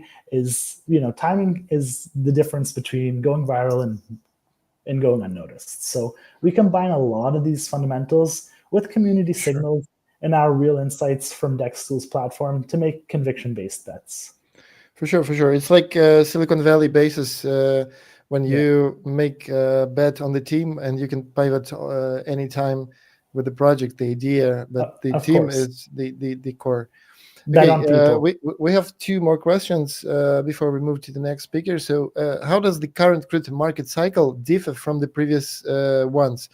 What key distinctions would you point out, and where do you think the market will go next? Just a few. It's a great ideas. question, because this market is completely different. I think it's driven more by fundamentals and not just hype. I mean, you can't ignore the volume going into the meme coins, but last cycle we saw speculation lead the charge. As I mentioned, people were raising tons of capital without any substance, with no demos, MVPs, and it was just more so a mere idea. Now we're seeing real adoption, tokenized assets, institutional involvement, and infrastructure being used at scale. So I think VCs, and us particularly, we're quite selective and more cautiously optimistic on our allocations. Investors are smarter, retail is smarter. People don't want to invest in high FDV projects with extremely restrictive long vestings when they could just ape into a meme coin and try to get that 10-20x. So the difference is like stronger foundations from custody to compliance. The base layer is more mature, and I think we've seen a huge narrative shift. It's not just like DeFi, NFTs, GameFi. We have like RWAs, AI, DeepIn that are pushing real-world use cases. So to cut it short, where the market's going, I think we're entering a utility-driven bull run where projects with real users, real value, and sticky products will dominate. but you can't ignore what we've seen with the communities being built around the meme coins and the volume, pouring into them. So that's kind of the shift that I'm seeing. And one more difference, it's Donald Trump, I guess. Of course, that leads into the next question. Yeah. So the next and the last question. So which regions would you describe as the most promising for the growth of cryptocurrency and Web3 industry? This one I'll answer personally because I specifically moved to the UAE, and it's why I moved to Dubai to embrace crypto here, because the government, as I mentioned, embraced crypto extremely early. They offer clear regulatory frameworks, built real infrastructure to support the industry. Coming from Canada, it was quite restrictive. Here, it's like not just hype. Founders are here, investors are here, VCs, builders, everybody's relocating to Dubai. And we're seeing momentum, as you said, in the US. But before I touch on the US, a month or two ago, we had Crypto Week with Token 2049, 400 plus events. The government's moving extremely fast. Different emirates from Ras Al Khaimah to Abu Dhabi, Dubai, they're all leading in different fronts. And it's quite impressive to see. So I'm happy being here, but you can't ignore what's happening in the US, especially with the Trump's administration you touched on. With their pro-crypto stance, the US could emerge as a major hub, so I wouldn't ignore them. I know people are quite bullish on the US now, especially if regulatory clarity continues to improve. And then beyond that, Southeast Asia, Latin America, they remain hotspots, fast-growing and open to new financial systems. I want to ask you to add Ukraine officially in this list because we have a very strong and active community, and Vlad, which was my co-host previously, is the head of Incrypted Key. It's the marketing agency solution which helps to enter our market to all the international projects. So I think that we can keep in touch. And, of course. And I'd love to come and visit and actually attend some of these events. You're always welcome. I appreciate it. And lastly, Ukraine to end with, a financial crypto hub that is evolving and maturing. So I'll see you there. Thank you very much. So see you soon. Likewise. Thank you for having me, Incrypted. I appreciate everybody watching. Shout out to Ukraine. Bye-bye. Bye.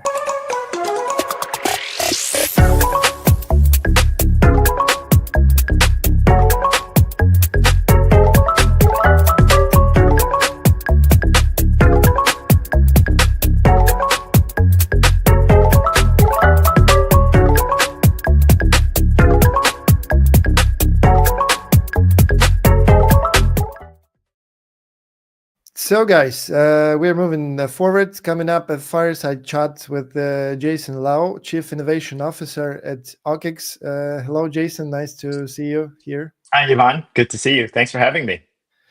Thanks for waiting for your turn because of some technical issues, but you're finally here, and I'm happy to see you. Yeah. So let's hear about what's next from one of the innovation leaders in this space. So you're in charge of innovations in OKX. Let's talk about that. So name 3 key innovation areas that you believe will become long-term trends and a permanent part of Web3 economy in the next years. Yeah, so it depends how long-term you want to go. But, at OKX, we focus on making sure users have access to crypto. And so, trends that we're keeping an eye on are obviously RWAs and tokenization. The previous speaker actually mentioned a couple of these already. That's been a big driver that's taken years to happen, but now really accelerating now. And I would lump stablecoins into that bucket too.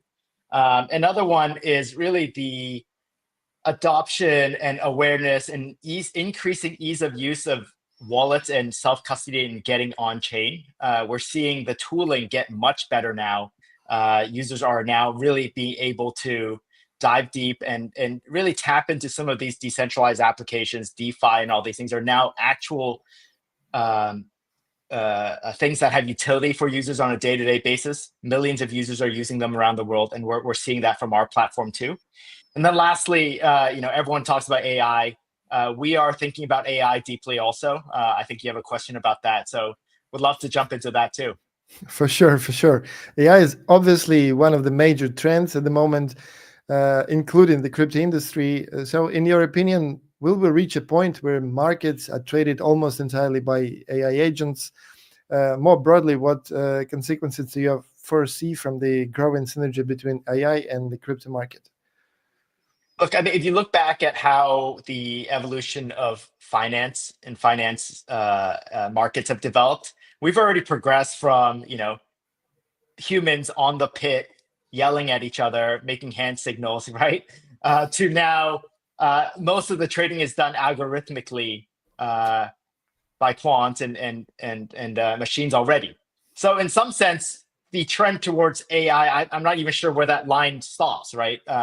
The trend is going to continue where, as more of these agents have more autonomy, have more incentives to do well, certainly I don't see that trend being broken. AI will absolutely have a great impact there. I think what's more interesting is for people like you and me, and for maybe the viewers here, is how do you interact with trading platforms? How do you execute a trade?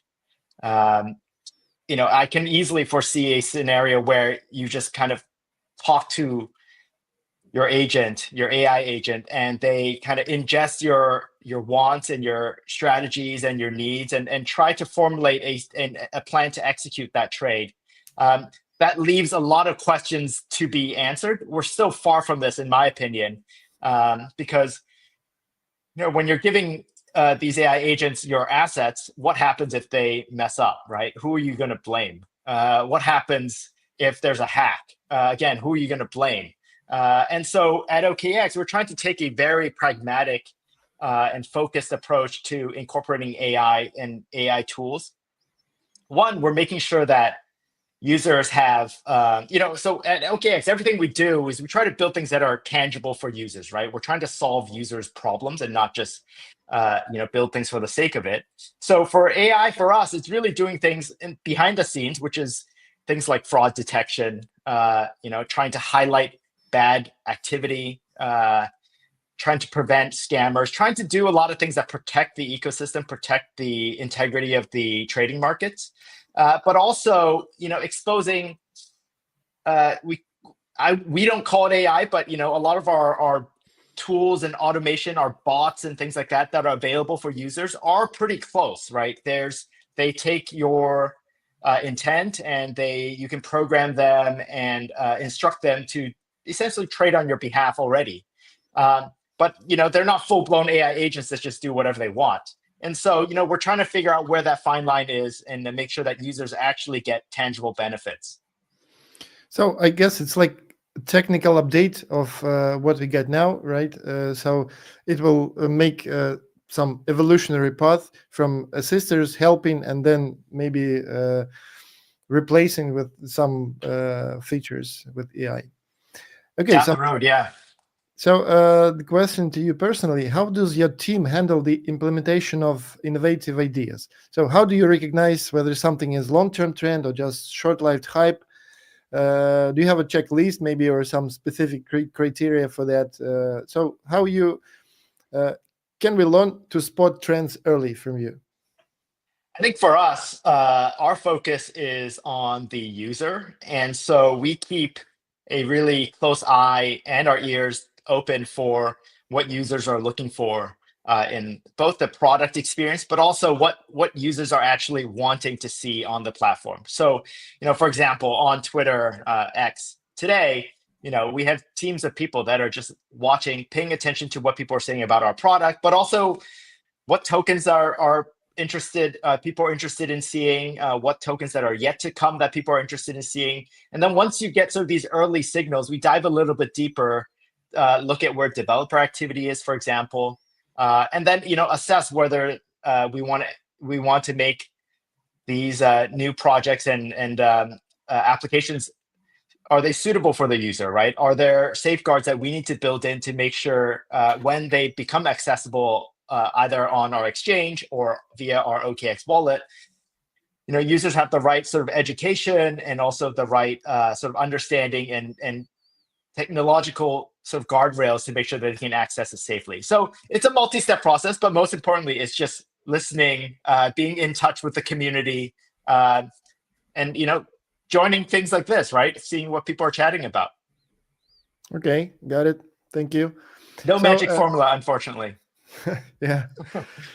So OKX recently relaunched its Dex aggregator. So how does OKX strike a balance between being a centralized exchange and offering decentralized products?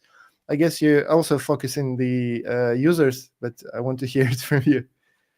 Yeah, so you're right. The users is a big part, but more so you think about what the user wants. A decentralized exchange is very different from the centralized exchange experience. They offer actually very complementary things.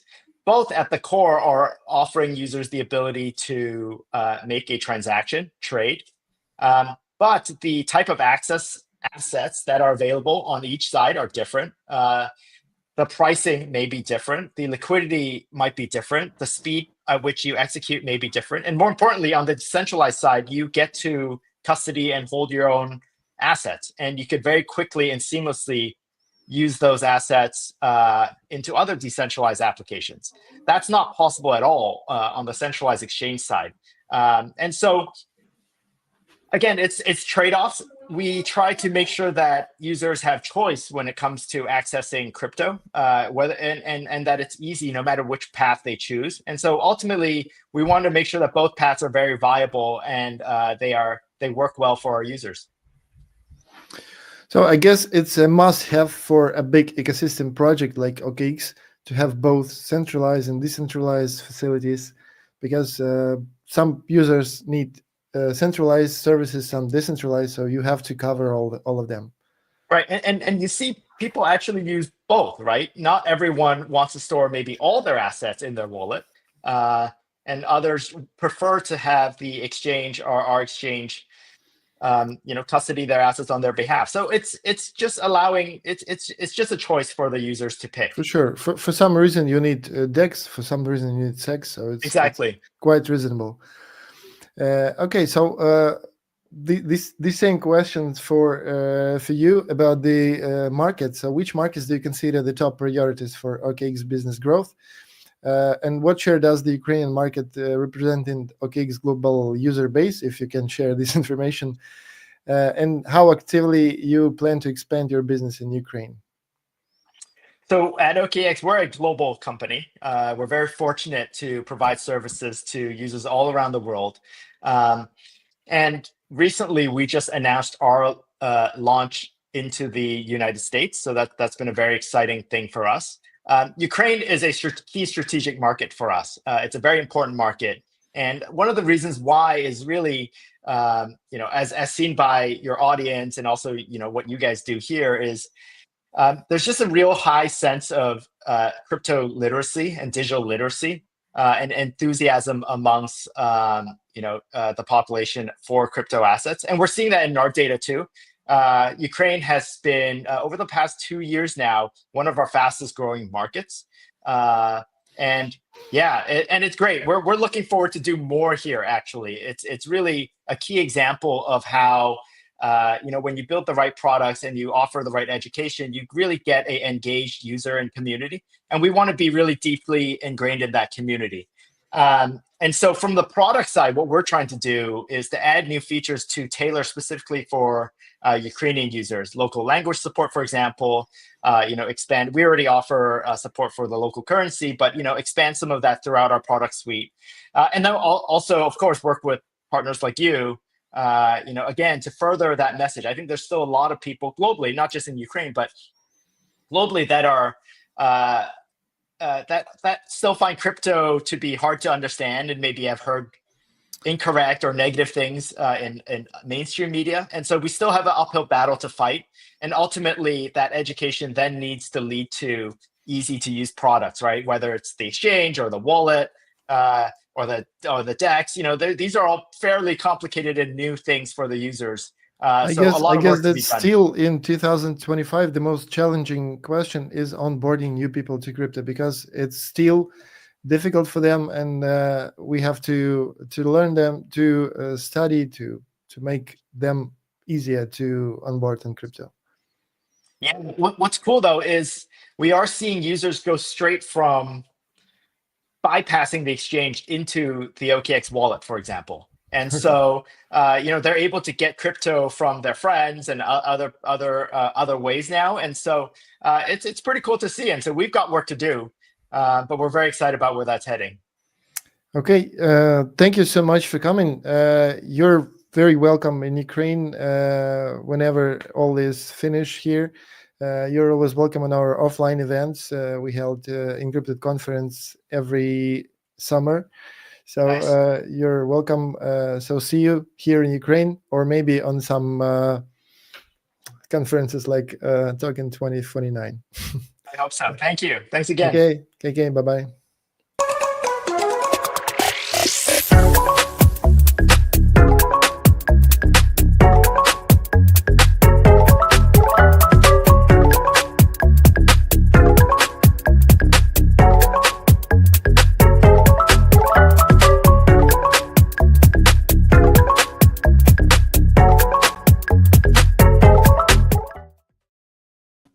Hey guys, up next, Piotr Volnov, it's co-founder of Hotlaps. Hello, Piotr, nice to see you on Online Marathon.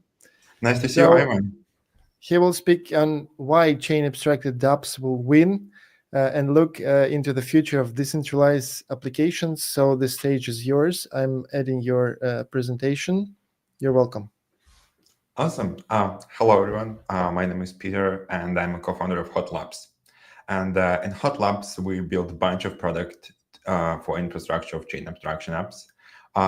We became pretty famous last year because of Hot Wallet, but it's just one of our things we're working on. It's also Hot Protocol, it's a bridge, it's Omnibalance, gas refuel. So it's a lot of infrastructure to make our Web3 chain abstracted. And we are very, very aligned with this vision. And today I want to share with you why we putting so much effort to make the Web3 chain abstracted and why chain abstraction apps will win. A little bit technical things. There's a different people who talk about chain abstraction, and this is how we understand it. So chain abstraction is any app which, first of all, doesn't require gas to make any transactions. Second of all, it can work with any multi-chain assets. You can pay like Ton in Solana. You can make seamlessly swapping assets like meme coin from Solana to native Ethereum or native Bitcoin. This is completely multi-chain, and you don't need any extra effort to add support for assets from new chain. And very, very important, this is non-custodial. Users own their private keys and own their cryptocurrency. Users love chain abstraction. Of course, Binance is not like traditional way of chain abstraction, but that's how the story became. Like we had many chains and people wanted something with one place, something with there's no gas fee very seamlessly, especially for trade and for DeFi. That's where like centralized exchanges came to the market. We recently have a huge growth of chain abstraction apps like Hyperliquid. Yeah, it's not fully chain abstracted, but it's the same idea. It's a special platform where you can work with your assets without like actually having this problem with like on-chain stuff and like gas fee and everything like this. And we believe that in the next couple of years, the biggest NFT marketplace, the biggest trading platforms, the biggest lending platform, the biggest consumer apps will be built as a chain abstracted app. They'll be built like Hyperliquid or even more decentralized way. And that's why we as a Hotlaps contributing so much to make this happen with hot infrastructure stack.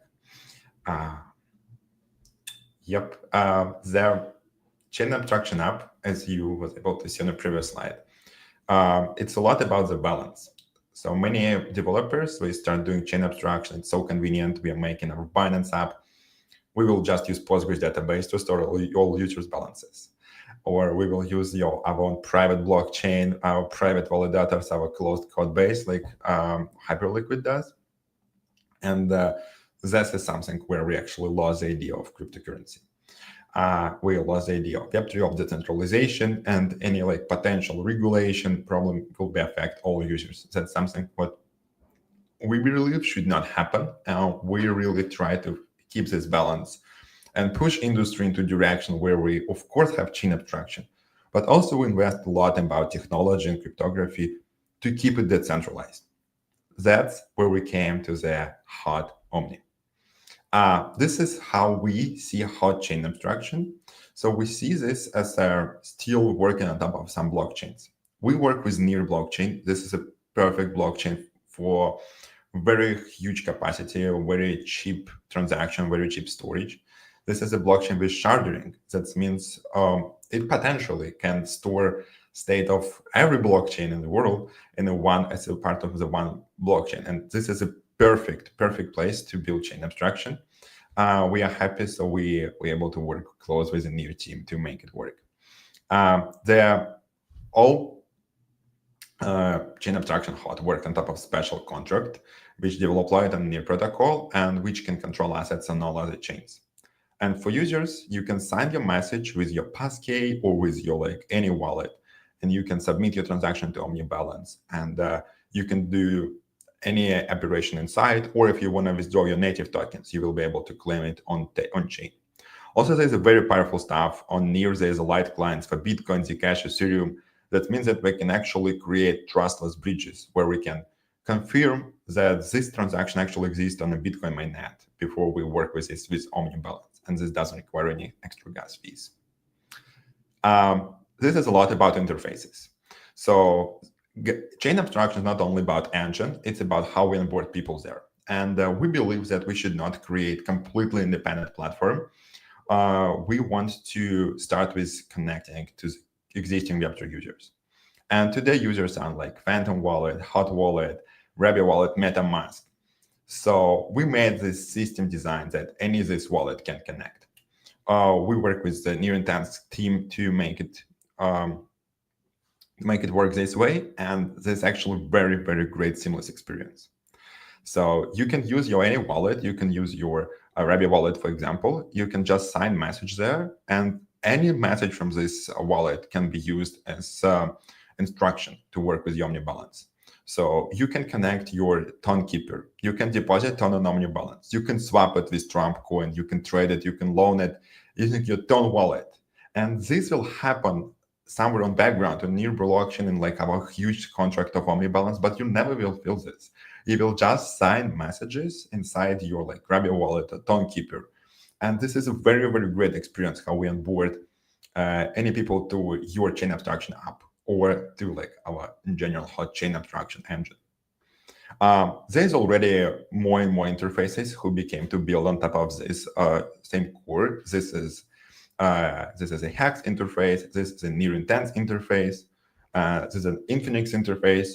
They all work about the same core. They all use Hot Bridge to secure the assets, and they just provide different product, different interfaces for different use cases.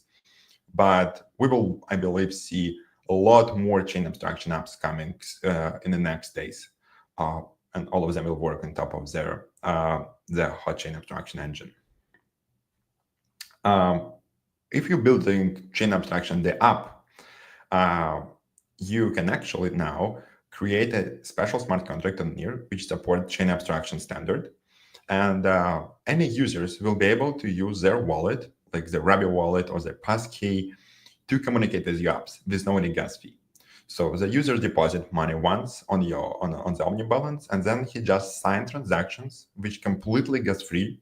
And we use a relayer to execute them on the OmniBalance. And the users can sign transaction on Rabbit wallet to actually call your smart contract with his wrap Bitcoin on Near protocol and send it to your smart contract as a collateral. And your smart contract with DeFi will work with any assets from any chain supported on Hot Omni. And for any users of any wallet, we support sign message standard. This is a very, very powerful stuff where you can create one app and serve all Web3, and you have one code base for any assets across all chains. And things like we saw last week with Huey should not happen anymore. People don't need to create their own code base on 10 different languages, pass 10 different audits, and be very, very aware about all local problems that exist. They can make their app once. They can make it on Rust and on top of very, very nice developer built SDK. And this app will be able to serve any users from any chain, from any token.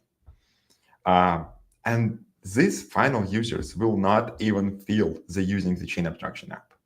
They will see that this is something very convenient. I use my Rebel wallet, and the fact I can trade tokens is just something magic which happened on background. And you and the app will not care about this as a ton tokens because they all are just Omni tokens. This is very, very great developer experience, and we already built a bunch of product on top of it. It's a wallet market, it's Mika Art, it's NFT marketplace, which will support NFT from any chain on the what platform. It's Near Intense, Infinix, Hotbridge, Firedrops, Gas Station, and a lot more products to come. And all of them build on top of the same vision that there should be one app which works on top of any token from any chain with this chain abstraction engine. We invested a lot for the last couple of years in this technology, and it's very, very. I'm very, very happy to see it's growing, and we're happy to onboard more and more teams to work with it. So I believe in the next 2 years that their main, the biggest DEX, the biggest lending protocol, the biggest NFT marketplace will be chain abstracted, and this will be a hot chain abstracted protocol. Yeah.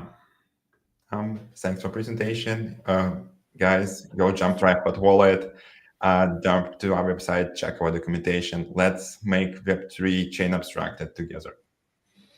Thank you, Peter. As always, you come with the hot lovers here on stream. So we have a lot of comments, a lot of new people on stream. Thank you for coming. You're welcome in Ukraine anyway. When all of this will finish, and so see you on our offline events soon. Thank you for coming. Yep. Thank you, Vanya. Yeah. Thank you, everyone. Yep. I was happy to join.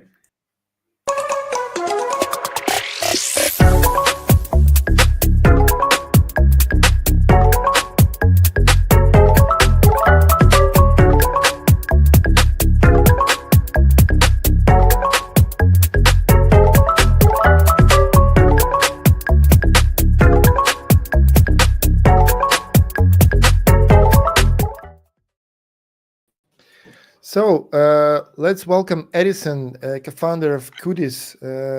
Hello, Edison. We will talk about the future of longevity and crypto, an exciting intersection of health and blockchain. Welcome. Good to see you, Evan. So longevity and crypto seem like an unusual combo at first, but what's the real synergy here, and why should we care about this intersection in 2025? 100%. I think, I was here in the crypto space since 2016. So I think starting from the Bitcoin, Ethereum, we were very asset heavy. After that, we get into the DeFi summer. After that, we get into the, really like meme cycle, right? This cycle. And what after? Right. So I think this is a question everybody asks about. Is it still going to be like a meme or like RWA or like a DeFi or like asset? I feel like one big thing that people probably will agree is consumer, right? So, but when we come to the consumer, I think most of the things are already being fulfilled by all the Web2 companies, right? Like very basic, where we go, what are we wearing, and what we eat, all these things, right? But when it comes to the house, I think there's a lot of things that have not yet been fulfilled or accomplished by all the Web2 services or products. Right? And when it comes to the longevity, I feel like that's the most new things that everybody talk about, but nobody knows how to provide the overall services or product. But everybody wants to learn more about it. So we feel like longevity is actually could be the next big driver for the whole crypto industry, right? We know like Brent Johnson tried to think about launching token, but nobody like agree with him because we all feels like that when it comes to the token and the longevity has to make sense because of the why we should have that, right? When it comes to the Cudis, we figure out like longevity is all about our daily life. That's why the smart ring, the Cudis Mate, matters for everybody, right? So the Cudis ring is about like track your sleep, track your heart rate, track your sports performance. Later on, we have all the calorie and biological age, and also that the mental health and also the super supplements advices we're going to bring to you through our AI coach. So we feel like what we are building could be the next driver for the crypto. And at the same times, like when it comes to the health, I would say when we were young, like we don't really worry about it, right? When you're like 18, when we like 20, we never feel like health is big things. But when you get to like 30 or 40, they'll feel like, okay, health is the most things that matters, right? Whatever the quantity of the money we made, at the end of the day, we'll look back to ourselves and think about it, okay, am I healthy enough to survive for the next 30, 40 years, right? So that's why we think like at the end of the day, like everybody will look back into ourselves and invest in ourselves, and that's also needs some incentive to drive us through the everyday life, right? So that's why we're thinking like longevity could be something matters for the whole crypto industry, and that's why Cudis happen, right? So longevity crypto just makes sense to us, yeah. Okay, so crypto is a great at incentives, as you know. So how can blockchain tech be used to actually encourage healthier lifestyles and longevity-focused habits, or not just reward people for clicking buttons? Yes, sir. I mean, let me put it in this way, right? So if you look at a very recent like a social challenge, right? So we already give all people the airdrop, and everybody happy. And most of the project, when we gave out the airdrop, they just mute, right? Or like people just forget about it. But we have more than 3,000 people join the social challenge in just 2 days, right? And everybody like trying to accomplish the social challenge. And why this happened, right? Why this happened? So what do we find out? First thing first, we provide sort of the crypto rewards together with our partners. Wallet Connect, right? Wallet Connect is like they have like 40, 50 million of the users, and they try to onboard to all the consumer and all the other services and product on chain, right? They just make it to the Solana, and we're big in Solana, and we're helping them to introduce the Wallet Connect to more Solana users, right? So what we can see that crypto make different things, and crypto bring people something different. If you just walk for like 7,000 steps, you won't get any reward if you're using the Web2 app, right? But if you're using the Cudis with us today, in the next 7 days, you can share with $3,000 Wallet Connect token, right? That's the first thing, right? The second thing is, whenever come to the Web2 health app or wearable, all the data actually controlled and owned by a centralized company. We never own it. We never own it, right? If you're using your like Apple Watch or Garmin or all the other like wearables and the health app, like all the data owned by this company, right? They never share the revenue with us, right? What Cudis do? We share the revenue. We share the revenue that we help users generate from their health data with our users, right? Why Wallet Connect come to us? Why they give us like more than $40,000 of the airdrop for a user?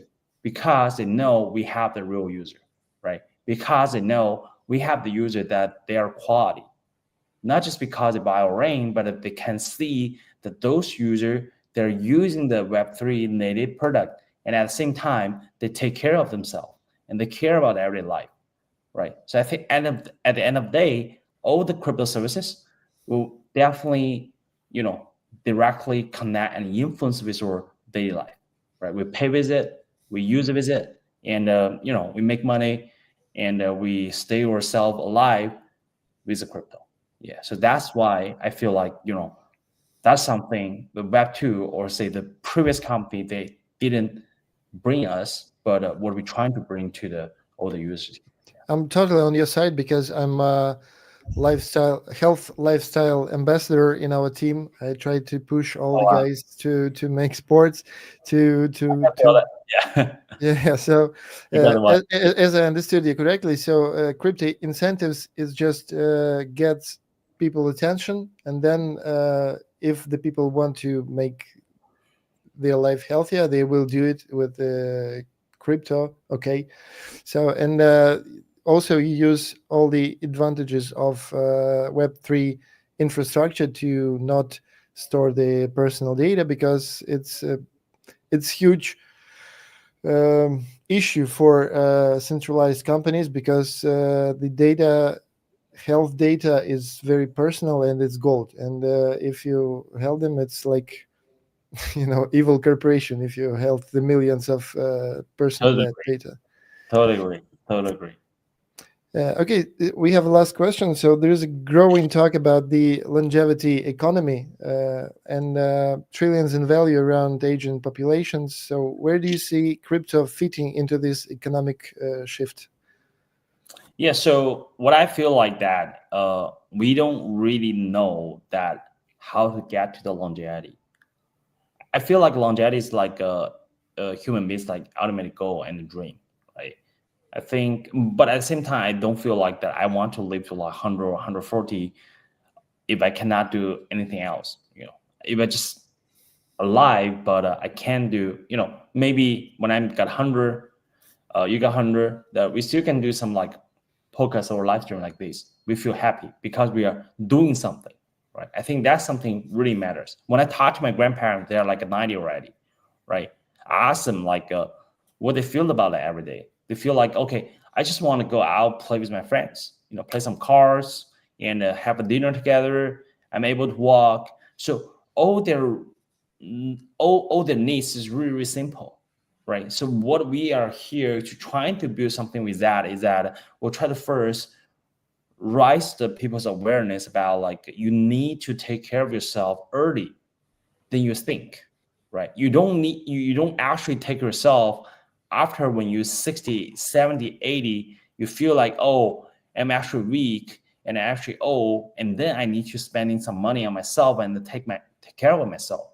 But you spend money when you were like 20, 30, 40, right? And then when you get to 60, 70, 80, you already know like how to take care of yourself. You don't need your grandparent, you don't need your grandson, or you don't need your son to take care of yourself, because you can take yourself very, very well, right? That's what we think about.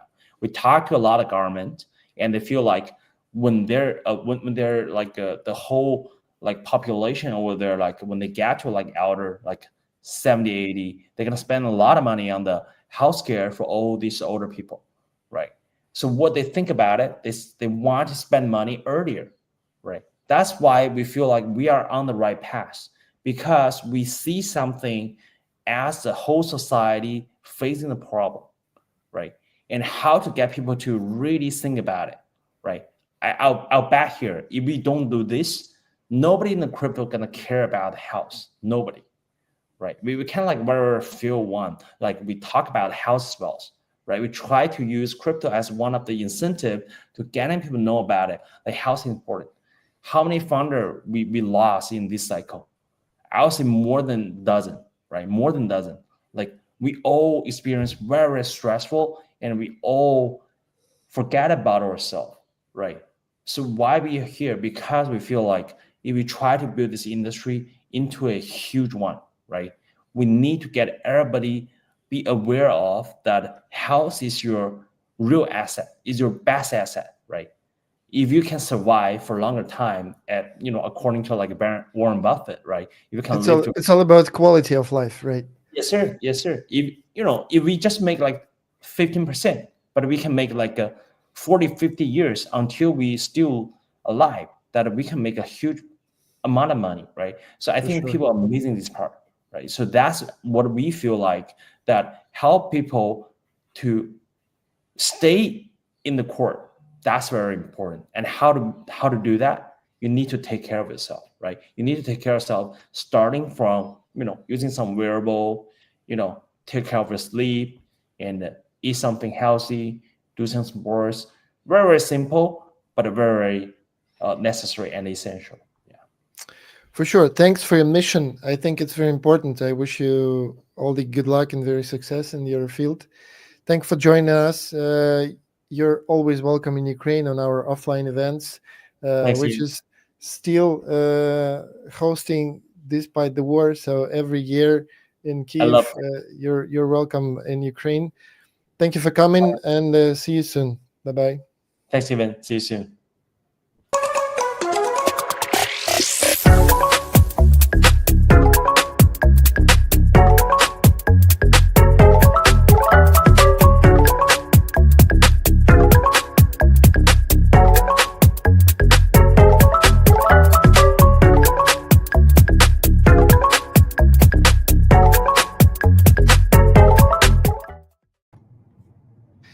Up next, David Schwed, CSSO Brokerage and Money at Robinhood. Hello, David. Nice to see you. Hey, nice to see you too. Thanks for having me. So he will talk about autonomous threat hunters, the rise of agentic AI in continuous penetration testing, and what Web3 must learn. So it's cutting-edge cybersecurity insights. David, the stage is yours. I'm adding your presentation and vanishing. Perfect. All right. Thanks, everyone. So like you said, I'm David Schwed. I'm one of the CISOs over here at Robinhood. Prior to that, I was the Chief Operating Officer for Halborn, Global Head of Digital Assets Technology for BNY, and Chief Security Officer for Galaxy Digital. So, professionally been in the space since 2018 and have seen a lot. And what I wanted to talk to everybody about today is, this thing that we keep hearing about is agentic, autonomous, AI agents, and what we should be thinking about as we think about 2 to 3 years in the future, and what the security threat landscape will look like as we start to think about the utilization of these technologies in a good way and also in a bad way. And while agentic AI is not specific to Web3, I think that the significance in the Web3 world, if you take things like the fact that these are bare assets, a lot of Web3 organizations are, somewhat early stage. So that either means a somewhat new and evolving security program, or in some instances, a mindset of I'll secure it later. If you look at the market cap of trillions of dollars, in asset classes, or if you look at DeFi Llama, I think the last I saw was around, over $100 billion in TVL. There's a lot of yield, if you will, for threat actors. So let's get into it. So the threat that we're protecting against is, what I'm terming as, the sleepless hacker. So, imagine an autonomous AI agent that can, on its own, spot a bug, drain a DeFi pool in under 60 seconds. This is what we are headed towards. Now, whether it's going to be 3 months from now, 6 months from now, 9 months from now, 12 months or 24 months from now, this will be our future. There will be a time in which you're going to have swarms of autonomous hackers that know your projects exist before you're even, promoting it. That will be able to understand every single thing that you're doing because of the transparency of blockchain, and being able to identify and launch POCs and actually effectuate attacks. Based on real-world data, DeFi exploits have actually occurred in as little as 10 minutes, and research agents can already auto-exploit one-day vulns faster than humans. So if you take that technology and you bundle it up in this autonomous, and what we mean by autonomous is effectively objective-based agents. So you could just set them out and say, I want you to go out and look at the landscape of all that's out there in crypto land and Web3 world, and I want you to find a way to do blank, move the funds, do something here, and just set out these swarms of hackers. So this is what we're protecting against. The good news is that we'll also have the ability to utilize this technology from a preventative perspective as well. So you might be thinking, why is traditional security not enough in this case?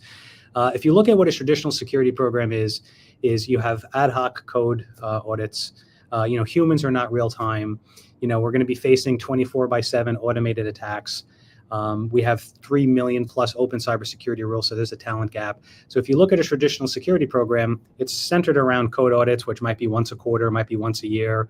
We're doing a pen test once a year. We are running some continuous scans, but there's going to be humans that have to read those results.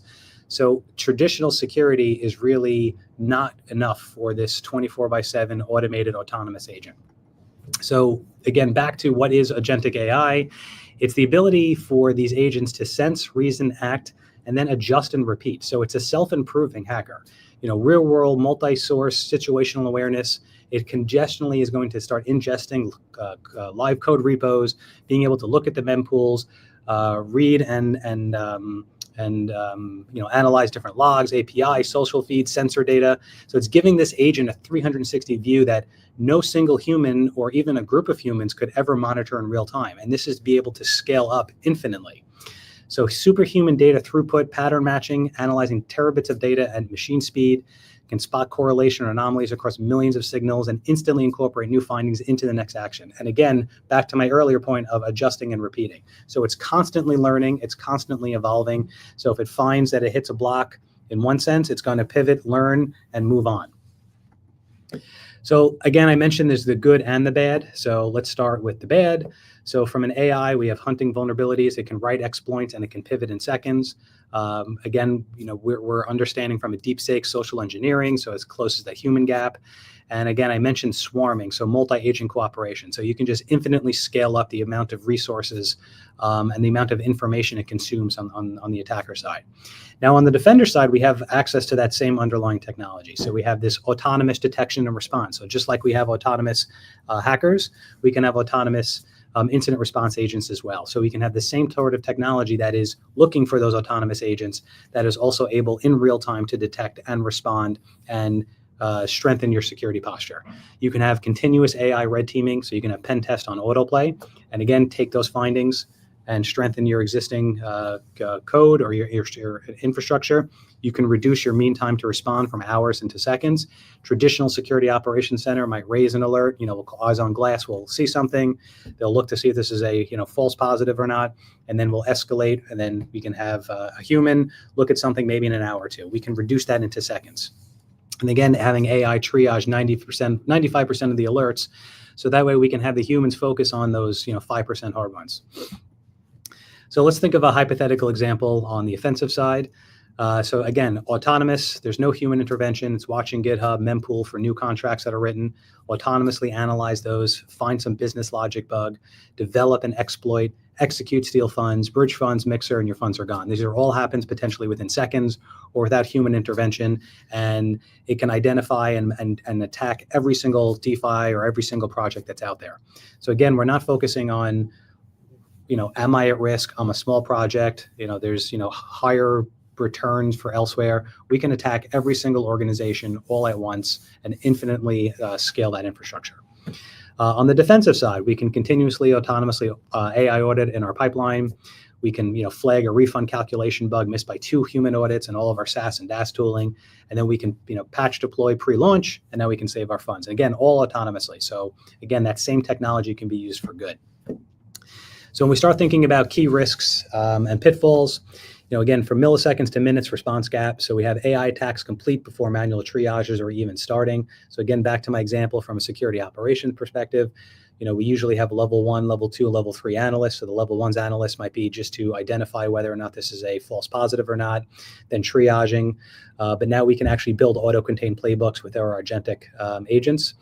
Collateral damage from overblocking is another risk that we have to think about. So as we start deploying and thinking about these agentic agents, hypersensitive models can accidentally pause contracts or lock user wallets, hurting uptime and trust. So as we start thinking about deploying these types of technologies, we really have to think through the integrity of the actions that are taking place. Model drift and data tampering. So this is another area that we have to be concerned with on the security side. Adversaries can, poison, I guess, if you will, the data that's learning. So it can feed skewed on and off-chain data. So it can be retraining the defender to ignore real threats, can train it to potentially miscalculate something as a false positive. And then opaque decision trail. So we start thinking through the regulatory landscape, we have to be able to have a defensible position as to why we're taking certain actions. So regulators and users will demand why the AI or why the agent acted in a certain way. So we have to start thinking through from a data retention perspective, how are we keeping audit logs and rollback paths? We have to have a defensible position as to why our agents are doing the things that they are doing and keeping that underlying source data. So that way, if there is a question as to whether or not something went rogue, we can show that path as to the reasoning as to why this particular agent did the things that it did. So what Web3 teams must do now? Sign up, spin up an autonomous red team, run agentic AI pen test 24/7 against both your staging and production to find those vulnerabilities that existing tools are missing. So again, the goal here is, you go outside and you look for pen testers and you look for red teamers to try to find those vulnerabilities that your traditional SaaS and DaaS tooling are not finding. So it's finding those business logic flaws.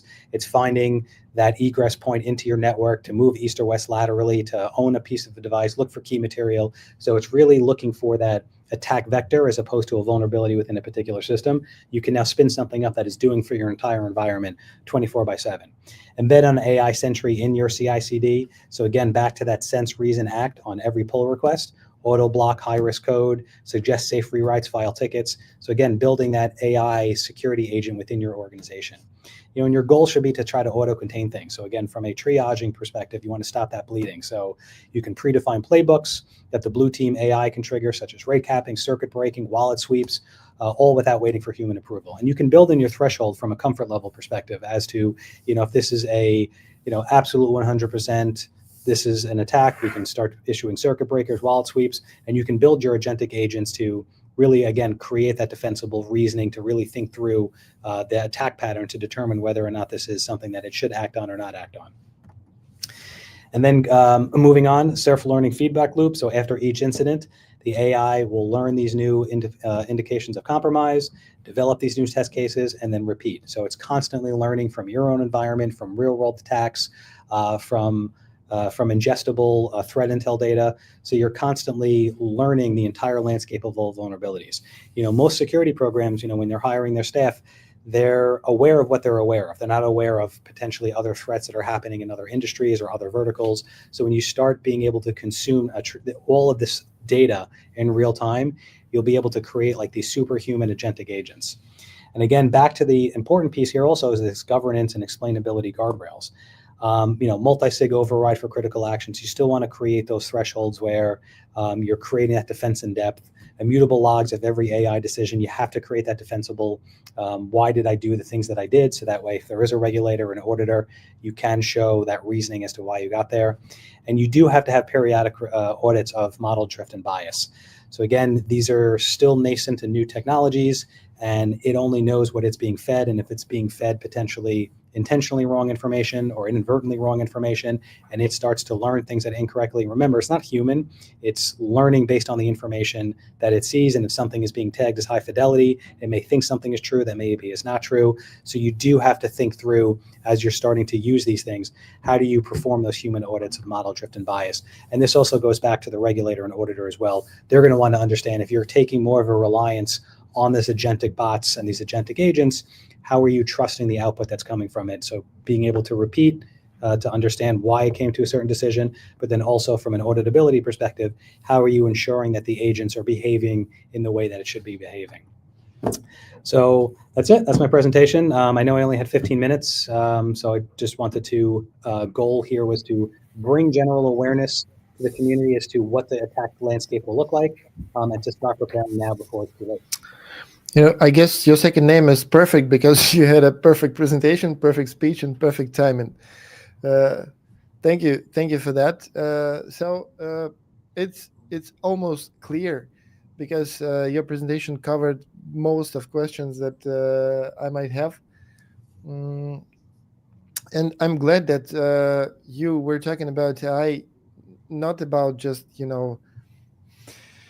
people thinking of AI is, but as a technical update of what Web3 teams can use for improving their projects, improving their technology, and so on and so forth. So it's great to hear that companies like you, guys like you, thinking about how to improve technical side of Web3 building and so on and so forth. Yeah, it's incredibly important to start foundationally thinking about these things now. Like I said before, it's too late. And one of the pitfalls that I see a lot of Web3 organizations is that I'll fix it later, I'll get to security later once I get traction.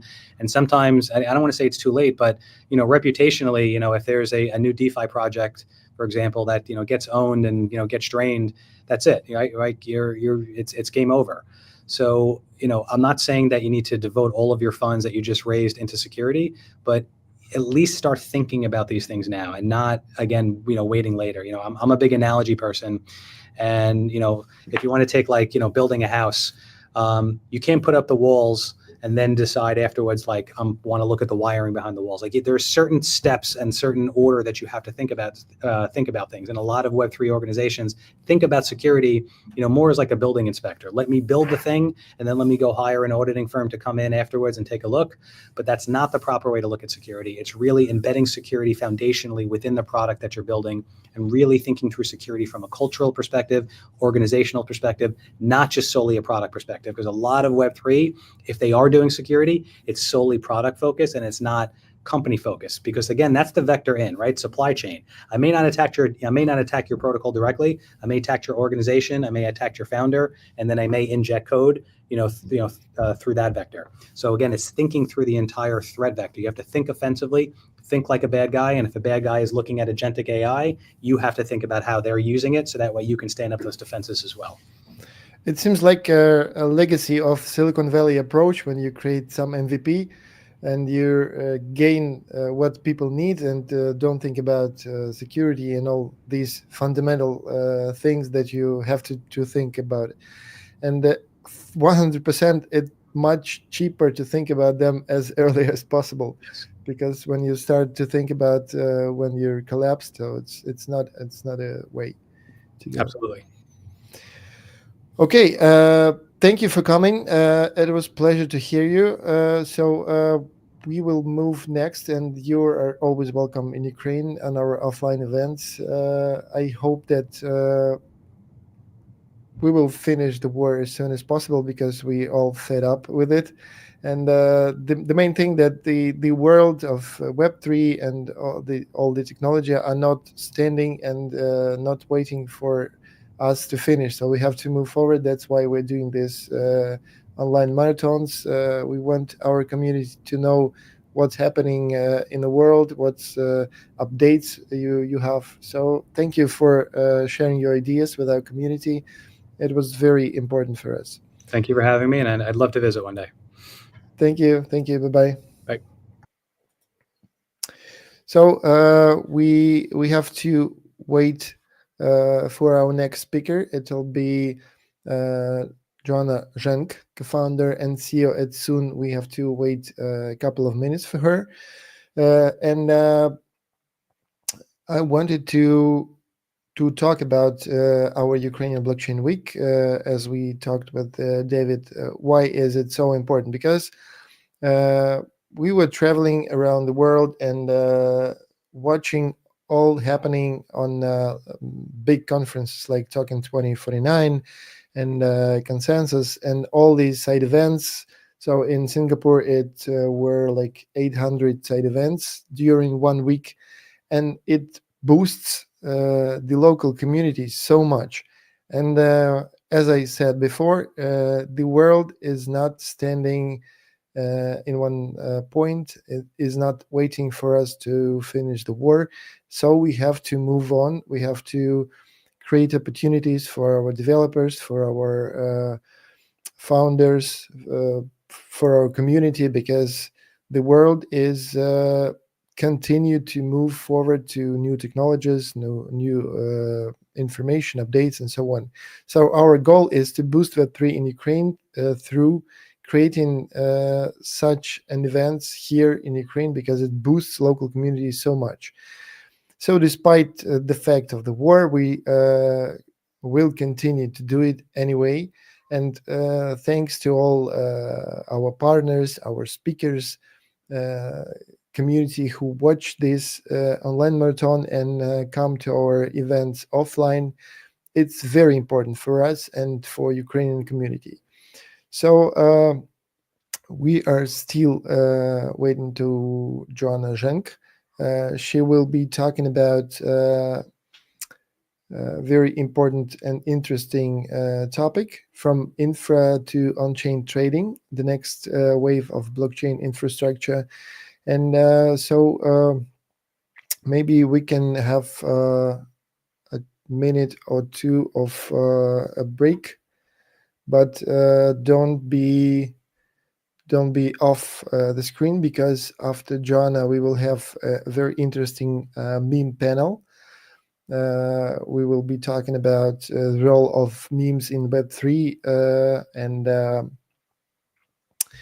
lot of different interesting topics. And after that, we will have our Ukrainian trader Hamacha, which is a veteran trader, like 19 plus years in trading. And by the way, he's the winner of ICTC 2025 crypto tournament. So it will be very interesting.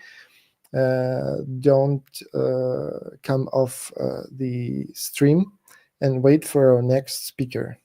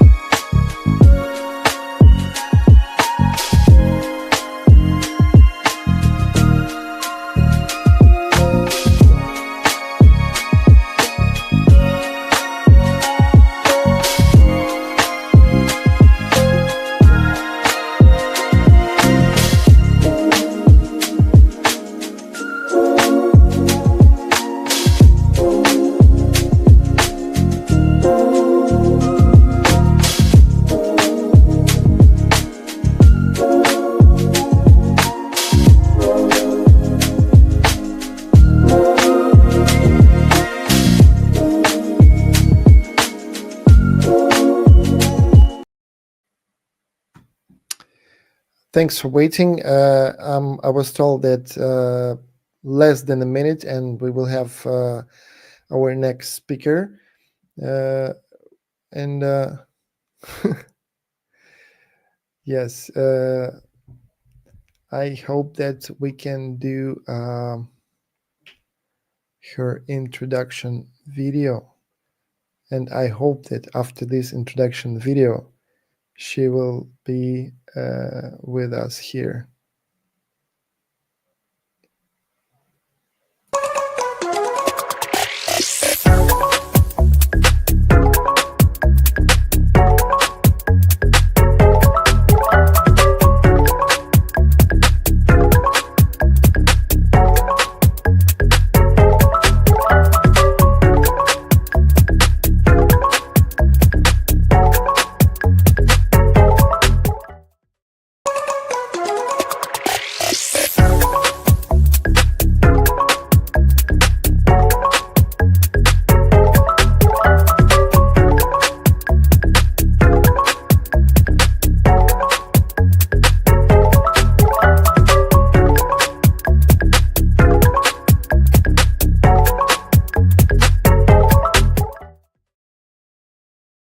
Unfortunately, I was wrong, but I'm still waiting for her.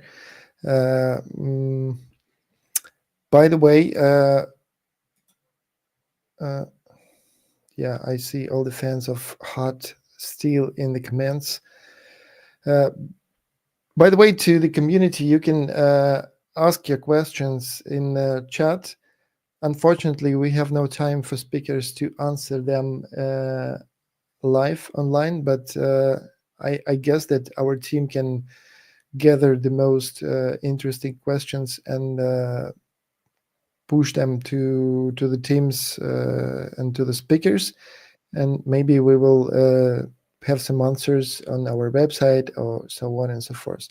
So I got Joanna. Hello. Hey. Great to see you. So one more time, your topic is from infra to on-chain trading, the next wave of blockchain infrastructure. I'm adding your presentation and the stage is yours. Amazing. Thank you so much. Yeah, thank you for having me for the hackathon. Yeah, really always great to meet with builders. My name is Joanna. I'm the co-founder and CEO of Soon. So my personal background is I previously worked at Coinbase, started my crypto journey in 2017. And first as a leasing manager, working with a lot of protocols, and more over to the NFT marketplace to launch that. And then after leaving Coinbase, I worked on the protocols myself. Only worked on like infra projects so far. So that included Optimism. That's the when I was sitting basically on the other side of the table, helping Coinbase as a first client of OP Stack. And then most recently, I founded Soon, which is essentially the OP Stack for SVM, right? So when I started looking at all the high performance chains in last year in 2024, the one thing that came to mind is, we have all these new alt VMs that can produce much better chain performances, and that's unlocking a lot of new applications. And it became pretty clear that we want to zero in onto the Solana virtual machine. And I'll maybe give a little bit of background when I'm explaining what we do. Yeah, so what Soon stands for is Solana Optimistic Network, right? Obviously, also we chose the name Soon for the meme value. But the mission is really, we're making the SVM, the dominant VM in every ecosystem. And that's extending the Solana virtual machine beyond its existing chain, right? To bring that top performance and the builder culture across different ecosystems like Ethereum. We started with ETH L1. We have a SVM on top of Base, on top of BNB or Binance Smart Chain as well. So now we have 3 mainnets, right? That's live. We're looking to extend to other ecosystems like Bitcoin and Cosmos as well. But I wanted to give you this initial sort of journey. The point of the journey was, seeing Toli's tweet here talking about, it would be great to have OP Cat, right? That's referring to like having this SVM stack on top of, EVM base layers. So to us, it's like a really interesting and difficult technology or technical challenge to solve, right? To be able to decouple the Solana virtual machine, the execution layer from the consensus layer. So what we have done, as mentioned, is we successfully decoupled the execution from the consensus layer and put that SVM on top of like ETH L1 on Base, on BNB. So that's how we got kind of all the leaders from the industry, Toli, Jesse, and CZ to give us the shout out. I don't think I know any other project who has, amassed that kind of endorsement from O3. But Toli kind of was one of our first checks, very early angel investor in us, in really investing in this idea of like making SVM the standard, right? Just like how EVM was the standard like 4.5 years ago. Now we're making this, basically making SVM adoption our main mission. So we were able to come up with a pretty big campaign after we launched our first mainnet. That's the Soon mainnet, right? That's the Solana virtual machine on top of settled onto Ethereum mainnet or ETH L1, right? So as soon as we launched that Soon mainnet, the immediate focus became like, how do we get the right builders and users onto this product, right? We launched the product now, we need to see the traction. So we did this, maybe just to back up a little bit, right? Like what's our focus on the project level, right? So we're combining the Solana developers with ETH or other ecosystems users, right? That's really the core value add. We're bringing all these like Ethereum, Coinbase, Binance, right, retail distribution to Solana for SVM. And then in the process, right, like we really focus on like incubating and finding these really high quality developers from the Solana ecosystem. And in the first 10 months of our time, we basically did a lot of hacker houses around the world, right, including places like Southeast Asia, like India, like Turkey, UAE. We have a very, very big community, Ukraine community as well. So we were very lucky to have these I call like the emerging markets as our backbone, right, to really start that flywheel, right, with as mentioned, like these emerging developers in emerging markets, right, becoming the main the main players within the ecosystem. And then on the user side, so what we did is, as mentioned, once we launched the product, we basically did this big NFT mint campaign, right, to have folks to partake in this ICO style, token launch, right, to do this fair community sale in a way that I think it's very unique. It's a first of its kind, kind of a token launch, because we actually did three things that are different, right? So first is we only raised from the community, meaning we didn't use like an Echo or other platforms to screen like if you go to these third-party community launch or launch pads, right?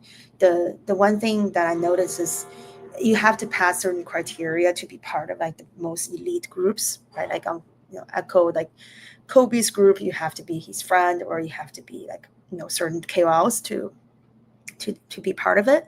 So the idea is to really have your token accessible to everyone. Whoever wants to purchase can purchase, right? But that it's not the case with any of these launchpads. So we built a launchpad that's first of all, it's our own, right? So we build it ourselves, and it has like 3-tiered pricing. So it's matches up with different people's valuation and risk tolerance, right? So that's also unique, this tier approach.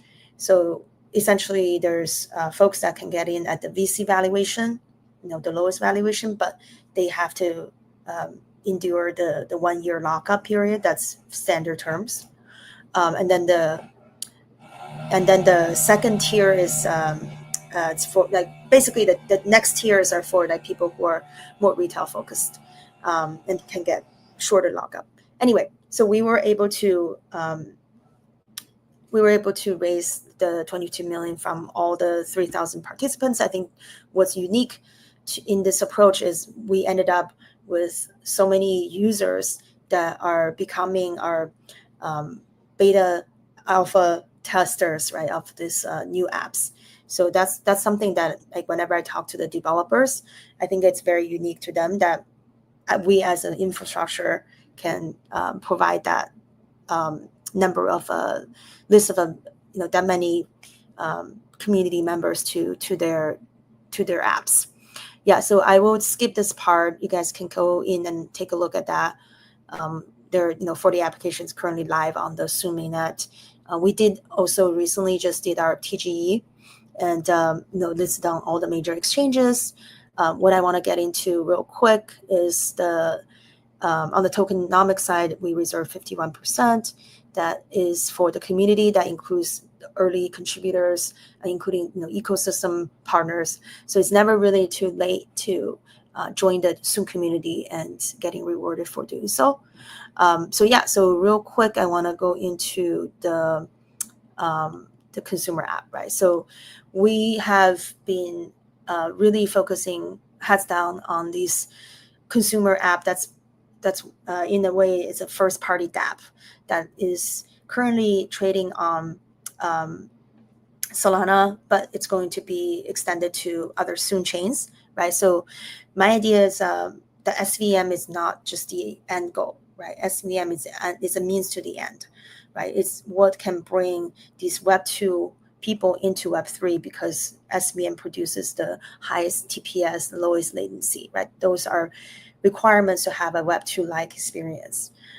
So we ended up building this killer app that is a copy trading platform. It's called Simple Fun, right? So it's a copy trading platform, allows people to social trade. You can go into this Twitch or other, like it's another live streaming platform called Soup, SOOP. It's a Korean live streaming platform and click on this your friends or favorite streamers live position, open position, and see how much money he's making. And then you can just do the one-click deployment through that web browser extension. And the whole process doesn't really leave the live stream. So it's very chain abstracted.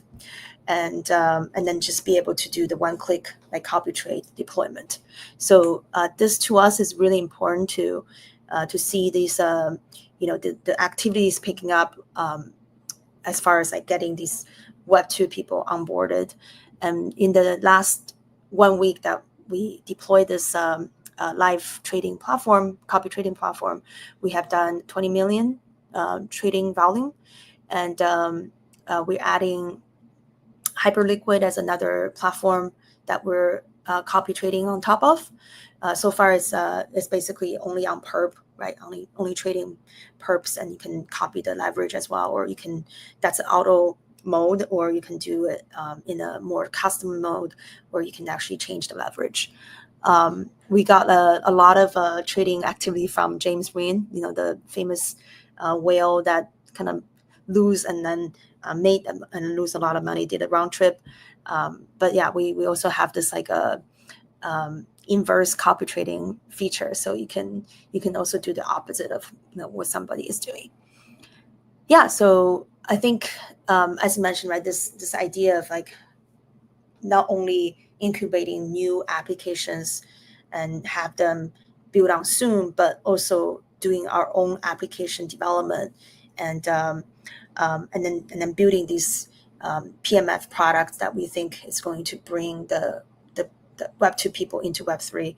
These are going to be the two focuses for now. So really looking forward to working with your community and have more builders to reach out to me personally. My DM is always open, so you can go to my Twitter. It's I can actually maybe post it here in the chat, or you can follow my project's name soon.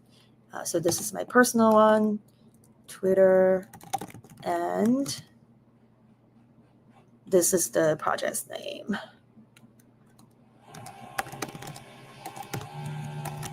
Yeah, that's all from me. Thank you for being here with us. It was very interesting, and you're also always welcome in Ukraine on our offline events. Yeah, we really do have a really large Ukrainian community, and I think one of my ambassadors also speak Ukrainian. So whenever I go on these cool. community calls, he will translate for me. So we've been looking for people as additional BD marketing DevRel help in Ukraine as well. Yeah, just put it out there. Thank you, and see you soon in Ukraine. Bye-bye. Thank you.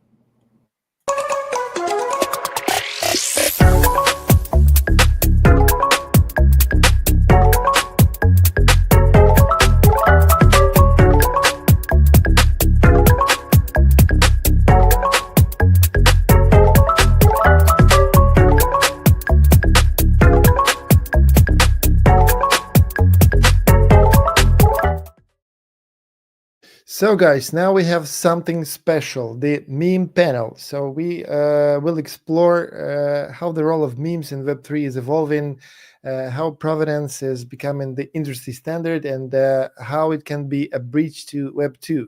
So I'll be welcoming guys one by one.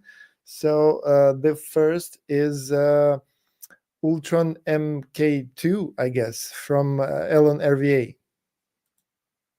Oh, no, I'm sorry. I have to put this.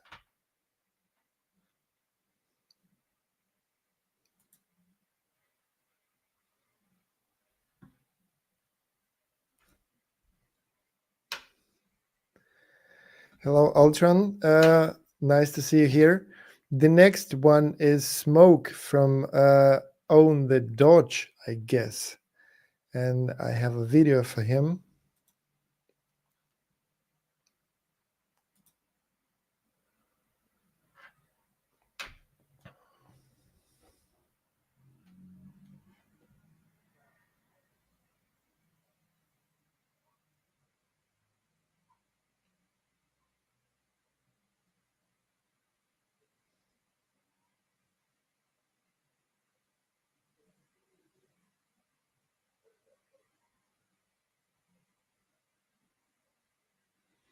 Hello, Smoke. Nice to hear you.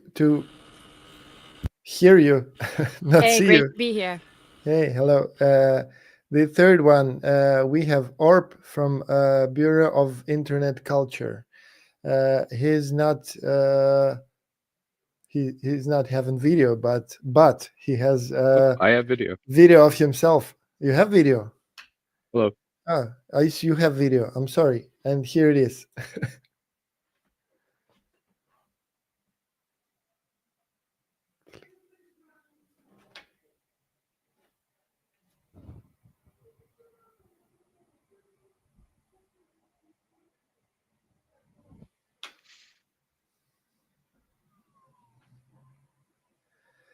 Yes, and the last but not least is Art Nera from Making Memes Matter. This guy doesn't Hello, have video. everyone. Hello. Thanks for having us. So, as I was told, I can ask the first question, and then you will go further without moderation, as all the meme industry. Is it right?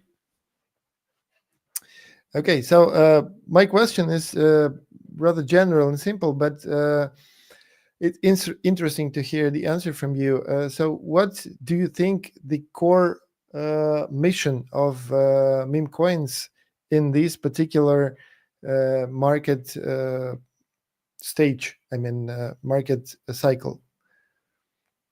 What mission does the meme solve or have? Ultron, would you like to take that one? Yeah, sure. Yeah, I think it's evolved, right? I think when you look at the industry as a whole, there's a lot of things that have been built, but for a lot of people, they look to find communities when they come here. You know, like if you look, I think during the pandemic we saw it a lot, where you see people, you know, are you who you are online, you know, or are you the person that you are out in the world, right? Where you're checking into your 9 to 5 every day, you're sitting in your cubicle.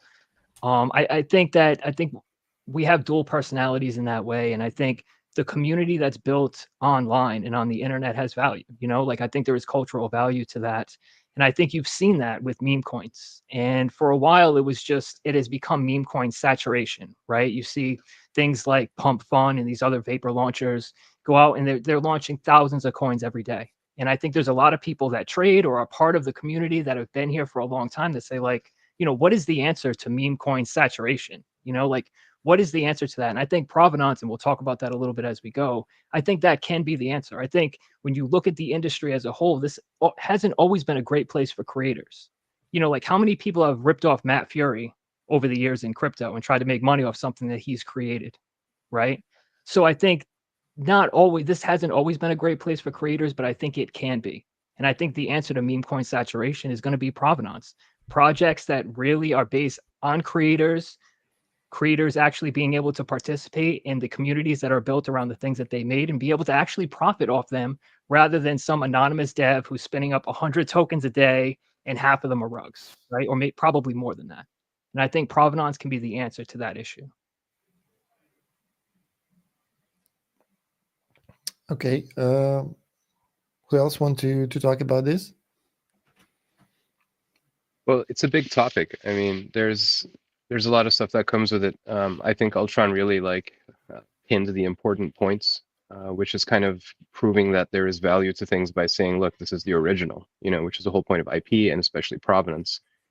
I think the empowering creators part is a big part of this. The reason we're on the blockchain is because it is disruptive technology. It prevents certain things that are problematic in the real world. We've always had problems with IP in the real world. Artists have their art ripped off every day. The blockchain tends to solve this. The idea of provenance exists for that idea and is why artists continue to stay here, even though it may not be that profitable. There's a promise. There's some hope here, you know. The generic thing to say, the idiomatic expression is we're so early, and we are. Ethereum's been around since 2017, and that's not a very long time for a virtual machine to be running, and the promise hasn't really waned. And as new blockchains spin up, L2s start spinning up, people start seeing that there's different ways of using this. There's more user-friendly experience. So bringing the idea of provenance into this space in this way gives people some confidence that their art isn't going to be lost in the dredges of time. Some dev isn't going to rug a bunch of people using somebody else's art, So I think that's the reason we're here. The technology supplements our mission. Okay, I guess we missed something.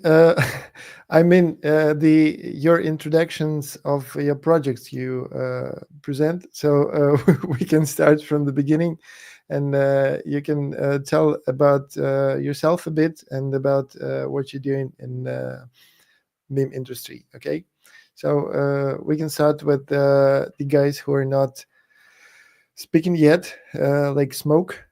Hey, Smoke, are you here with us? Can you do a little introduction of yourself and your project?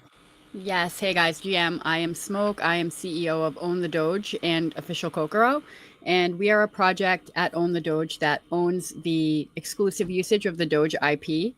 We attained this by acquiring the Doge NFT for a little over 4 million in ETH back in 2021. We fractionalized that into Dog Token, and we worked directly with the creator and photographer at Tsuko Sato to kind of spread the word of Doge across the world and do amazing activations, including building a statue in Tokyo for Doge, creating an international holiday, a full feature-length Doge documentary, and many other culturally impactful events that we hold and things that we do in honor of Etsuko and Doge. Thank you. Thank you. Artnera, is it correct? I'm spelling your name. Yes. So hello everyone. We are a meme agency who work with different meme creators, and through the blockchain we were able to help lots of creators who haven't gotten their share for their contribution to meme history. And due to the help of NFTs, we were able to change this. And we work alongside these creators. And we're mainly focused about Web3, but we also we have been doing licensing alongside and helping meme creators if their meme has been infringed upon to file copyright infringement cases against bigger corporations. Cool. Thank you. Ultron. Yeah, thank you very much. I'm Ultron. I wear a few different hats. I'm also from the Bureau of Internet Culture. I also sit on the council for Own the Doge and was one of the early, I helped launch Elon RWA, which is the first real world asset meme coin in the history of planet Earth. Wow. Cool. Orb, you? Yeah, I'm a developer. I'm also an artist. I got into all of this as an artist with the hope that I could sell my art, and stayed because I got to build really cool stuff, which brought me to a few places. It's kind of funny, we all kind of work together. I'm also a developer over at Own the Doge. I've done some work with Elon RWA.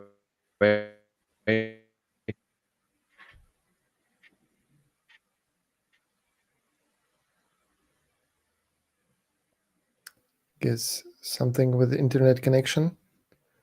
And I work. We're a small team that moves fast, so we get to. Still there? Yes. No, there is some misconnection. Orb is one of the most talented people I know. He is a dev. He's also an artist, makes incredible art. Actually helping us launch an NFT NYC event later this month. Doing all of that with his connections that he has in New York with some of the artists that he's worked with. Probably one of the most talented people I know. That's what the team is when Orb got network issues. So I'll try and just make him to talk about. Yeah. Okay. Can you hear me now? Is that okay? Yeah, it's okay now. Yeah, sorry, I'm on the top of a mountain in Turkey visiting my parents, so the internet is really come and go, so I'm sorry about that. You guys are super kind. I heard everything you said. They're all amazing too. Before I cut out again, so the Bureau of Internet Culture is essentially a community-run organization. We're dedicated to collecting, preserving, and celebrating significant cultural artifacts from the internet, specifically, obviously. I think we think of ourselves as a cultural treasury. So we're primarily focused on provenance, empowering creators, and basically finding new ways to use the tech that we have and really experiment, with tokenomics and both with art. Thank you for introduction. So hearing your introductions, I have one more question. So as the popularity of meme tokens continues to grow, an important legal and creative question emerges. So who holds the rights to meme tokens? Absolutely. I wanted to jump in here as well. I have a point I wanted to make really to the industry, I guess, because like you said in the beginning, we're trying to change the industry standard. I know that we have a lot of amazing exchanges and partners that have been speaking on this panel. So just wanted to give a point of view that we kind of have collectively at Own the Doge. And this is in regards to the different exchanges that are very powerful within the industry. We believe that these exchanges have the power to transform the industry by creating a provenance or verified IP coin category on their platform. The amplification of tokens directly linked to creators will incentivize millions of new creators to onboard to crypto because they'll know that they have a safe and verifiable way to be able to get their token out there that's backed by their creations. It will help to set an industry standard of provenance, facilitating the next evolution of creator attribution. In an industry where AI coins have a significant presence, human creators require both distinction and verified provenance to thrive. So yeah, just to touch on that, I think we've seen there's a ton of AI coins, tokens, progress in the AI realm that's extremely impressive and interesting to people. I think we've seen it in blockchain and beyond.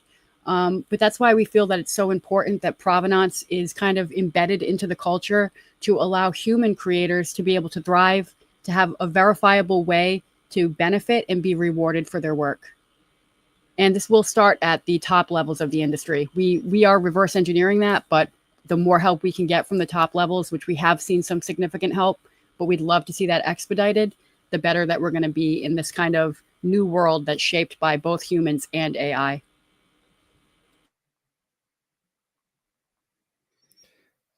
Guys, maybe you want to talk about this topic also?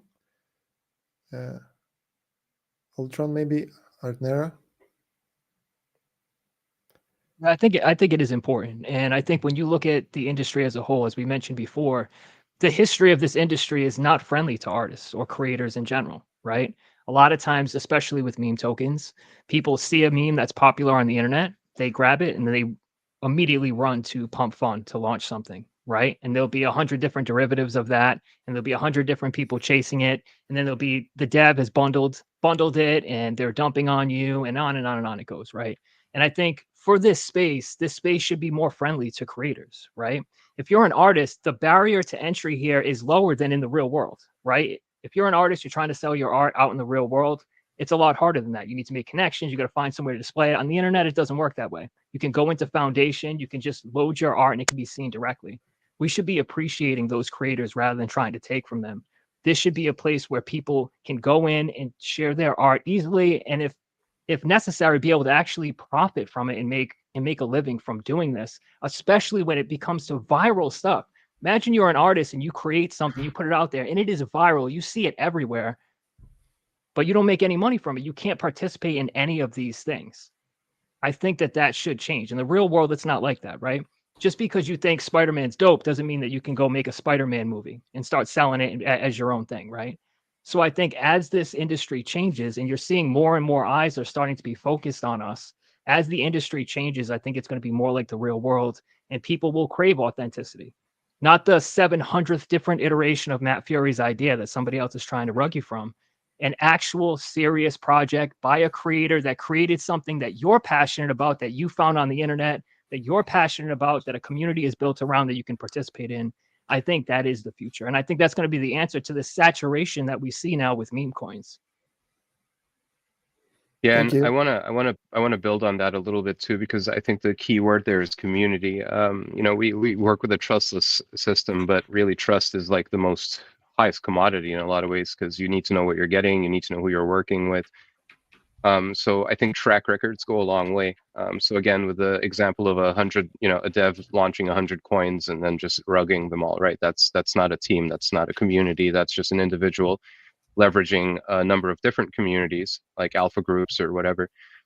I think some of the things that we're very, we feel strongly about, and that matches our ethos as a community, not just BIC, but everybody involved in this discussion right now. The reason why we work and have a synergy together is because we're interested in stewardship, which is giving people direction, making sure that, you know, our holders as well are exposed to a set of assets that make sense. And once people see how that works, it attracts more people. You know, they want to be part of that. They want to maybe launch stuff with us. Also, there's this thing that I really like that one of our core members, Dress, wrote, and it's called, you know, value flywheel creation, right? So if we're generating stuff, if we're making money off of a meme, off an IP, we don't just keep the money and run with it, right? We just invest it into more memes. So it creates this chain of events where the asset class is changing because you have so many different types of assets. And that exposure that our holders get creates a level of trust that I think a lot of other communities tend to miss sometimes. And so, yeah, I think the importance of meme coins is kind of like trumped by the importance of trust, right? I think the reason why a lot of these things have very bad down cycles is because people lose trust in the system, or because there's no liquidity left, because somebody dumped everything. You know? Okay, guys. Who else want to talk about it? Because I guess it will be the last question because we have to move on. Artnera, maybe you can also share your opinion about that. Yes, absolutely. So about trust, we had a lot of clients that have created memes and are the people behind memes. And they also get messages of people that have invested in these counterfeit meme coins from people that are not associated with the original memes. And they even get like messages from people that invested in those coins and basically accuse them of rug pulling this coin. And this is really that they lose trust in the meme itself. For example, we have like big creators with hundreds of thousands of followers, and they get accused of actually being rug pullers, and this is actually damaging their reputation as well. Not only are they missing out on the money, but they're also getting actively damaged by their reputation. And that's why we are also very grateful for the Bureau for helping us with one of the meme coins. But yeah, meme coins also can have a massive negative effect on the reputation. And we have actually seen that they're very bothered by this, and we can't really go against the meme coins because they're very decentralized. There are no names, no companies, no nothing. So yeah, it's very desperate for the creators themselves. Okay, thank you very much. Guys, I guess that we have to make a separate stream about that because we can talk about meme coins for hours.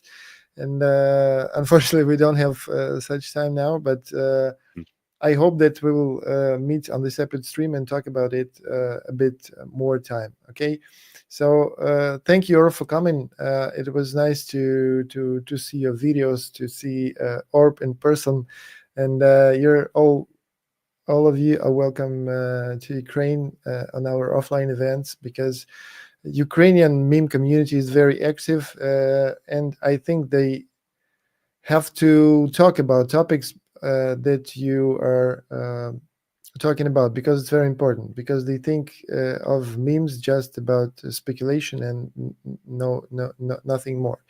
So it's very important to talk about that with them, and I hope you're the right person to talk about it. So guys, thank you for being here. See you soon. Bye-bye. Thank you for having us. Thanks for having us.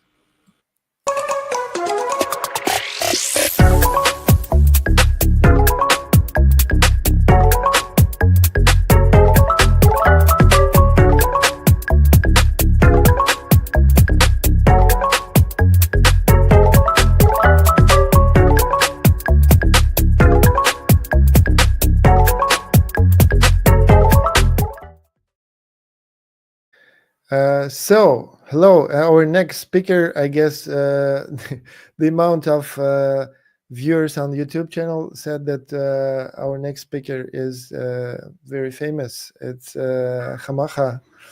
Hello, Max. The rules of our online marathon says that we have to speak in English, but I can say привет to you. I hope you understand. So it's a veteran trader, 9+ years in experience. By the way, congrats on the ICTC 2025 championship, which you won. And I'm told that you're the first trader in the world whose name was on billboards at the Barcelona stadium. Hello, Van. Not only Barcelona, in like any stadium, I guess. No, such information I have. So thank you for introduction. Me and I brought you a lot of alpha.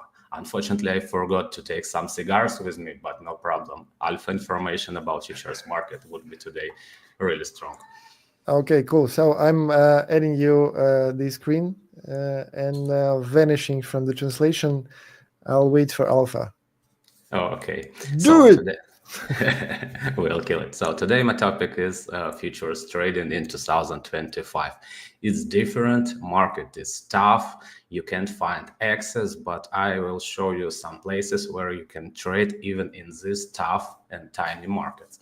First, you need, and I will be really disappointed if you are still not using this tool, Hamaha Crypto Screener, where you can watch all charts in one moment, like visual screener, we told it. Okay, this is weekly chart of whole market. To talk about futures in 2025, need to fast move whole market. We can do it easily in like 1 minute or maybe even less.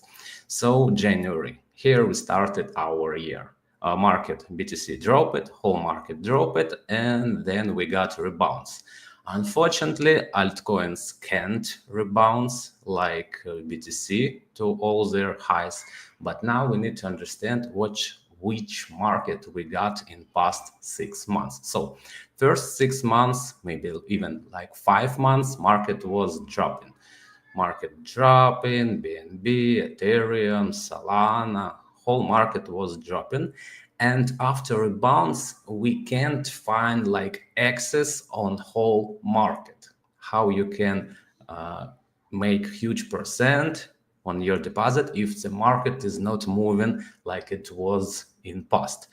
One of not only the maybe Sui, one of the coins where you got 1x. In all other altcoins, there would be much lower income, like 30, 50, 60%. And it would be great if after that rebounds, market and your portfolio would be green. When you got futures market, you can short when the market is dropping. First 6 months was terrible, but for those guys who were shorting such great place like this candle, you were feeling great, or this candle. So trading futures are great in special days. Today I will show you few of those best days in this year. So now we're still checking the whole market, where you see there are no access at all, only dropping first 6 months where you can short. You can't short everywhere with leverage, but for instance DOT, when it was dropping 6 till 5, 20-25% drop, depends how to count. This is a great place for short in high leverage. And we in my communities searching for such days, and we're all in such days. Not every day, not every week, even not every month, but when we got such clear setups, this is the best place to be all in. More examples are coming. So also in 2025, we can't find like really good altcoins with utility, with access. All they're dropping, like Aptos and so on. It's terrible, it's sad to see that, but what can we do and how we can trade in such circumstances? Even rebounces in such coins like Arbitrum are terrible. It's really terrible. And where we can see less utility in 2025, more upcome we can find. Meme coins showing not bad result. SPX 69,000 showed 2x. It's a rare example where we got really good return in crypto market. A few years ago, 2x's was really funny and it was boring. But now this is a great example where you're really lucky, where you got instrument which moves such fast. All other stuff is boring and not moving. Now I will show you the best days for trading futures. Also, I'm making a lot of trading futures with good volumes. Maybe next time you can call me, I will show you how it works. So let's start with examples of futures, how it looks like in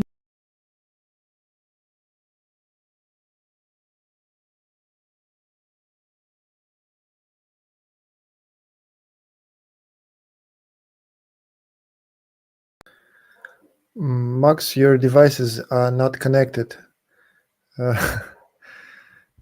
The community jokes that you've been liquidated. You have to reconnect your devices.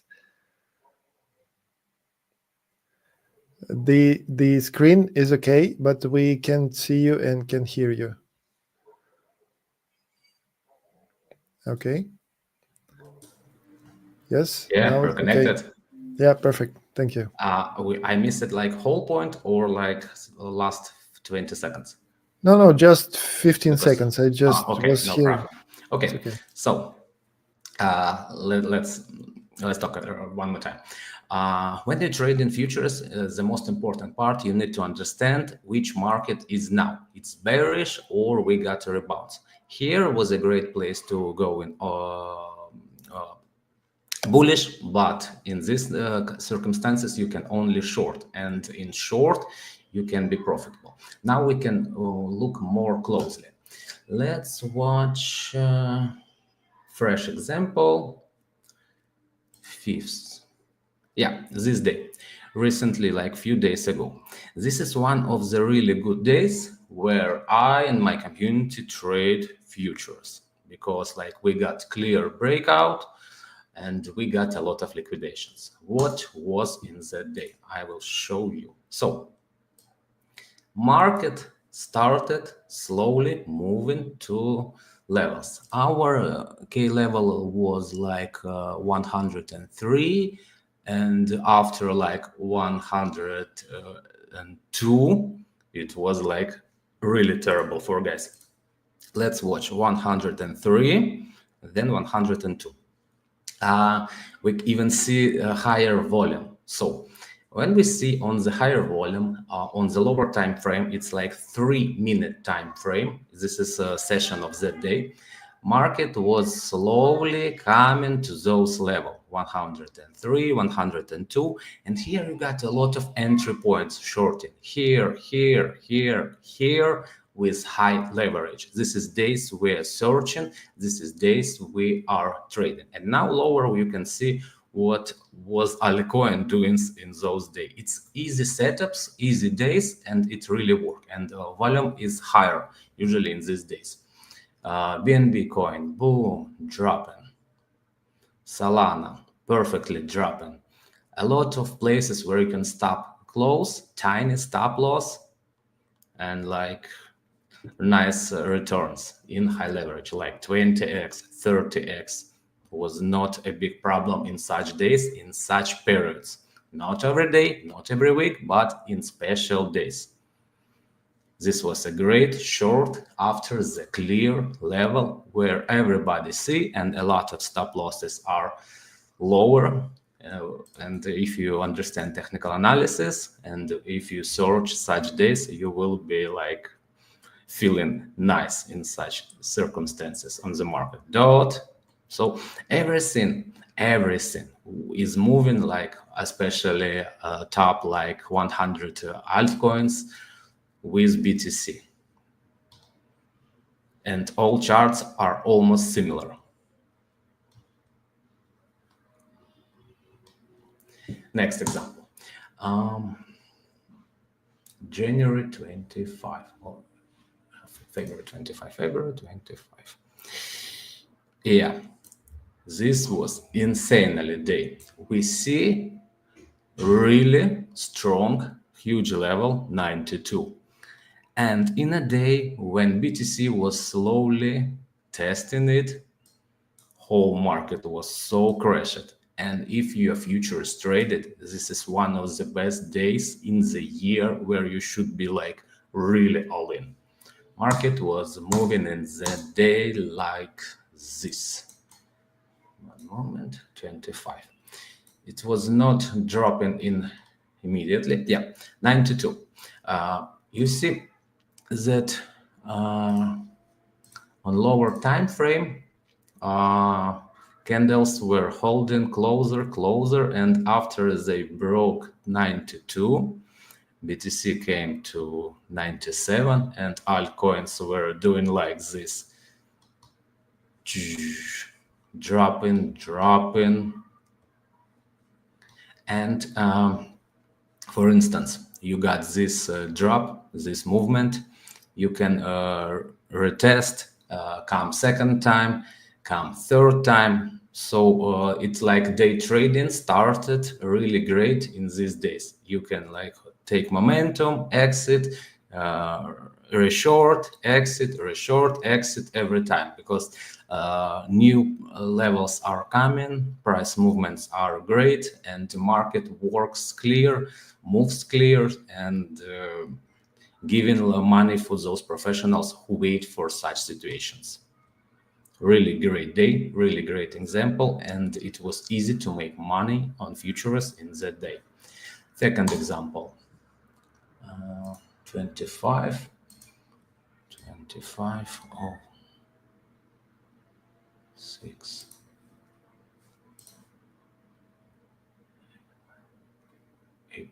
April 6, yeah. April 6, yeah. This was a good day too. We got clear level on BTC. Now you start and should be start and understand markets like I was talking. Really huge, nice technical level. And when it was dropping in this day, whole market was really predictable. And all movement, especially in BTC, was so clear, so beautiful. Look at these intraday charts in that day. Perfectly. And altcoins were moving really beautiful. This is one of the best days in this year when intraday charts were volatile and beautiful. I love that. And it's so easy to make money shorting, reshorting, adding position, any place, tiny stop losses, big leverage, and you should be profitable if you're doing everything correct. Link. How great is this? I love to watch all those charts to receive more experience and understand how can I be better in those days next time. Litecoin. Great charts. All altcoins move similar. Market is really connected, especially top 100. Great.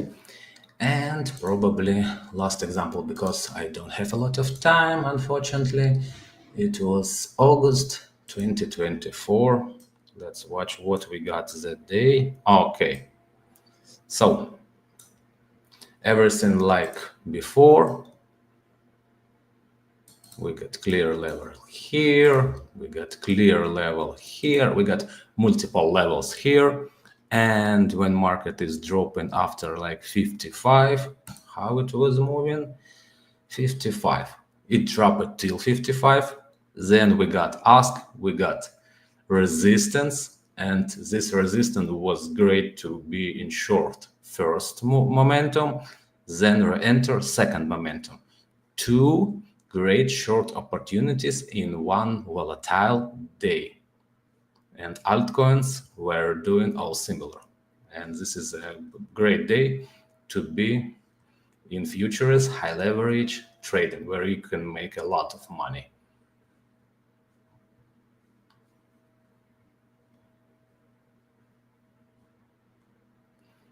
So we should remember that futures not for every day, even not for every week, but in few times in months or rare, it brings like really great days. You should watch Bitcoin levels, and when it drop a lot important levels which everybody see, where a lot of liquidations, you will have a really easy day for day trading in futures, where you can be all in.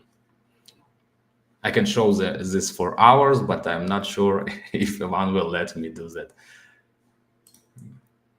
How much time do I have, Ivan? I would tell that whatever you want, but I think that we have to finish. By the way, we can talk on the separate stream. You're always welcome on Incrypted YouTube channel and offline and online.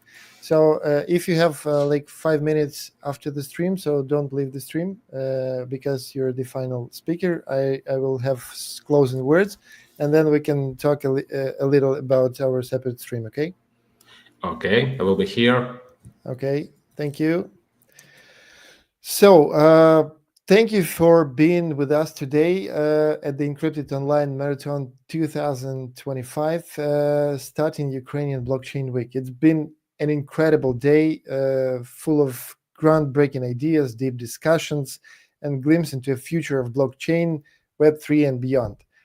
We are proud to see how Ukrainian blockchain community is growing and connecting to the global ecosystem. And today's marathon is proof that innovation knows no borders. But this is just the beginning. So I'm excited to invite all of you who can reach Ukraine or in Ukraine to see you in person at Incrypted Conference 2025, which will be on 14th of June. So this Saturday, expect even more top-tier speakers, networking opportunities, unforgettable moments, and so on and so forth. So thank you for being here with us. Thanks to all our speakers, to our partners, to community who watch this. We continue to boost Web3 in Ukraine by all our events, online and offline. So thank you for being with us, and bye-bye.